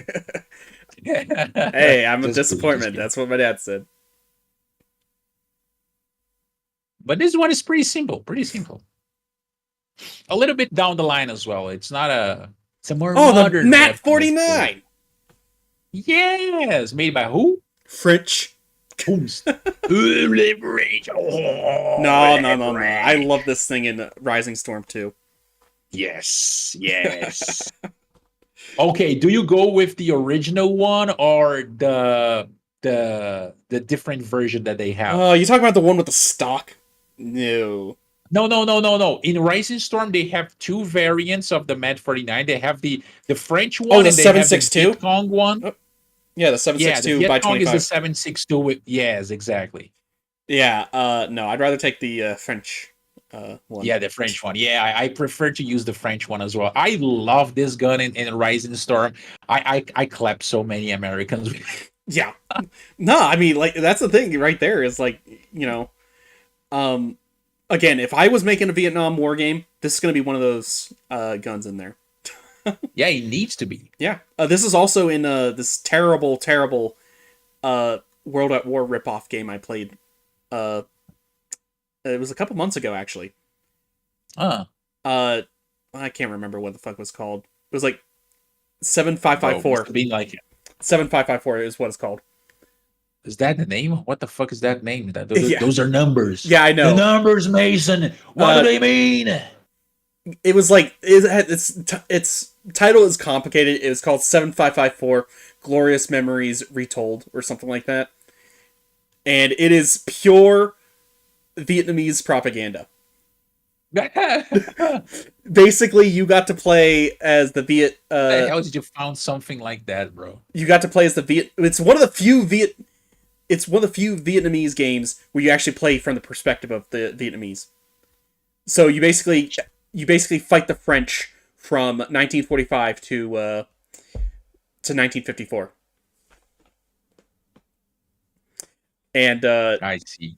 yeah, I was like, okay, it might not be that bad. It was pretty fucking bad. It was that bad. It was that bad. It was worse. No, like that's the thing is I thought like the way it looked initially, it did give me World at War vibes, but the way it told the story, apparently it was very clear the government got their hand on the game.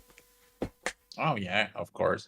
You guys got to remember that Vietnam is still a communist country to this day and age. Yeah, but I mean, at the same time, I still would like to see a Vietnam War game, and this would be one of the guns I feature.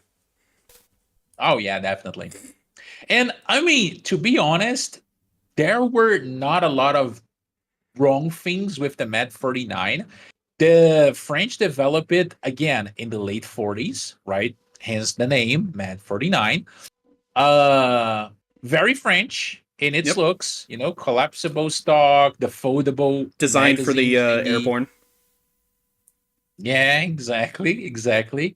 And to be honest, they only phased this thing out in the late 70s because they're like, well, oui, nous avons les FAMA. So, this thing fires 5.56. It's better. To this day, you can actually still find these in Africa. Like, because they were very prolific. Yeah. Like, they were, hell, you still find MAT 38s in, what was it? The MAS 38.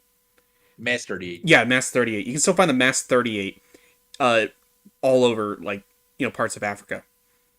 Yeah. Like, the thing with with the MAT 49 is that the people that like this thing the most was like armored crews and paratroopers because it is super lightweight and it's super reliable apparently as well. And again, wherever the French were, this thing was with them. Like Suez, Algeria, Indochina. After, like we were talking about Rising Storm, the Viet Congs got it. They converted it to 7.62 by 25, increasing the fire rate, and then use that as well. It's just a good gun, and it looks good as well. I like how blocky it is. Nah, these things. I use these a lot in Arma 3 for the Vietnam DLC. Yeah, I mean, it's just you can. They actually allow you to use it either folded or unfolded, and all that stuff. Oh, like you can have it. But the Rising Storm, you could do that as well, right? You could fold. I don't think you could. Like, I'm not just sure? Not just the stock. You could fold the magazine too. Oh, so it was. I like those little details in when it comes to games and stuff like that. The fact that you could just fold it up like that, I'm just like, yep, that's good. That's all I wanted. Yeah, because I would say that probably in that DLC for Arma, it does get like all the concealment feature. There are so many guns in that game. You even get the M2 Browning emplacement with the scope on it that was used to snipe people. Yeah, I remember reading about that. I actually used that thing during my 200 Faller celebration.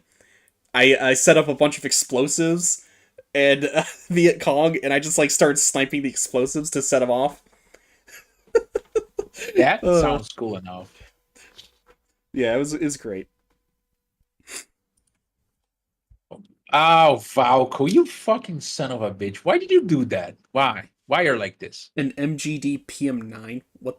Yeah, he just like for some reason, I think he has psychic powers. He just fucking spoiled the next one. No way. Like, and Oh it was literally the next one, and I was here. I'm gonna get no, slow. You will this looks never like know this one. this looks like one of those survival fucking there's these Yeah, shitty survival 22s. yeah, I know exactly. The Caltech, like Caltech has a floating Yeah. survival 22 thingy. Yeah, I like that's immediately what I thought. I don't even know what this thing is, to tell you the truth. Again, it's literally what he said. It's an MGDPM. No, I mean I've never seen it before. Before this. Oh no, Ian has a video on it. You know, Ian McCollums from ForgottenWeapon.com. Ah. It is a submachine gun chambered in 9mm, right? But it is a very funky. Again, it's French, so you can fold that thing, and it's super concealable. As you can see right here, it becomes very small. Yeah. But the biggest thing right here is that the recoil spring, apparently the recoil spring that this thing uses, instead of using like an ordinary model of recoil spring, it uses a similar system as the one in the Lewis gun. So it has like that rotating one, right? It's not like a spring to spring, but it's like a clock working thing. Huh. Okay, so I wrote it down here. The PM9 was an unusual design in three different ways. It employed an off-axis delayed blowback. It had a clock-style spiral mainspring similar to that of the Lewis gun, instead of a cylindrically coiled spring that is used in the majority of firearms. And it used a rotating flywheel as a delaying mass in conjunction to the bolt. I guess to I don't know, to fiddle with the fire rate. But it's very funky. I mean, it's French, so you know what to expect. Now, mind you, this might if they had sent this instead of like the Liberators, probably would have used that more. Oh yeah. It's like here's your choice of funky weapons that we get to drop into your territory. Rust looking weapons, right? Yes. Looks like something straight out of Rust. Yeah, thank you for spoiling that, Valko. I don't know how the fuck you got that, bro. Do not open the main spring compartment. That shit is gonna fly, I'm pretty sure. It allows for a very short receiver. So wait, did you already mention what it fires? 9mm. Okay, just making sure. Yeah. I mean, I would imagine Yeah, so, just based on the magazine, but yeah, now, pretty simple. did it take specific magazines, like its own proprietary, or is it designed so you can actually take like MP40 or something else? I do not remember that from. I did not wrote anything down in my notes about that, and I don't remember. But I guess probably not, because I think that it was made during like World War II period, and you were supposed to use whatever you got in your hand. So probably it was at least compatible with the Browns from the MP40. Now I don't know about the magazines. Oh yeah, no, this was actually late 40s. Ah, okay, I gotcha. Well, I mean, Wait, it kind of gives magazine? me, it kind of get like the barrel No, kind it's of not gives me C9. MP40 vibes, but Yeah, the barrel is very MP40.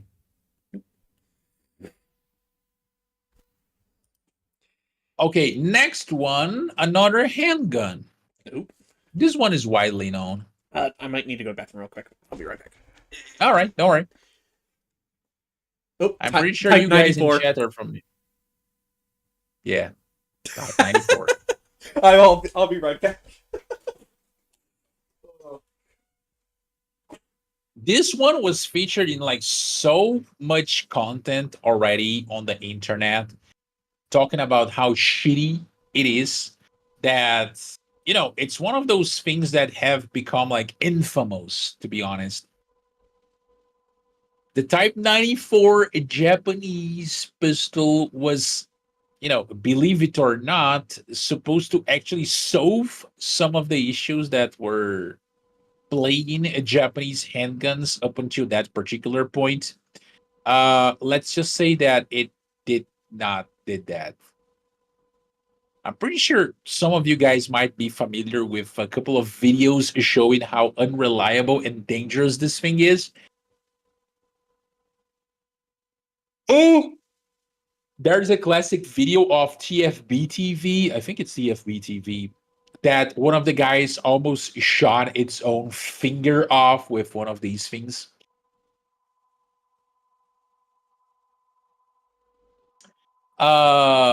Japan in World War II solving issues presses the emperor to the To be honest, I think your thought process there is a little. It's completely right, Valko. If you think about it, Japan in World War II, they more often than not only they did not solve the issues that they already had, but they, instead of solving the issues, they created more. All right. Here's what I'm going to say right off the bat. Fuck any game that includes this thing in it. It's horrible. Yeah. It's always horrible.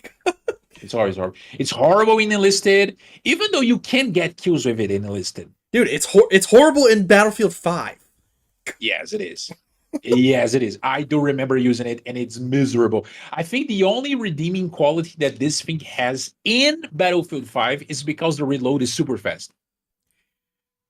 Maybe it's because it only holds like fucking 6 rounds. In reality, I imagine if you try to load it in that fast, you probably break the gun. Either that, or you're gonna fucking shoot your fucking finger off.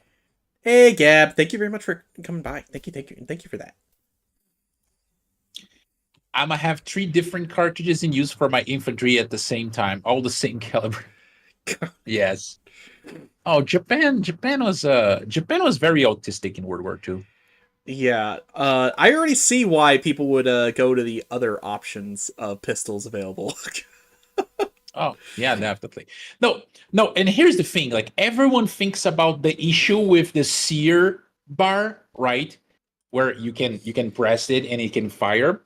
But it's a little bit deeper than that, because first of all, this gun was actually designed by Kijiro Nambo itself. So, like, the guy that was responsible for 80% of the firearm design in Japan, and the guy that was responsible for a lot of good designs, like, the army approached him and they were like, oh, like, a lot of our officers, they have been dealing with negligent discharges, let's say like that, whenever they are trying to clean their weapons, their handguns, they're like type 14 handguns. Can you make us something that is cheaper to make and that can deal with these safety issues? And he's like, oh, worry not. And this was the final product. Like, I don't know how. Like, it's like can you make John us something Moses safer? Browning making something horrible. Like, what? Well, I mean, I wouldn't put Nambu like at the same, like, I would never put him in the same table as like the big guys. No, don't take me wrong. Don't take me wrong. John Moses Brown is on another different level, but for like, he would be the equivalent to Japan what Browning is to America when it came to firearm design. The most prolific guy, the most famous guy, the guy with the biggest like quantity of like good designs, and then it's like, oh, can we make something better than what we already have? And this was the product. Like, well, no, I think there's a level of irony that they're like, can you make us something that's safer? and then Yeah, you create one of this the this is the product, yeah, this is the like, product. bro. No, and here's the thing. Here's the thing. The idea was to make it cheaper, simple, and more safe, right? This was the final result, and they still made 70,000 of these. 70,000. I'm actually Like, scared because of that number. Like, yeah. how many Americans actually got a hold of these things and hurt themselves? Apparently not a lot. So here's the thing. This again, the syrup thing is the funniest stuff, but it's not the only one. Like, take a look at close to the trigger guard. You can see the magazine release button, right? Yeah. What do you think of it? What does it look like? I mean, What about like the size? I mean, I don't know. I mean, it looks like you just press it and you just press it in and all that. But I mean, it looks all right for the size, I'd say. Though I don't know. Maybe because it's the picture. The problem that thing was that it seated way too high. It was way too big.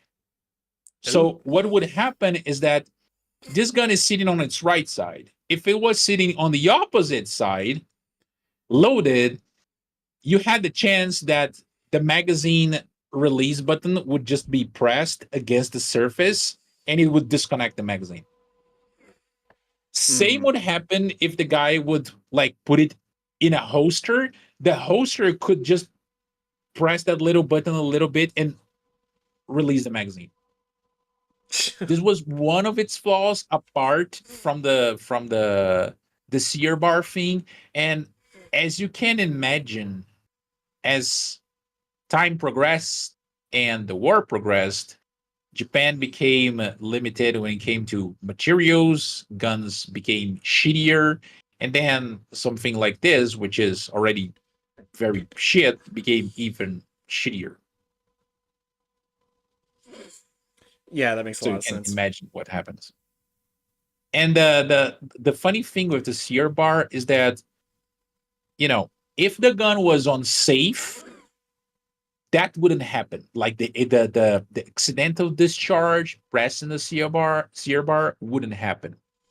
But if the gun was not unsafe and you had like a bullet in the chamber, take a guess how much you had to move the sear bar in order for it to fire. I would imagine you wouldn't even have to move it. No, you do, but it's a very light pressure. Just take a guess. Just bumping into it. I mean, technically, yes. Bro, 2 millimeters. If you press that thing 2 millimeters, it will fire the weapon. Damn. Like it Possibly was right in your named. leg. Yeah, right in your leg, right into your fellow Japanese soldier that is sitting across the barracks, you know, or maybe at yourself because the pistol was actually nicknamed the suicide pistol because a lot of Japanese guys they would like pretend to surrender and then they would like keep their finger off the trigger but pull the sear bar and just shoot themselves in the head. Oh my god. Yeah. Oh my Apparently god. this is what like the troops in the ground said. Like people still are not like convinced of that particular part of the suicide pistol thing, but the fact that well it can easily misfire, yeah, it's completely true. Damn. Shame on you, Nambu. Shame on you. No, You that did I mean many other interesting firearms, not this one. that's the thing right there is like I don't know, when it comes to the actual thing about it is I think I'd want something that would like, you know, completely destroy the head. not if you're actually going down that route, millimeter, yeah, not Japanese 8 millimeter. yeah, I know. I was like, Wow. yeah, if that's the point, then you might as well just, you might as well go all the way instead of what could possibly happen. Might as well use your fucking dagger, bro, and slip your fucking gut open like they used to do. More effective. But yeah, I knew Okay. I'd get this one. Yeah. This one is like it's a must-do in every single one of these lists. Like if it's like weird weapons, bad weapons, unreliable weapons, it needs to be there. I'm sorry, but I need to pull this next one, Sloth, Oh no. and it's a revolver. Oh god. Maybe I would have gotten it this time. I don't think you will. What? You You're can right. try to read it, but it's not going to help.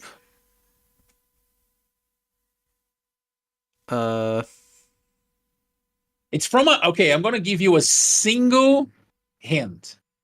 It's from a famous American firearm manufacturer. Colt.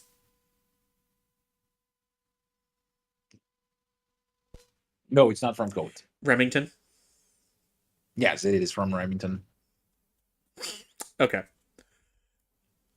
I mean, it's not the pepper box, right?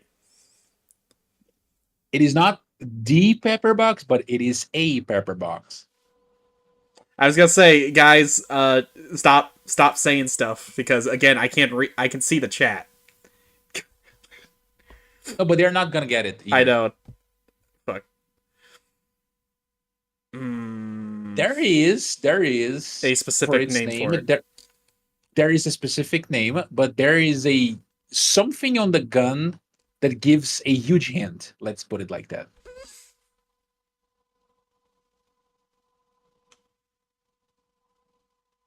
Something on the gun that gives it a huge hint. Yes.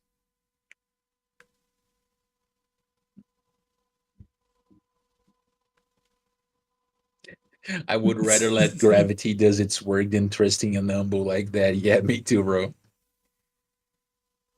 Hey, Valko, I'm not the one doing this, bro. I'm just following orders here. You know what? Nope, nothing. Nope, nothing. Doo-doo-doo. All right, so again, it's an American weapon. It's made in the U.S. in the 1860s, since it's a pepper box. Yep. This was actually Remington's first weapon capable of firing cartridges. Oh. Instead of being like a cap and ball stuff. This is called a Remington zigzag. You know, take a look at the rear part, like of the barrels there, close to the grip. You do see that little action over there. Well, those things are absolutely super rare because they got phased out of production like super quick.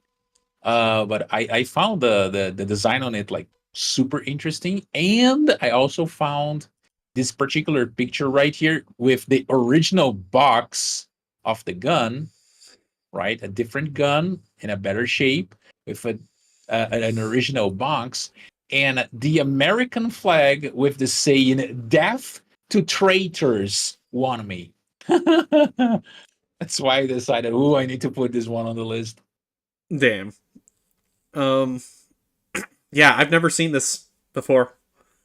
But only thing that told me, me neither. The only thing that told me that was Remington, because they're easily one of the oldest companies besides Colt. Oh yeah, one of the oldest firearm manufacturers. But at the same time, Colt was making probably more advanced stuff than this already. Oh yeah, definitely. And this one was from the 1861? Where is it? 1860. Yeah, so by then, like Colt already had like its series of Walker revolvers, So yeah. More advanced stuff. Well, I mean, again, if I had the choice, I would use it the Colt. Oh, definitely, definitely. And I've never really seen the point of having like pocket revolvers and all that. Like, you know, even for my everyday carry, I don't even use anything That small. would be a backup, bro. Like you have your 45 Nah, fuck as your that. emotional support. Well, If I'm gonna have a backup, it's gonna be a full sized pistol. no, no, no. Oh, Wait, wait, wait, wait. Hear me out. Hear me out. You have your main pistol, which is your 45, God's intended caliber for handguns, right? And then you have the backup for your 45, which is a 9 mil. Then you have a backup for your backup, which would be like, like maybe 38. a 38 special snub nose revolver somewhere. Then you have a backup for the backup of your backup, which would be, I don't know, maybe either a 32 revolver somewhere or like a 25 ACP semi automatic Nah, the pistol. only way I would have this is if I could have 4 of these. Yeah, you can use like in Black Flag, right? Yeah, Like just pull one, discharge it, pull the other one, discharge, unload it. yeah, exactly. Bro, if you are in America and you are not recreating one of those very cliche scenes from movies in which the guy stops right in front like of someone like checking him for firearms and he puts like a pile of guns on top of the table, you're doing the whole American thing wrong. Yeah. I'm just saying, just saying. 3 guns is the minimum. 3 guns is the minimum. There's the bare minimum. Well, I mean, it depends on the Uh, situation. comes from someone that does not have gun rights in his country. Fuck, I hate this. All right, next one. We are approaching the end here, but this one is not that special as well. Just like that uh, Spanish pistol from earlier, it just looks weird, but it nothing special about it. Wait, so you said this is a Spanish pistol? No, no, no. I'm saying that this one is just as not special as that Spanish from earlier. There's nothing special about it. It just looks funky. Huh. Yeah. I can It's think so of a it's single game that featured this particular gun, a 360 game. 360 game that featured this? Yeah. Yeah. Damn. I don't Uh remember the name of the game though. fuck. Not gonna help.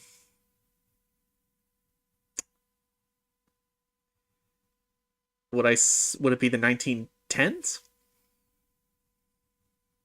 No, a little bit earlier. So 1900s. Yes. Okay. There's not a lot of guns that have that weird thing that looks like the pinball machine like Oh yeah, in the rear, né? yeah, in Right. the rear. Uh-huh. There's not a lot of guns that have that. But This one is tricky. This one is tricky. this one is tricky. Fuck, I don't want to say it's British. Is it European? It is European. It wasn't featured in Red Dead Redemption though, Gecko. This one was not available in the game. Okay. 360 game. Darkest of Bro, Days? I don't No, no, no. I don't remember the name of the game, but it was a game kind of similar to like an Indiana Jones game, but like a first person. Oh, Deadfall Adventures, I think. Deadfall yeah, Adventures? yeah, yeah, yeah. Yeah. Fuck. So would this That's be Belgian? mm, no, Not Belgian. Okay. no. Damn. Uh, hmm. Austrian? Yeah. Okay. Austria-Hungary again. This is a 1907 Rothsteyr 8 Rough millimeter. Hmm. Yeah. Again, not very popular in pop culture I would at all. see. I would see why. I mean, that's the thing. Yeah.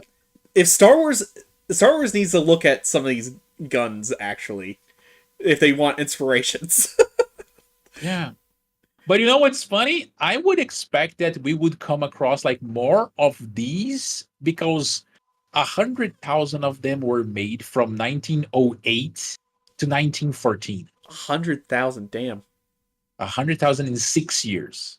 It was primarily used by the Austro-Hungarian forces in World War One, but it also saw sales in the civilian market. But again, for 100,000, I was expecting more. Damn. Like I'm actually impressed they even made that many, because it's like this thing had to have sold something if they made that many, unless they were just Yeah. stupid and they're just like, we're gonna make it and then we're gonna see who buys it. Yeah, no, it was mostly sold by the military. Yeah, I gotcha. Or the military, sorry. Yeah, makes some sense Wait. there. Wait, is this the first?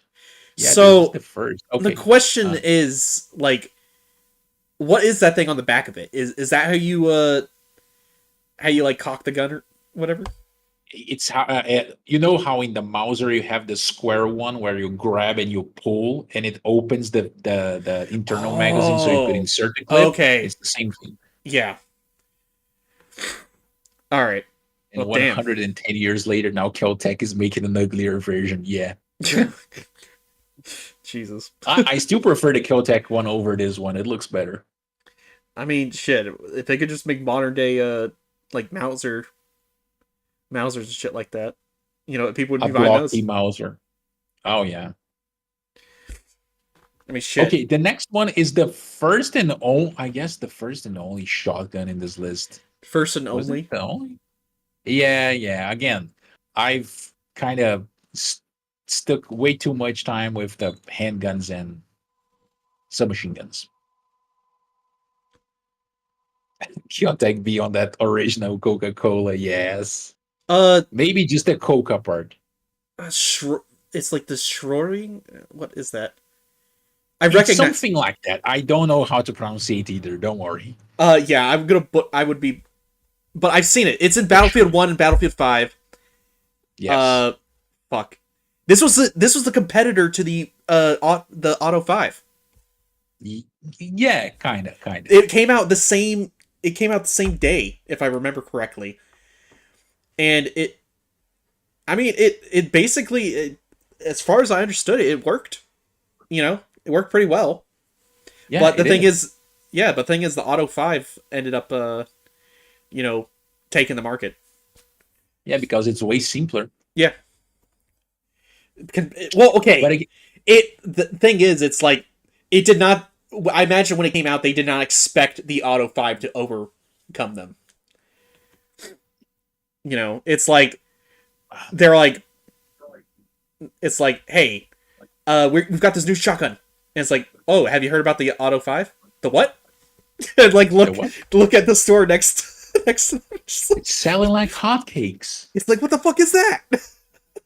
Yeah. I still find it impressive how they managed to release like a semi-auto shotgun like the Auto 5 so early. Okay, but what country made this? I'm trying to remember. Sweden. Okay. I might have Swedish. Yeah. You know what? That was gonna be my first guess. I was gonna say Norway or Sweden, but because it looks weird. It looks weird enough. There's something in their water, I guess. But the funny thing is that the particular sort of action, the inertia system that this particular shotgun was used in this gun, and then pretty much never again in like small arms up until Benelli in the 1980s decided, oh, this is a good thing for our semi-automatic shotguns, and they started using it again. Damn. Well, again, I'm glad that I'm glad that I recognize it right off the bat, even though it's the only shotgun. Battlefield, and then people say that video games never teach you anything. No, like, funny enough, I thought you were gonna choose something like the Alos or whatever it's called. Wait, which one? No, it's have you heard of it? I might be butchering the name. like the Alof. Mm. It's like a mechanism that it's in the Hunt Showdown. It like it's got like a weird feeding mechanism as a shotgun. It's just like this device that like rotates a shell in and inserts. I have no idea what you're talking about, brother. I hope I'm not butchering the name. Send it. Find a link with like some pictures of Will that do, will and do. send me the link after the stream. Gotcha. All right, because now I'm curious. All right, next one. This next one is another submachine gun. Ooh.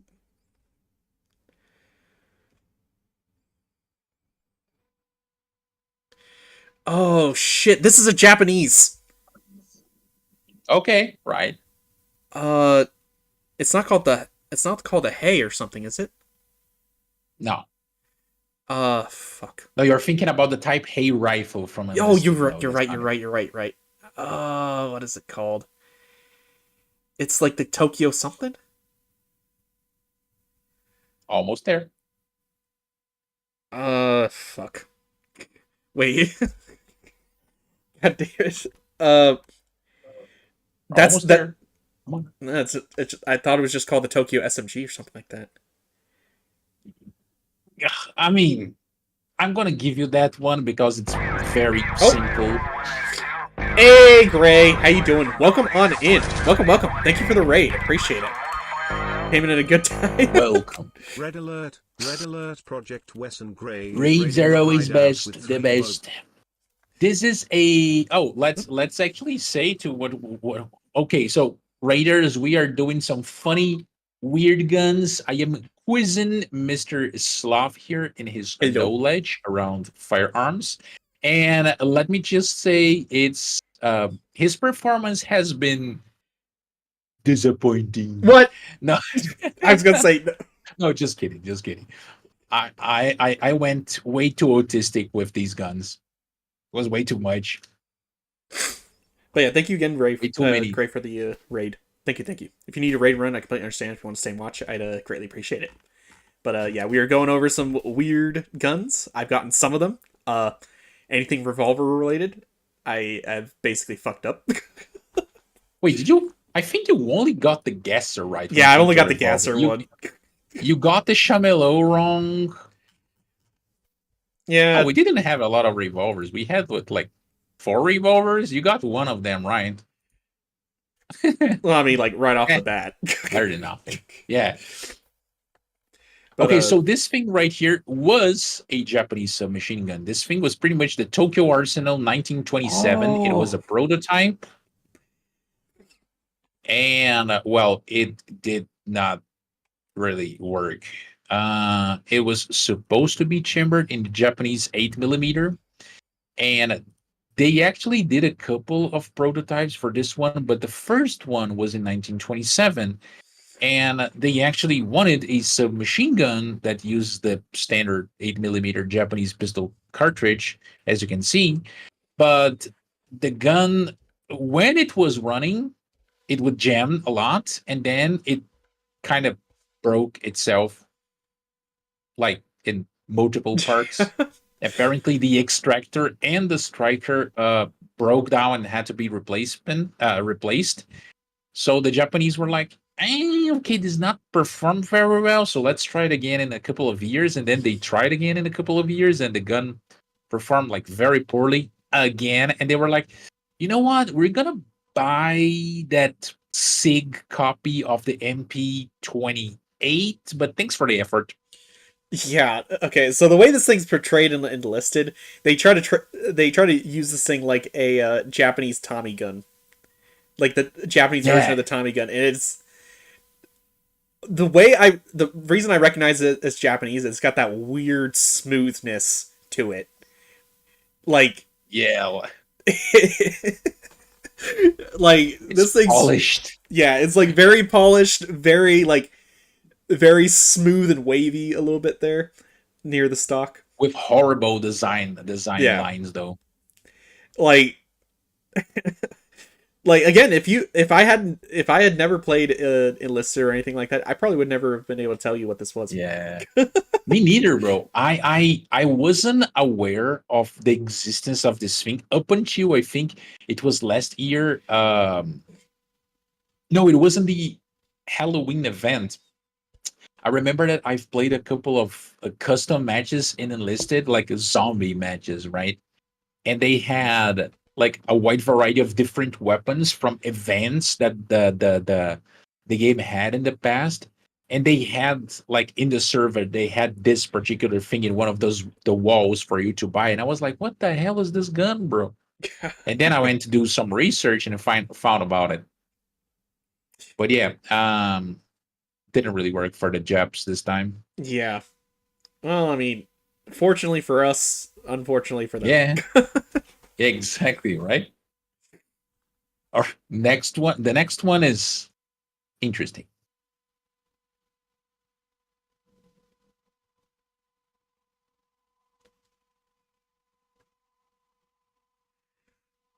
Oh.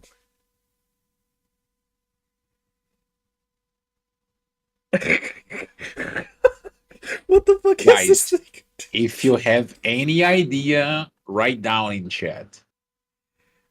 Fuck. I'm gonna give you a hint. It's from a country that has not been featured in this list yet. Ooh. India? No, Europe. Is it somewhere in no. Europe? Europe is not a country. I know, fuck you. Oh my god, American educational system. Uh, No, just kidding. Africa? No, no. You were kind of close in your first attempt. China. It is Chinese. Does it use the type designation? Yes. Fuck. Now, good luck trying to find which number comes after the Type type. 4? No. Shit. I mean, you got one of the numbers right.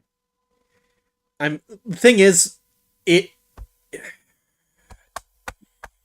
has to have been made past the 50s. That's the way I. Mm-hmm. So wait, is it 50s or is it 60s?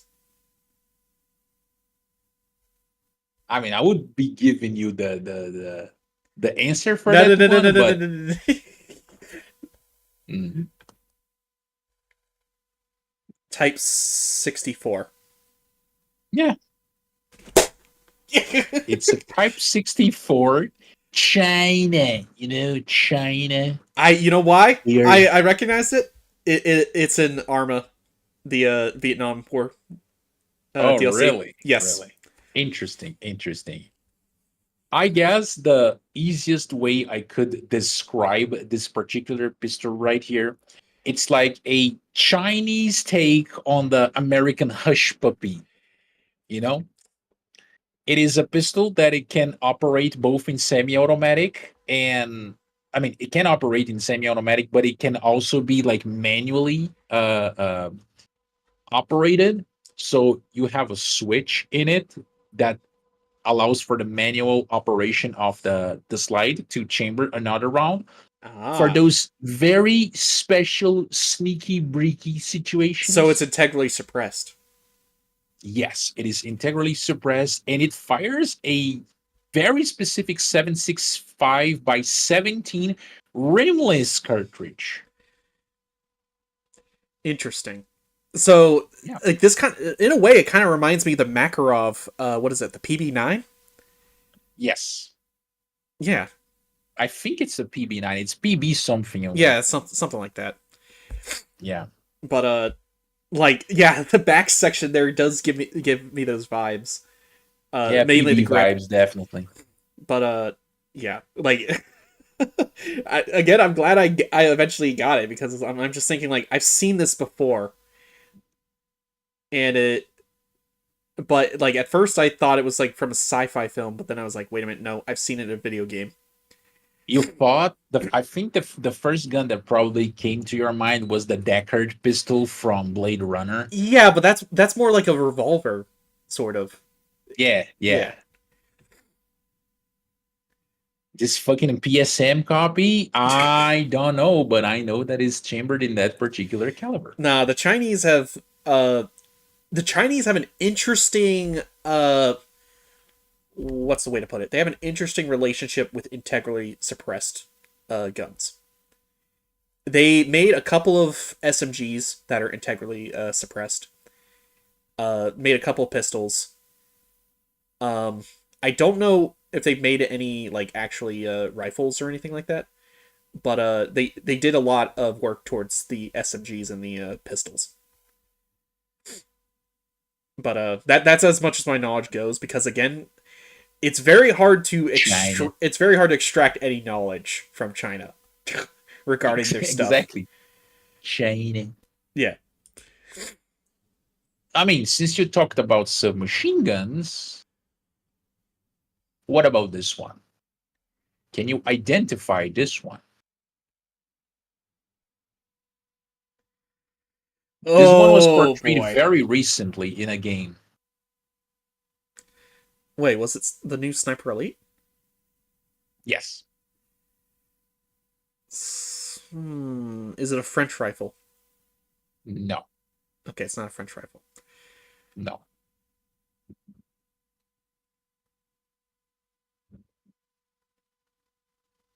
German? No. What do you mean? You look at this and you think No, no, no, German? no, no, no, no, no. I'm looking at a couple things like the what do you call it? The safeties and all that. British? No. Fuck. Oh God, that it's not that ugly, Angel. Come on. They have it. It is ugly, but it's not that ugly. The United Defense 42? Yeah. Well, I'm only saying that because that's what Anjo said. Yeah, Angel. Yeah. Angel got it right. No, I've never seen this thing before. Yeah. It's it's got like an iron, very interesting. I'm gonna say it. The iron sights are very interesting right off the bat. If I like I've tried to look at it from a like if I was holding it as well.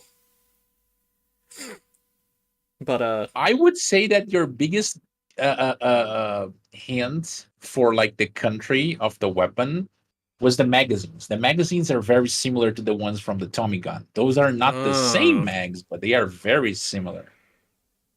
Oh, well, you know what? I probably should have guessed that because it has the what do you call it? The thing that you the angle grip. No, not the angle grip necessarily. The way the magazines are designed. It's got that little thing that you slide into that notch. Oh yeah. I know exactly what you're talking about, but I don't remember the. Yeah, I don't know the proper wording English either. It was used by OSS like and sent off to the Dutch resistance here and there. Yeah. No, here's the thing. This gun was yet another contestant to replace the Tommy gun for, the same reasons as always. Price, simplicity, ergonomics, yada, yada, yada. You guys already know that. Yeah. But the thing is, it failed at that, but it nailed the job as a covert operative SMG and also resistance force SMG.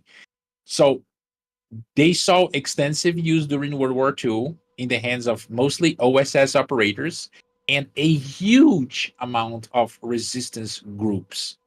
They made, believe it or not, those things were used in Europe and all the way to the Pacific. They made 15,000 of those. Damn. Yeah, but here's the thing. They had a prototype in 45 and 9 mil, but they only produce these in 9 millimeters. They are not chambered in 45. Well, it makes sense. I mean, again, it was a common caliber. Yeah. I thought Smith & Wesson made this trash. No. And one of the interesting things is that, again, you can see in the picture, like you can kind of connect like both magazines like that, like jungle mags. And that is because of the design of the magazine itself. Huh. Well, yeah. I mean, Early Jungle Man. the receiver Exactly. looks very. That's what I was gonna say. The receiver looked very interesting. Like it looks like you know what? I was actually going to. I was gonna.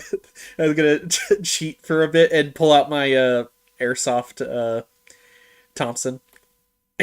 Like Mm. because I was like, no, that the Thompson doesn't look quite like that. But then now that I actually look at it more, I'm like, wait a minute. It is very different. Well, I mean, some of the things look similar in a way, but yeah, but yeah, it's got a very interesting looking receiver. But the way it like connects to the like its ejection port there and the actual grip looks horrendous. Looks funky. Yeah. Like it literally looks like you stuck two different guns. Like you crop the images for two guns and just stuck them Yeah. together. Yeah. Stuck them together like the oh that thing where the guy like put like the parts of the Mauser in the Glock and the parts of the Glock in the Mauser, and it looks horrible, both of them. Yeah. Or the Glompson. Have you seen the Glompson? I think I've seen it before. It's like a Glock that is supposed to look like a Thompson. So it has like a angle grip in the front, a Yeah. stock, Well, a first huge off, line. I've already seen a couple of accident videos where people had a grip on their Thompson or not Thompson, had a grip on their Glock and Glocks. it broke Yeah. off and their arm went right in Ooh. front of the right in front of the Glock. Ooh, the barrel. Yeah. That does not sound very No, pleasant. that's the thing right there. That's why you will never catch me using a gun if the grip is like further in front of the barrel. No, no, Yeah. no. Not a very good idea. But yeah, All right. For the next one, we have what? We have three more to go. hell Two yeah. pistols and one submachine gun. All right. Yeah. Next one. I doubt anyone will get it. Well, everyone else is not. Everyone else has access to the. Well, but that did not That this is that did not French. stop them from not getting them. This is French. Mm. French? Really? Mm. I do want to say French. Mm. Hmm. I've seen it before though. Really? Where? Just looking at fucking SMGs. Oh, More specifically, I think I've seen it in hot dogs, horseshoes, and hand grenades. Belgian, basically French. Well, I mean, it's a different flavor of French, okay? yeah, pretty much. More gun-loving version of French. But yeah, I don't know what the name is. I'm gonna say that. Probably 40s.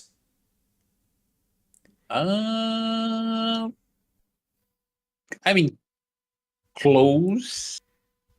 1950 to be Really more specifically. interesting. And yes, Anjo got it right. It's called the Vigneron. Interesting. It looks like it would have been a competitor to the Mat 49. At least, the way I'm looking at it. I don't think competitor would be the proper term, but yes, it was pretty much like Belgium's attempt to standardize its SMG inventory after World War II. So they went with something like that fired 9 millimeter because they had a lot of those because they had a lot of stands and etc. Yeah. But this gun right here was pretty much like a combination of a wide variety of feature and design choices that were adopted by other firearms that worked well. So it's kind of a mishmash between a stand, a grease gun, and an MP40. It had like the mags were very similar to the MP40. The stock is, as you can see, very similar to the grease gun. The bolt was pretty much 90% a stand bolt. And this thing was used all the way to what, like the late 90s. They only replaced it in the late 90s. Damn. Holy shit. Yeah. Fuck. Grease gun, but French. Yeah, kind of. Well, interesting. I again, it looked like something I'd seen before. You know, only thing that was kind of throwing me off is the grip, the grippers there. Oh, really? Yeah, because like the grip and the trigger more specifically. Yeah, 'Cause the of- trigger is very like different looking. Yeah, the trigger looks little bit big. Yeah. But the stock itself is angled very weird. Hey, thank you, It is, Canned it is. Bread. I think he's fashionable too. Yes, I try my best. I try my best. You know, even though I am in Brazil and it's hot as fuck, it's hotter than Satan's butt crack down here. I still try to look good, Damn, it practically lasted as long as the grease gun in U.S. service, said Anjo. right? If I'm not wrong, the grease gun is still in use by the Philippines in some I small think, numbers. yeah, I think I've heard that. Um, Yeah. heard that somewhere before too. FN was up to some shit. FN is always up to something, bro. He's Gotta- Brazilian too. Yes, he's Brazilian. Wait, he is Brazilian, bruh.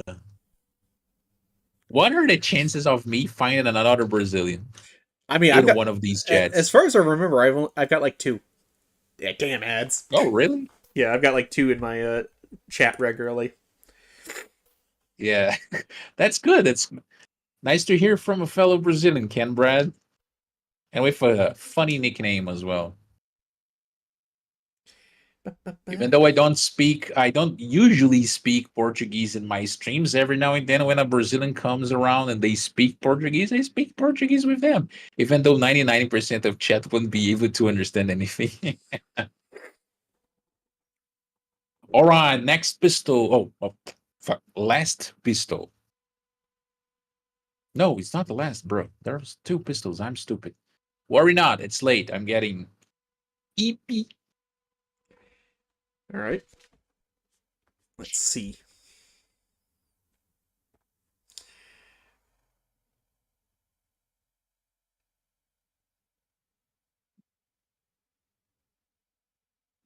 Any chance? Any chance? Is it Eastern European? Yes. Is it Polish? No. Czech? Yes.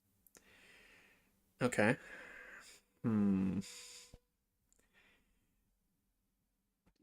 Is it 32? Yes. That's about as much as I'm gonna be the guess there. Uh, you know what? I'll try to guess the year. 1930s.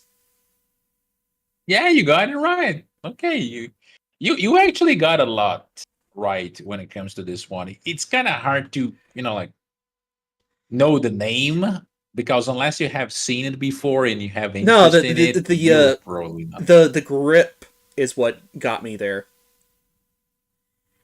Like, and Yes, everyone in chat can participate of the contest, even though this is the second to last gun of the day.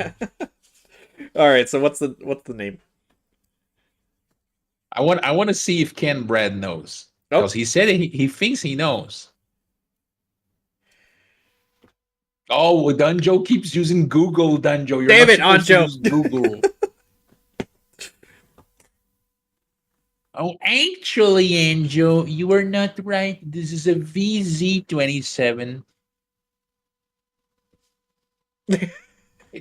Yeah, it is Czech. No, the funny thing is that again, it's this and the next one. Those are two pistols that they don't have anything special about them, right? Pretty straight run of the mill like handguns. But they have like funky lookings. I had never seen this thing before. It looks cute.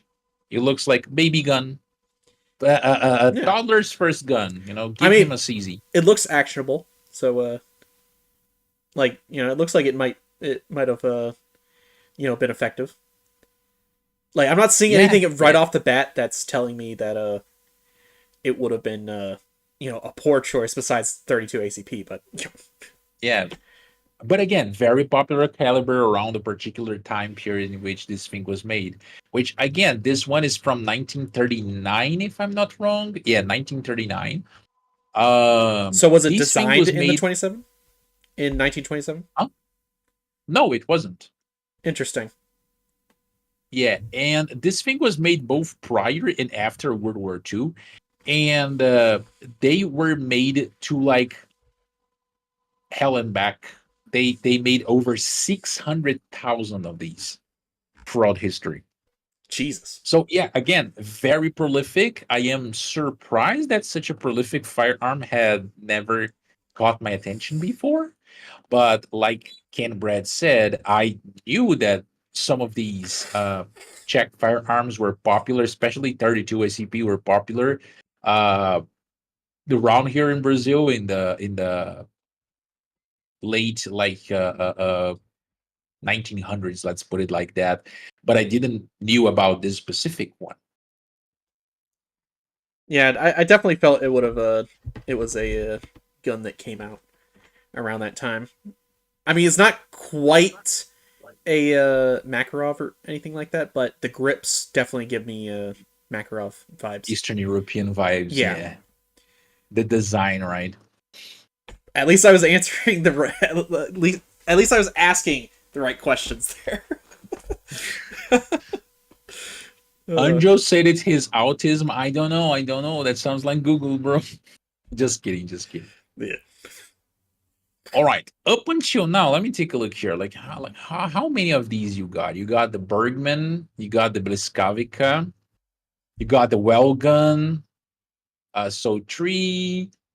Uh, you got the Frommer Stop. So four. The Gasser, five. The Argentinian, no one would guess. Six with the Hellrigo, seven with the Vitarli, eight with the Colibri. The Lad, you got a lot of stuff right, but not exactly. Eight with the Lati, the Hyde, 9, 10, 11. Oh, yeah, you had like a good performance. 12. 13 with the Schrogen, whatever. Type 64, you kind of got it, so I'm gonna give you that. So yeah, you're at 13. Well, let's Could be let's see if we better. can let's Could see be if we better. let's see if we can make it 14. I doubt it though. You might depends on how much you have played a certain series of FPS games that were very niche on PC. Hmm. 32 is a very pleasant cartridge to shoot in a blowback pistol. It's not surprised it was well liked and well spread. Ooh. It's good. It's good. If it's good to dome some world leaders, I'm pretty sure it's good for you as well. Ooh. Hmm. This looks like some. This looks like something like I don't know why. This kind of reminds me of, like the man with the golden gun. I can see the similarities. I can see Yeah, the like similarities. the golden gun itself. Yeah. Fuck. Do you expect me to talk? No, Mr. Bond, I expect you to die. Apparently, Western even though that European. one is from Goldfinger. Nope. Really? Wait, no, sorry. You say Western European. Yeah. Yes, you're right. Yeah, Okay. you're right. I am confident I know this one. Hmm. Spain. No. Okay. 32 ACP used to be a police issue cartridge. I I think they only use that for like submachine guns and stuff like that, Ken Brad. Because I do remember like the 38 revolvers and etc. But again, like when I became conscient of like firearms and etc., I think they were already using 40 Smith and Wesson as their Swiss. uh caliber. Nope. Danish. Wait, what happened with her? Also not Damn it.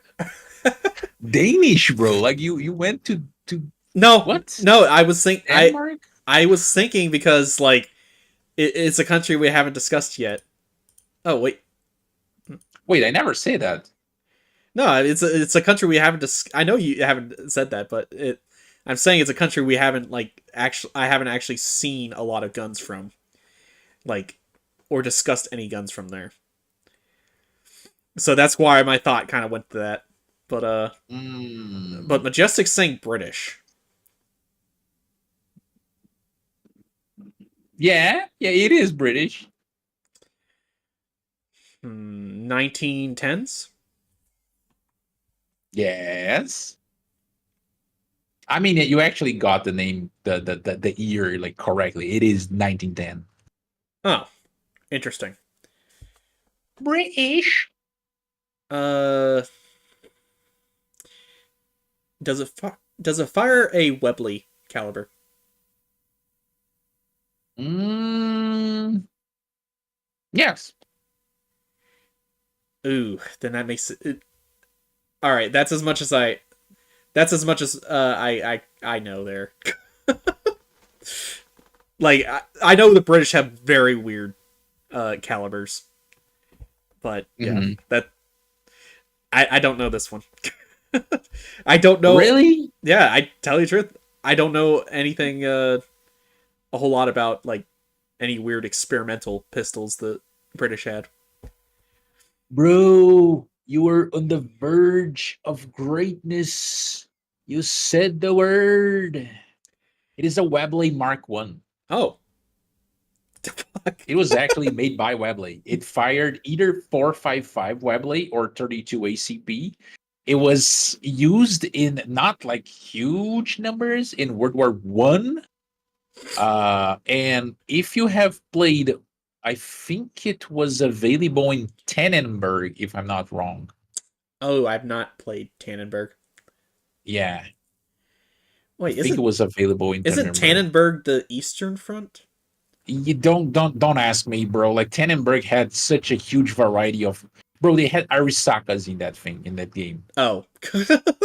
Yeah, because apparently the Russians actually bought Arisaka rifles. The Russians bought everything because they did not have fucking guns in World War One to supply their troops. So say they just end up like running around like headless chickens, buying everything they could find.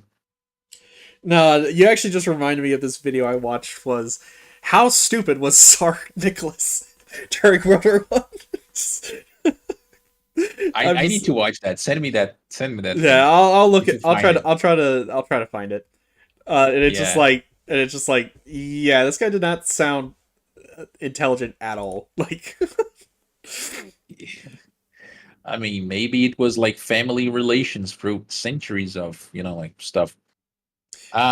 They did bought a shit ton of Winchester 1895s. They were actually commissioned to the Russians because you got to remember that the Winchester 1895 not only it fires 7.62 by 30, no, sorry, not 7.62 by 39, 7.62 by 54, but it also uses stripper clips and wait a minute, it fires. Is it rimmed cartridges? I think they are because you would need a rim in order to use a stripper clip, right? Yeah, Because the yeah. stripper clip hold its Well, in the rim. Well, shit. If I Yeah. ever bought one, I could. I've got plenty of ammo for that. Yeah. Hell yeah. Hell yeah.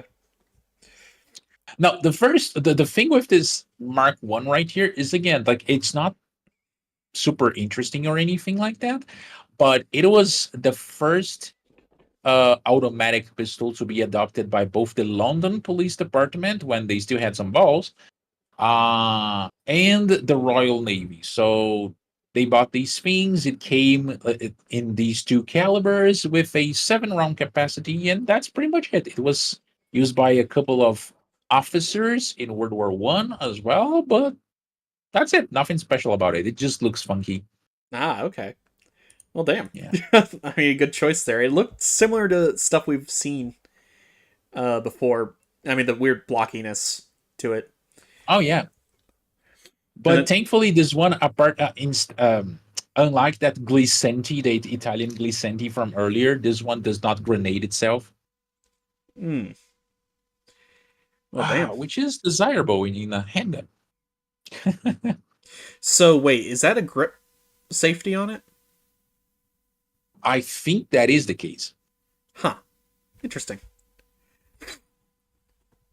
I mean, Yeah.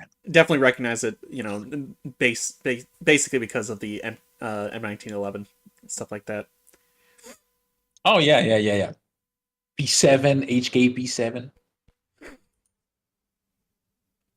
But That is way more modern than we were dealing today.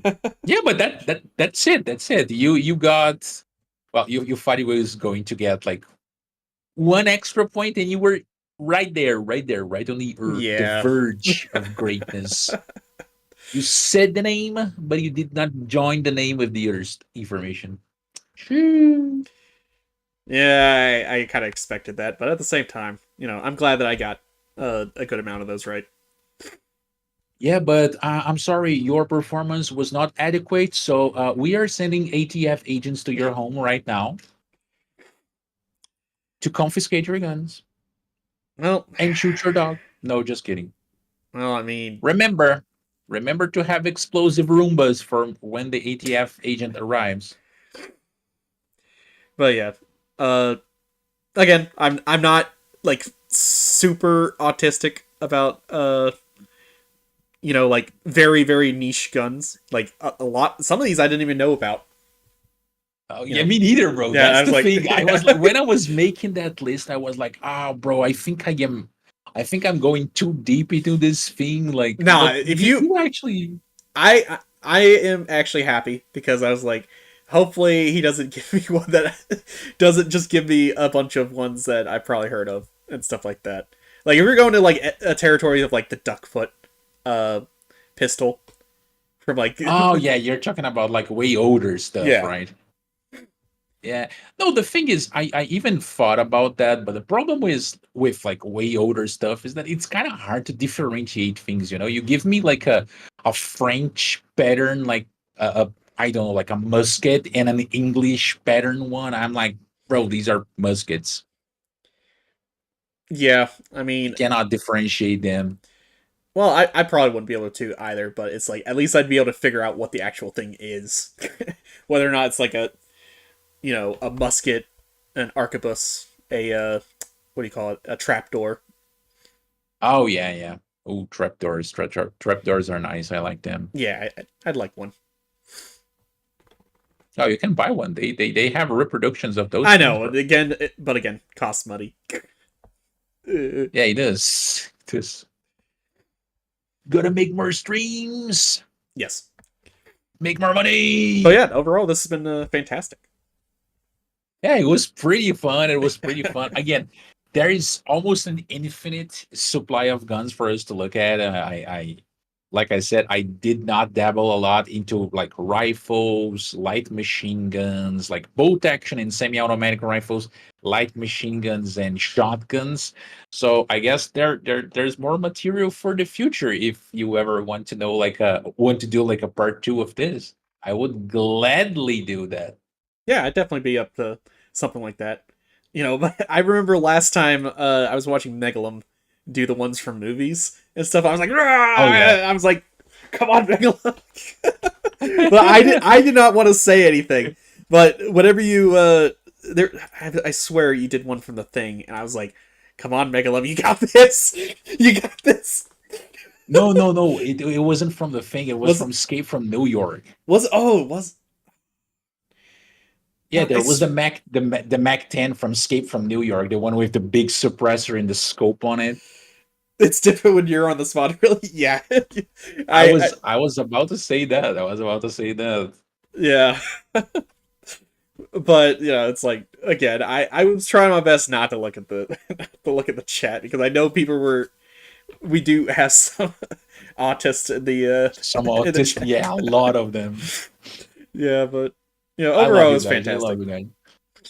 Yeah, it was pretty fun. It was pretty fun. Let's try and schedule like a part two whenever I have enough material for a part two. Gotcha. And we're gonna stick to this particular time period.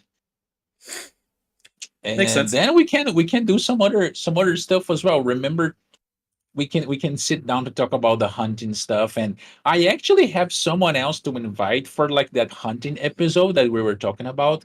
Have you heard of Declan? Declan, I don't believe I have. Yeah, he is a fellow content creator. He also really enjoys guns, and we have done like an episode with him around like kind of hunting guns, right? And he is a hunter. He has a lot of experience with that, so he would be able to provide us some inner information that I think it would be like very valuable, very interesting. Well, it definitely would be good to get a perspective on that because it's like, there's a lot of guns that you would think might be good for hunting, and then other ones that it's Yeah. like, you're sketchy on. Yeah, some of these things are not good, especially if you don't have a lot of knowledge and you listen to celebrities and politicians talking. Sometimes you're gonna hear someone saying that 9 millimeter blows the lung out of the body, and I just guess that that's not true at I all. mean, the thing is, and none of those people end up watching videos online. Yeah, and they're It's like, like, "Oh my god!" well, if that was the case, then we literally be picking pieces of people out of. Oh yeah, yeah. Because every Gonna gun would. hose it down and just call it a day. Yeah, yeah. Everybody, it would be like every funeral would be a closed casket funeral. Oh yeah, definitely. It would save some space in cemeteries, though. I mean, Jesus maybe. Christ. I mean, Yeah. All right, Slav, do you have like a idea for someone for us to raid? I do not. Oh, really? If you have somebody you want to raid, I'd be perfectly up for that. Let me take a look here. Let me take a look here. Well, not. I was like, oh, let's raid. Oh no, Slav, we are talking. Okay, I guess.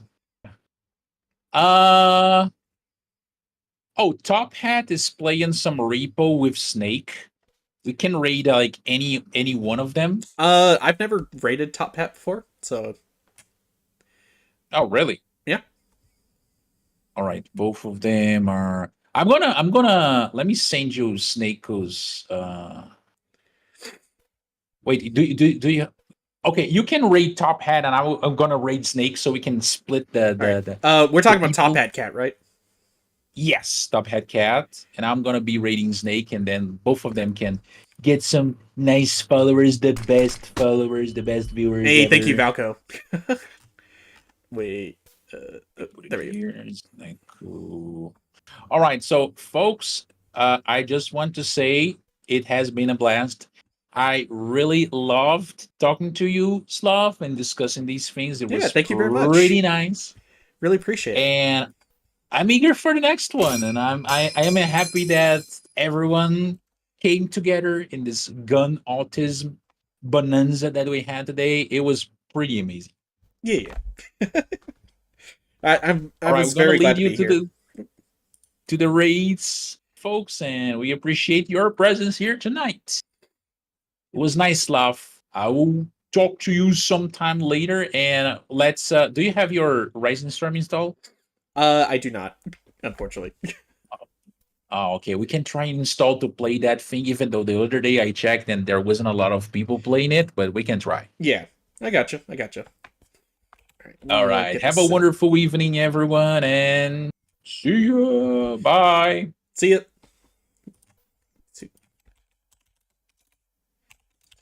Guncast raid.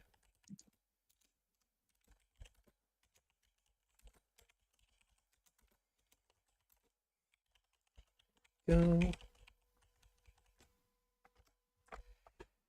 There we go, and that'll be the raid message here. If you got the raid emote, use it. If you don't, feel free to use whatever emote you want to. But again, thank you all so much for coming by.